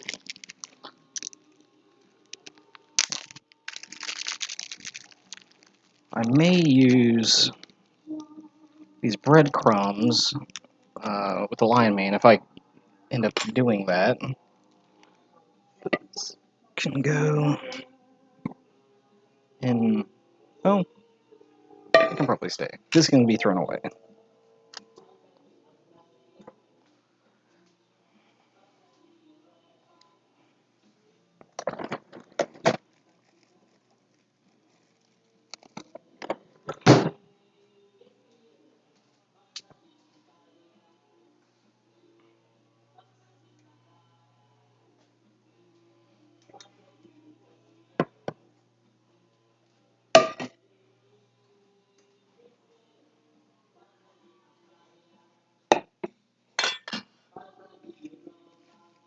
All right. Well,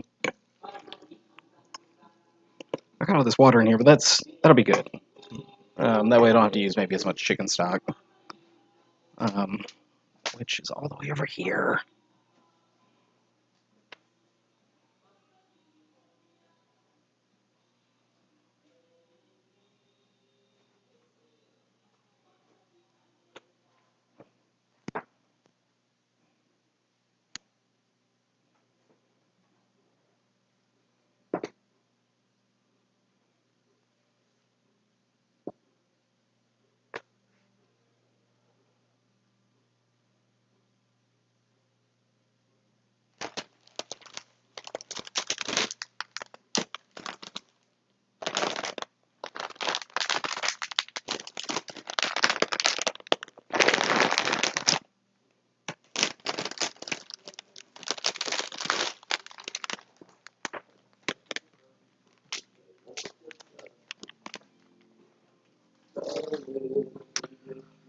All right, well, I got some breadcrumbs. I need to really just get this in order. Some dried cranberries, some chicken stock I did not make, broth, reduced sodium, that's good.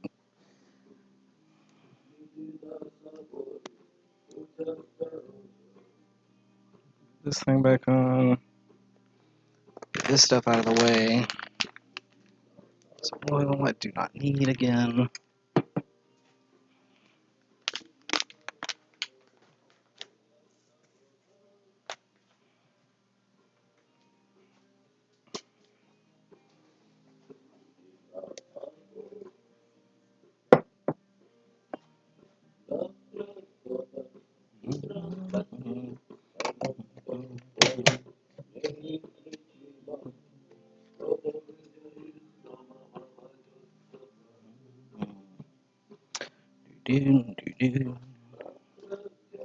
Okay, well,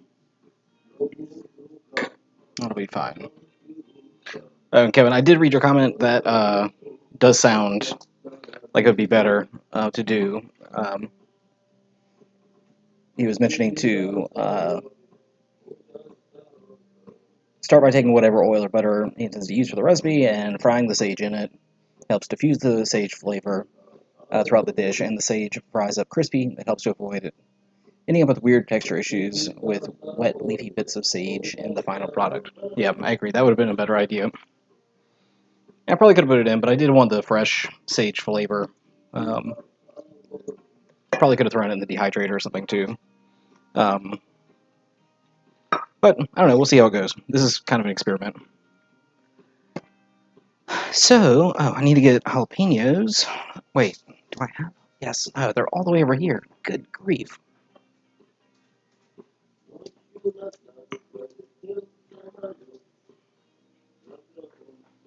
Hmm.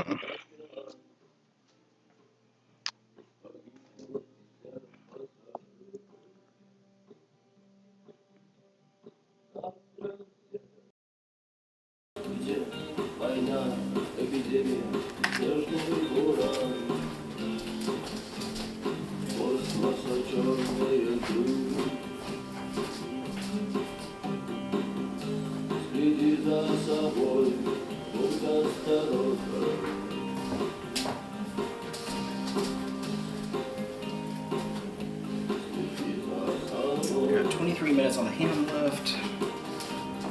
So, oh, sorry about that.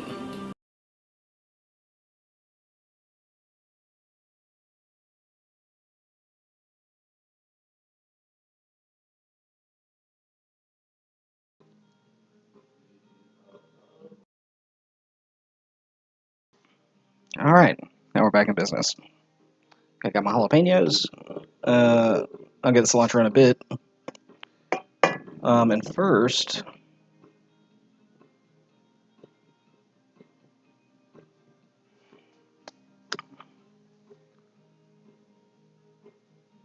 nice work, Louisa Ruth. She's just saying that they just wrapped up the turkey and they're letting it rest. That's very exciting. It's an exciting time. All right, I think what I will do is prep these peppers. Of course, I'm rearranging everything in the completely worst way.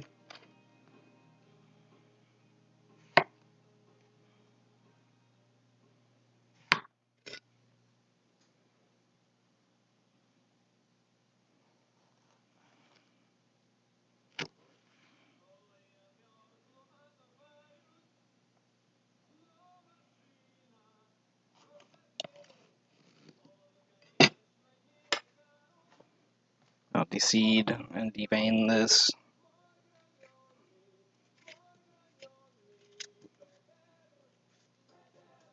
Remember not to touch my eyes. Please. Please remember.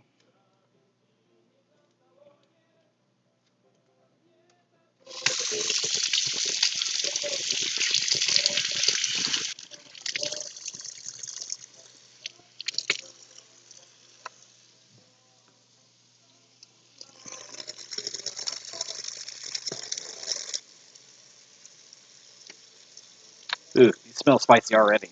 That's good. That'll be good. I haven't had a spicy jalapeno in a while. The last couple ones that I got were all very, very mild. Whew.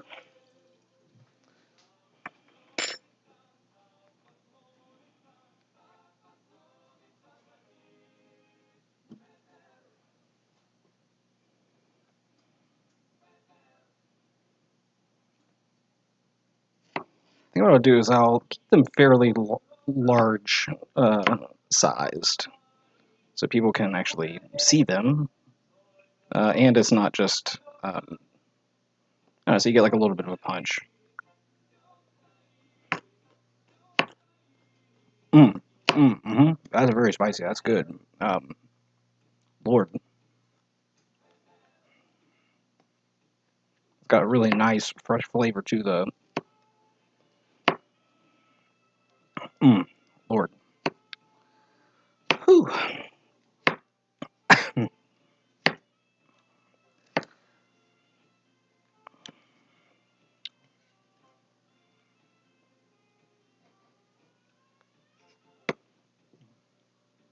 Huh.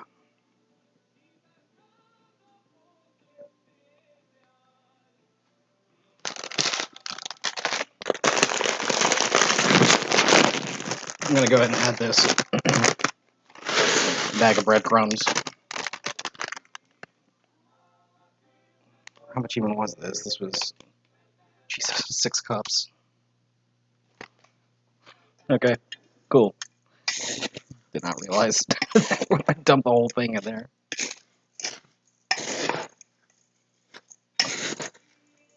But that's good. That's the right amount. It just happened to be all of it. uh,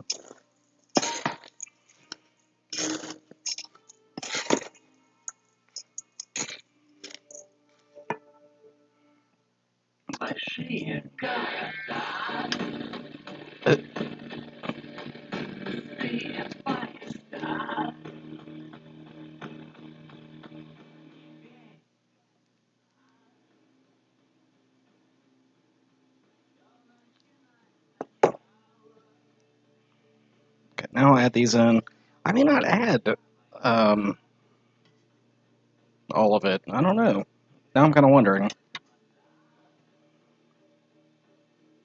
Because these aren't that spicy. I will go ahead and add this.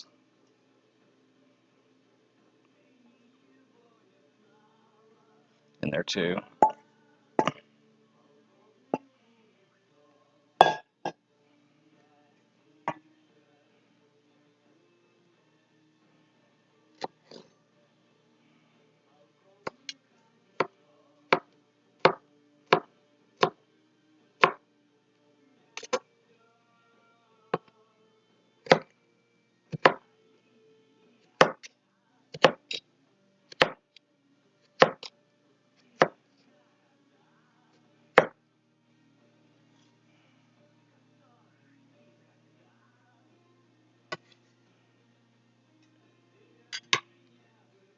I'll put these on the side for now.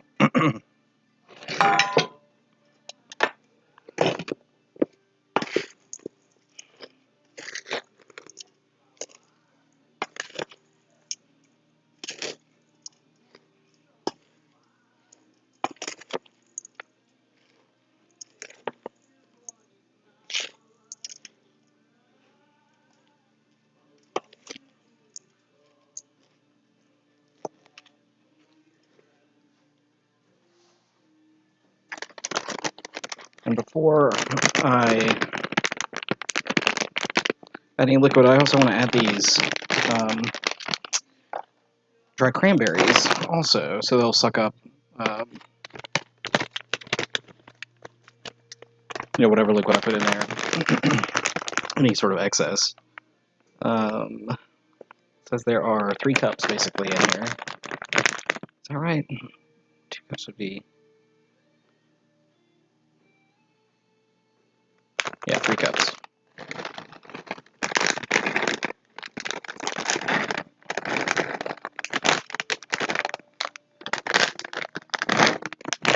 That's leaving about a cup and a half. There we go. That's about 2 cups. See where that takes us.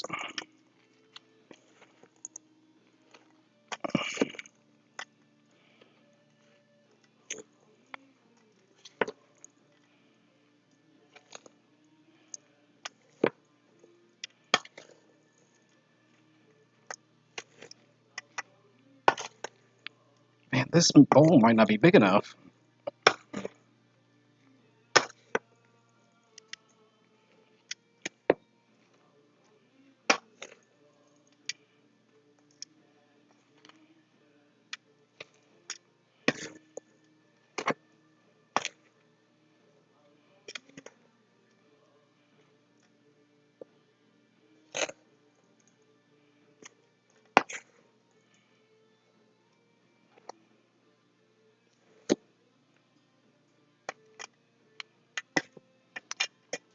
Oop.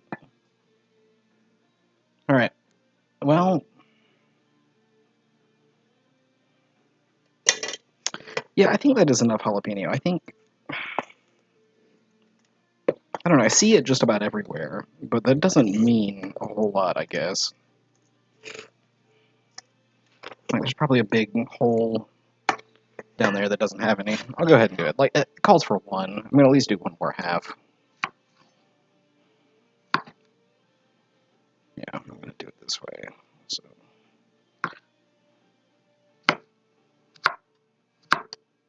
don't touch your face, Grant.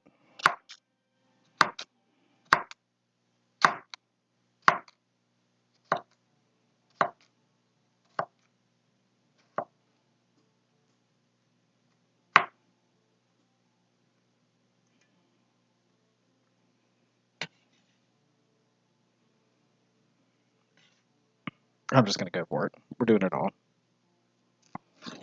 It's going to be really nice with the cranberries, and I think it'll probably mellow out when it cooks.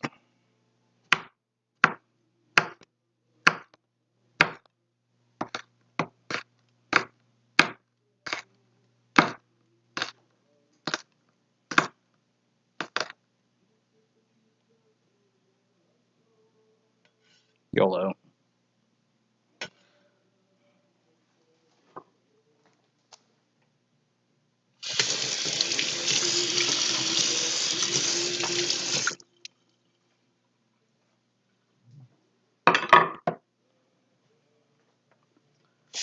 Wash hands with soap.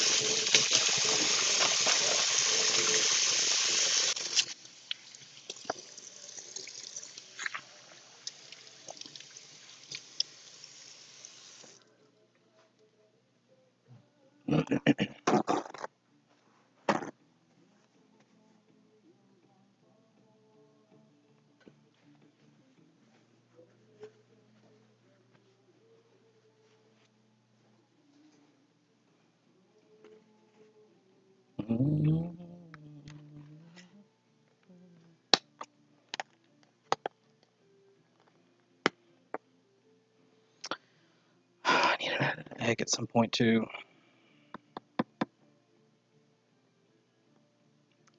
But I won't be able to taste it if I do that, so I'm going to add the egg in a little bit later.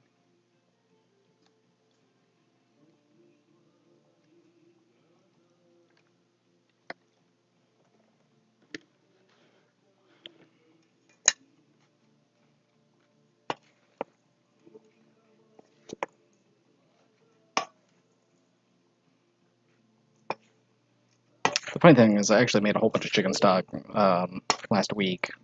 Probably enough to use in this, but, you know, this stuff was on sale, and, I don't know. Just, you don't always have to make everything from scratch. Sometimes it makes sense to get things prepared.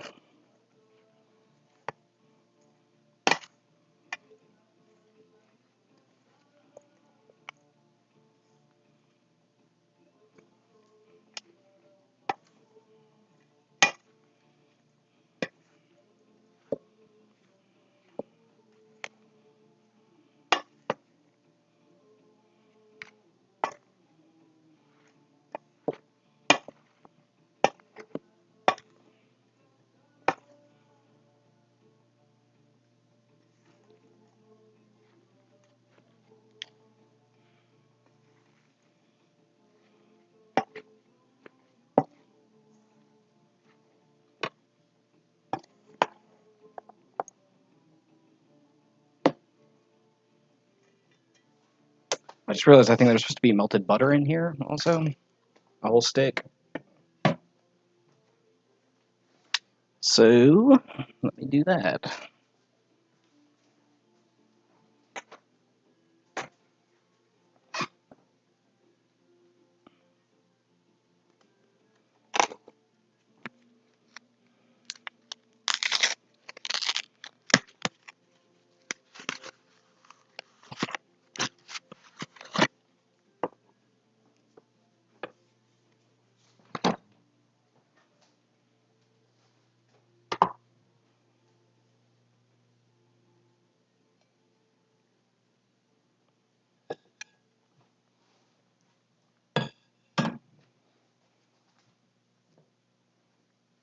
Let's see.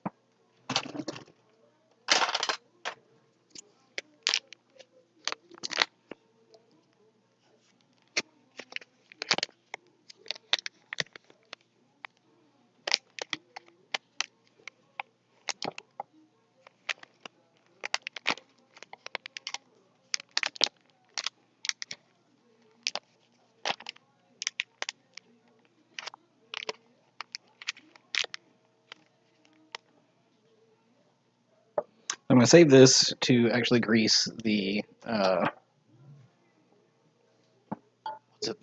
the pan with afterwards. Let's see.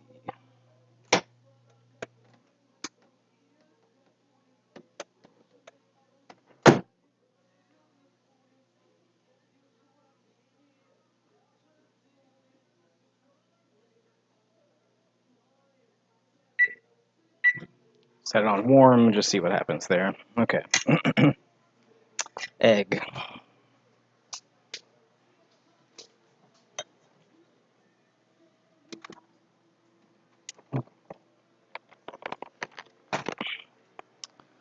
But first, I should probably taste it just to see a little bit what it tastes like.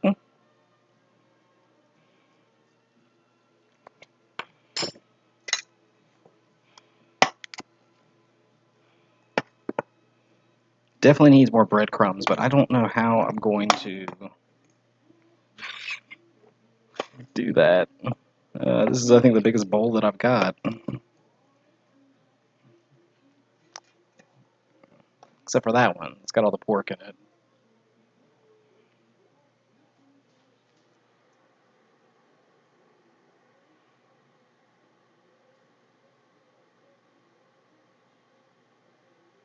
Alright, well, I keep mixing this thing up.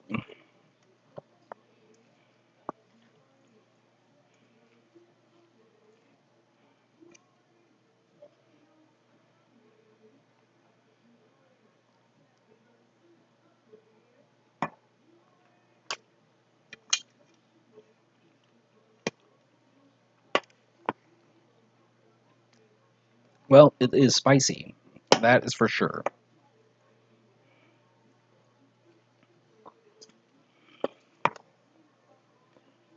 Wow. That's good, though. That's very good tasting. I think I'm going to add some more cumin.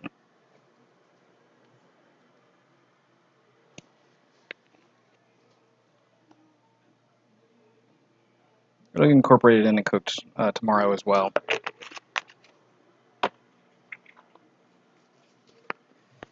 Add some minced onion.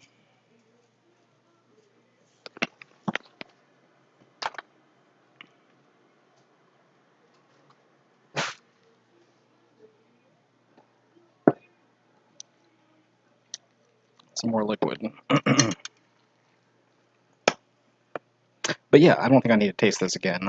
I can go ahead and add the egg, and I think that'll be good. Egg and the butter. I don't want to cook the egg, though.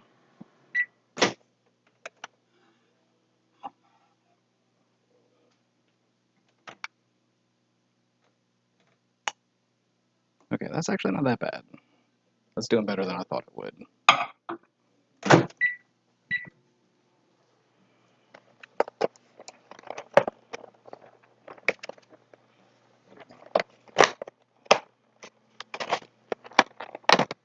The real question is, though, do I add two? Yeah, I'm going to add 2 eggs. I'm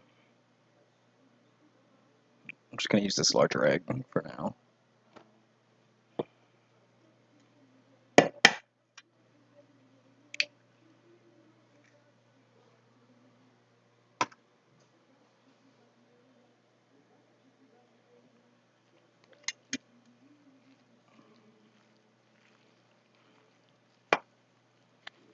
Now I'm going to add both.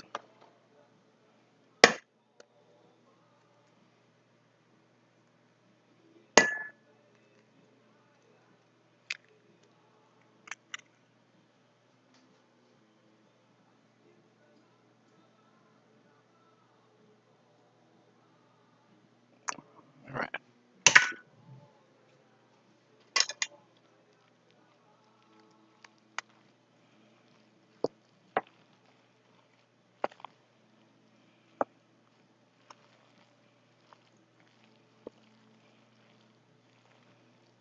Yeah.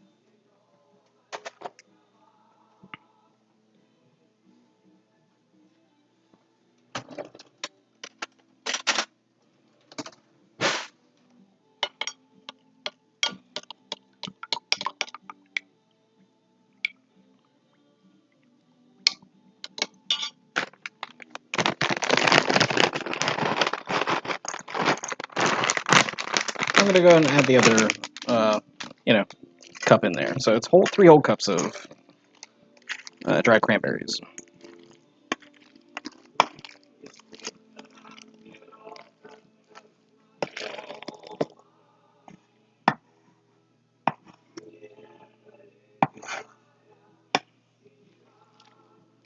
Ugh.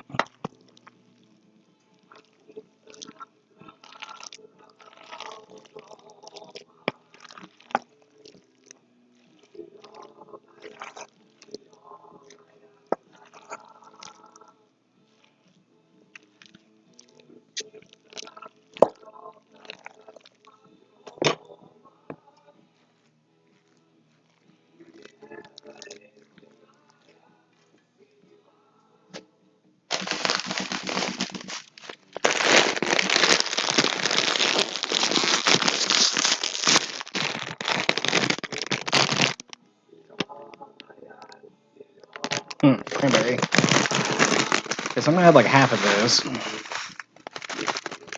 Maybe not even half, just like that much.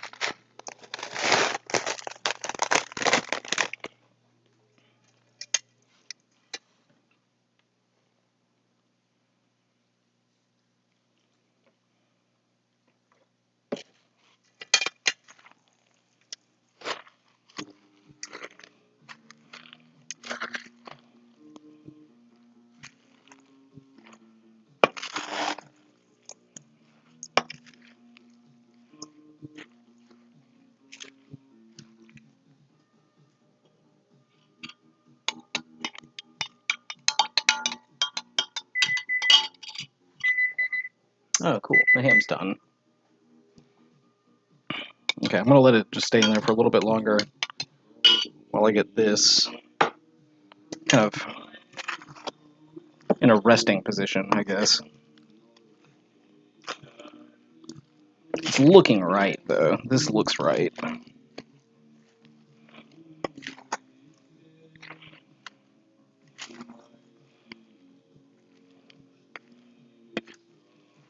I think what I'm gonna have to probably do is separate this into two. And, Lord, yeah, I'll separate it into two, put it in two separate bags, and then just put the remaining chicken stock into both and just let that sort of work itself in overnight. This looks really good. This looks really good.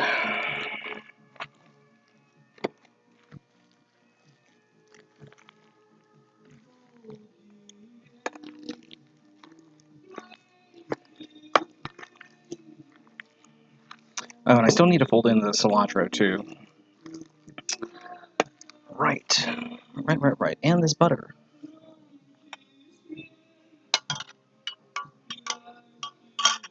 Just hoping it's not too hot.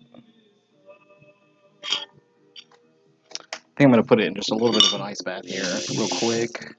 It's not really an ice bath, but just cold water.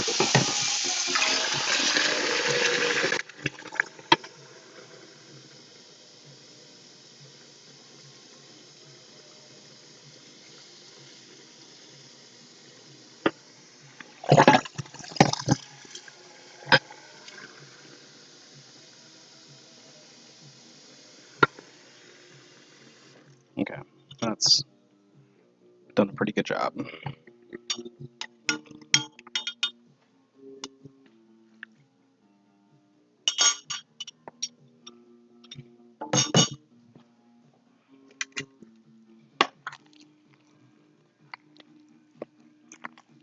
And that was melted butter, in case you were just tuning in and wondering what the hell I'm making right now. This is a dressing that is something I've been making for a little over a decade, and it is just something my mom made one Thanksgiving that I really liked, and it is Italian sausage, jalapenos, cranberries, a healthy amount of cumin, cornbread, and breadcrumb base with some cilantro folded in as well. So I'm going to get the cilantro and start folding that in, and then we can start to separate it.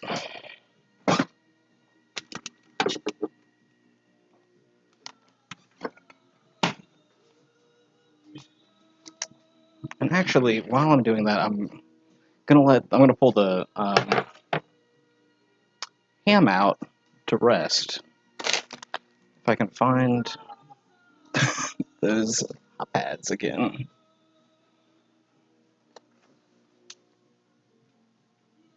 A lot of steam. Okay, can't see anything. Ooh, good God.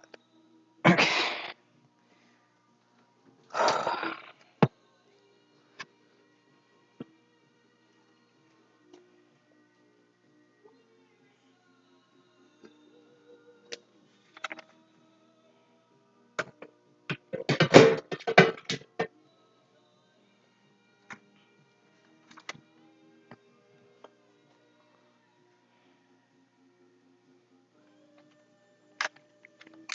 Yeah.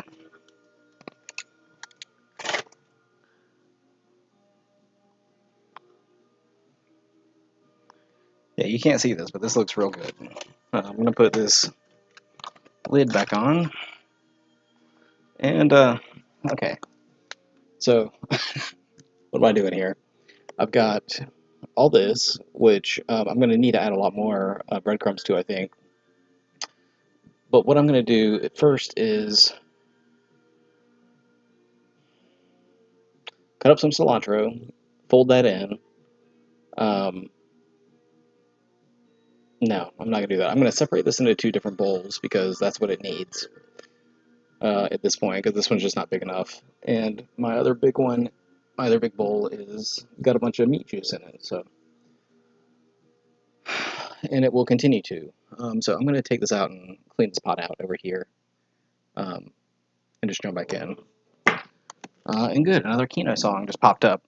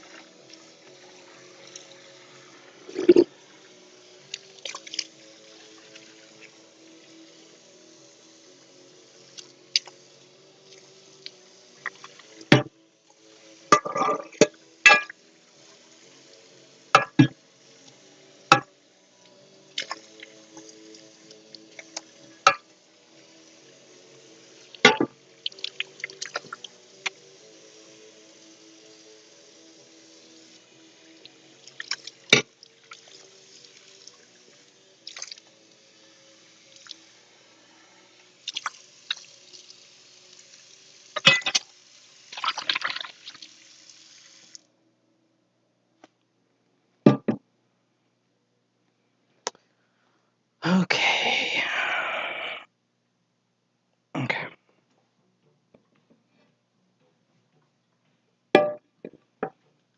Or maybe all of it can go in here.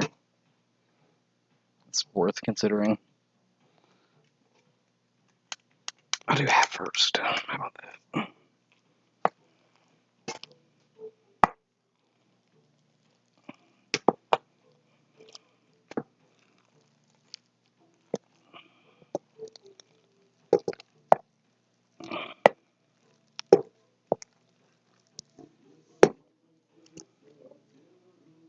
Yeah, it's all going to go in here.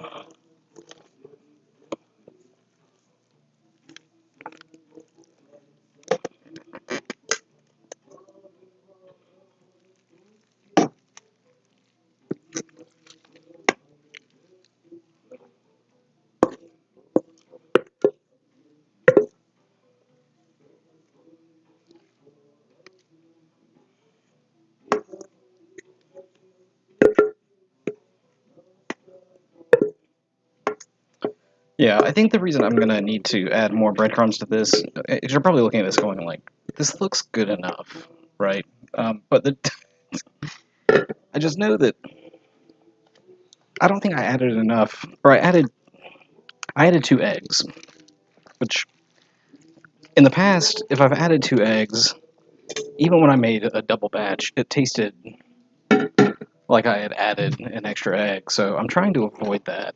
Um,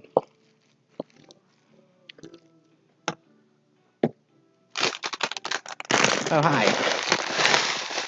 I'm almost done here. I think it'll be.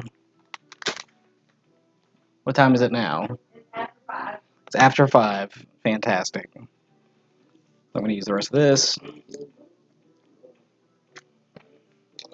Luckily, the other stuff that we have to make doesn't take too much time. So this is the most labor-intensive part of this one as well.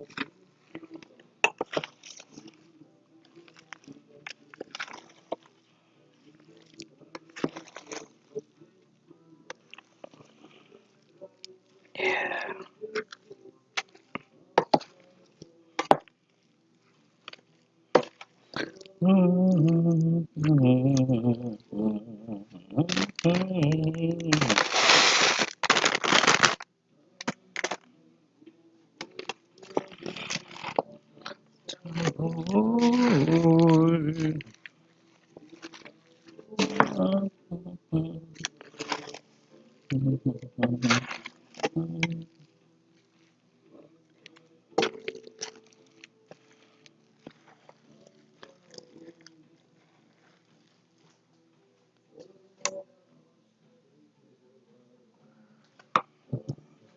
Alright, now time to handle this cilantro, which I think I'm going to go with the scissor route on these.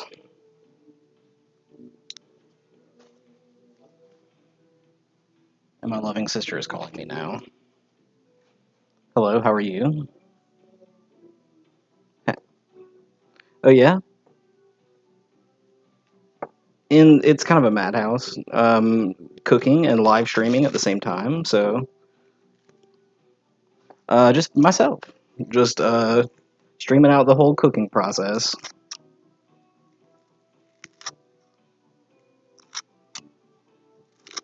Hi, how are you? That's good. Did you eat a bunch? Hold on, I can't hear you real good. Oh, thank you.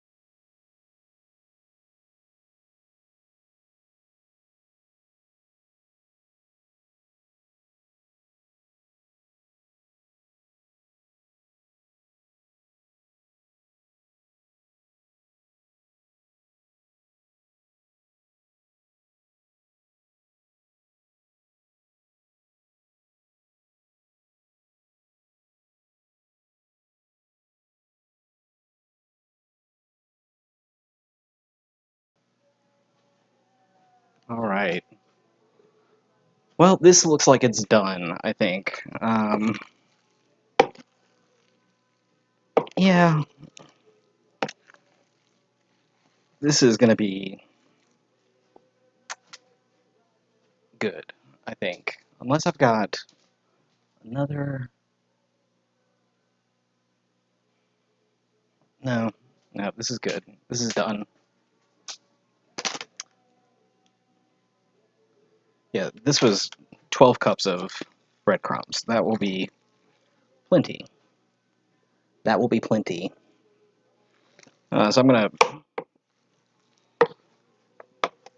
put this into some bags. I think that's enough cilantro, too. I don't want to overdo it.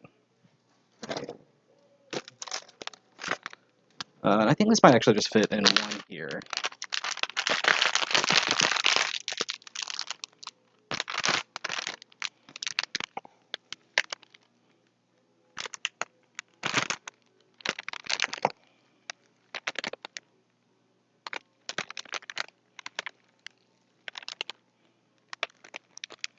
Yep.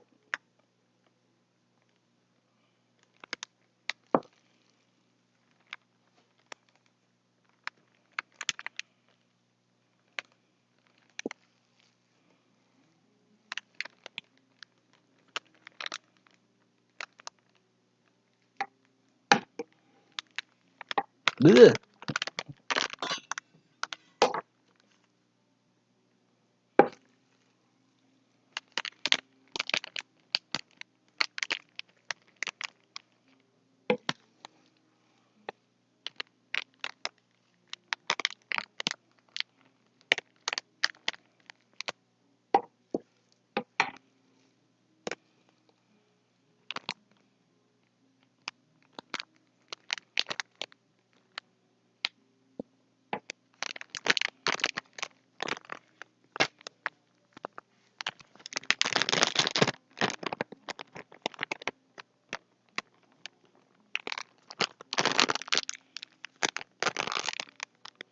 Okay, that's a...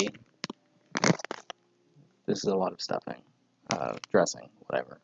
I think this will be one good big tray. Or maybe all the rest of it will be. We'll see.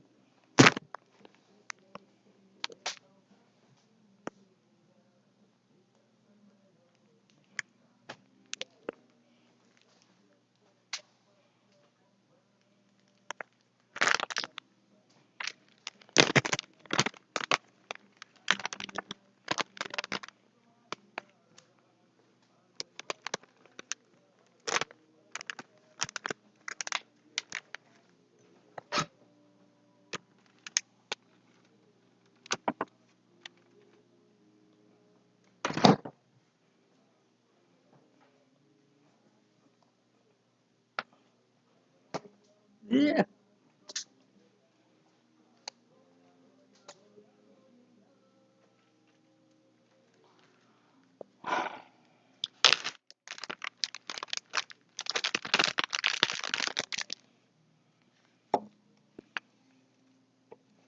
Where did that...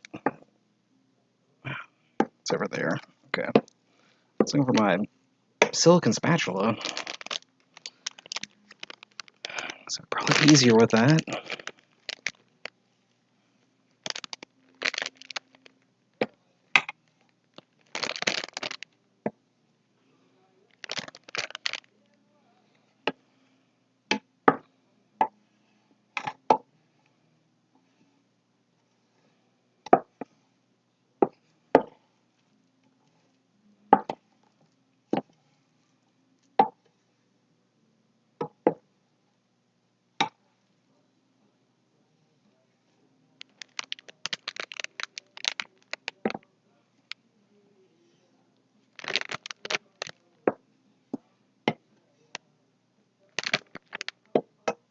Ooh, that's a lot left over.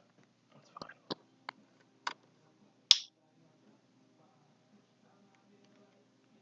All right, thank you, Louisa Ruth. Take care. Have a good meal. Okay, this is all done. This is about as much as of that other vegan one, so that will be good. Maybe I'll just make a real thin one.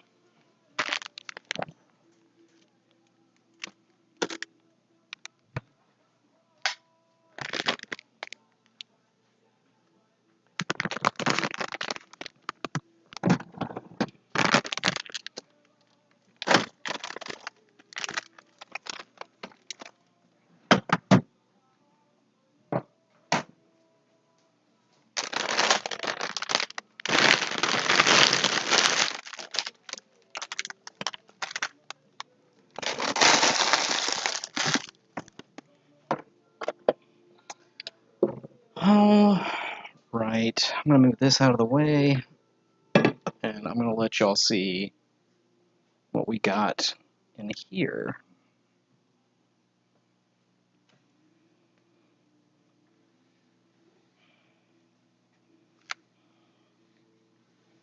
Why am I doing it this way? Okay.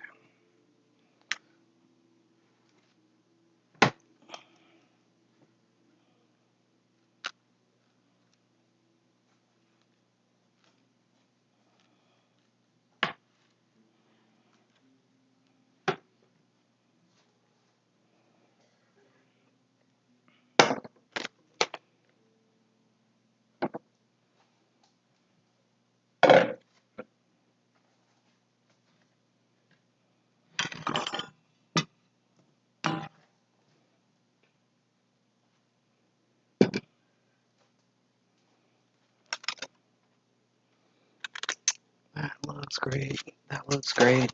We're gonna eat all that up. All right. Now comes the fun part.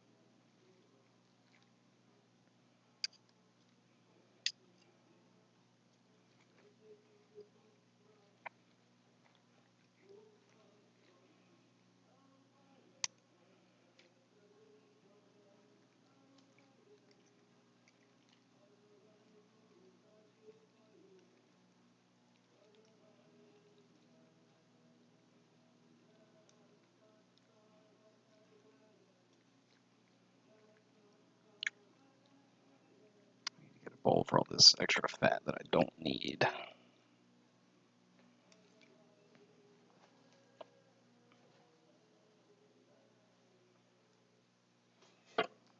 This will do.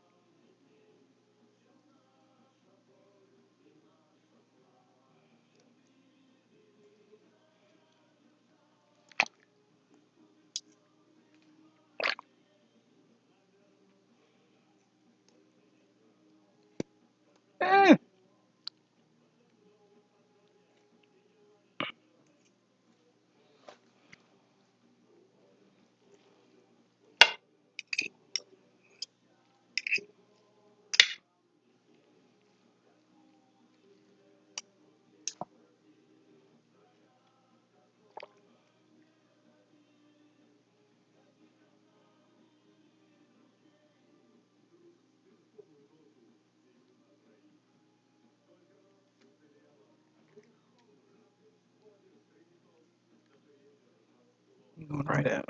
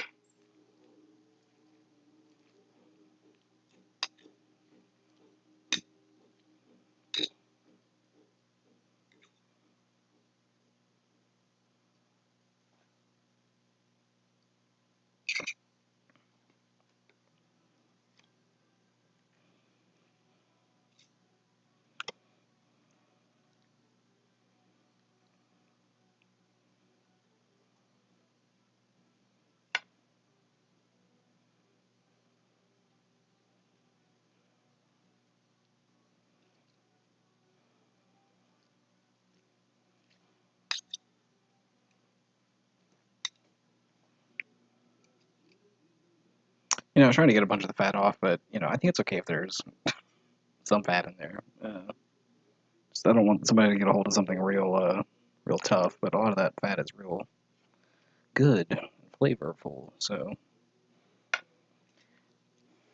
hopefully they like it.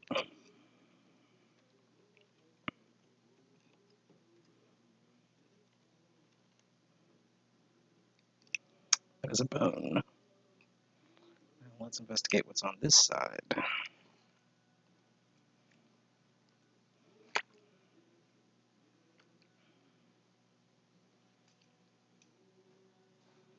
a really beautiful looking ham.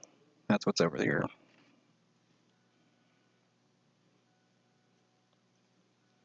Mm.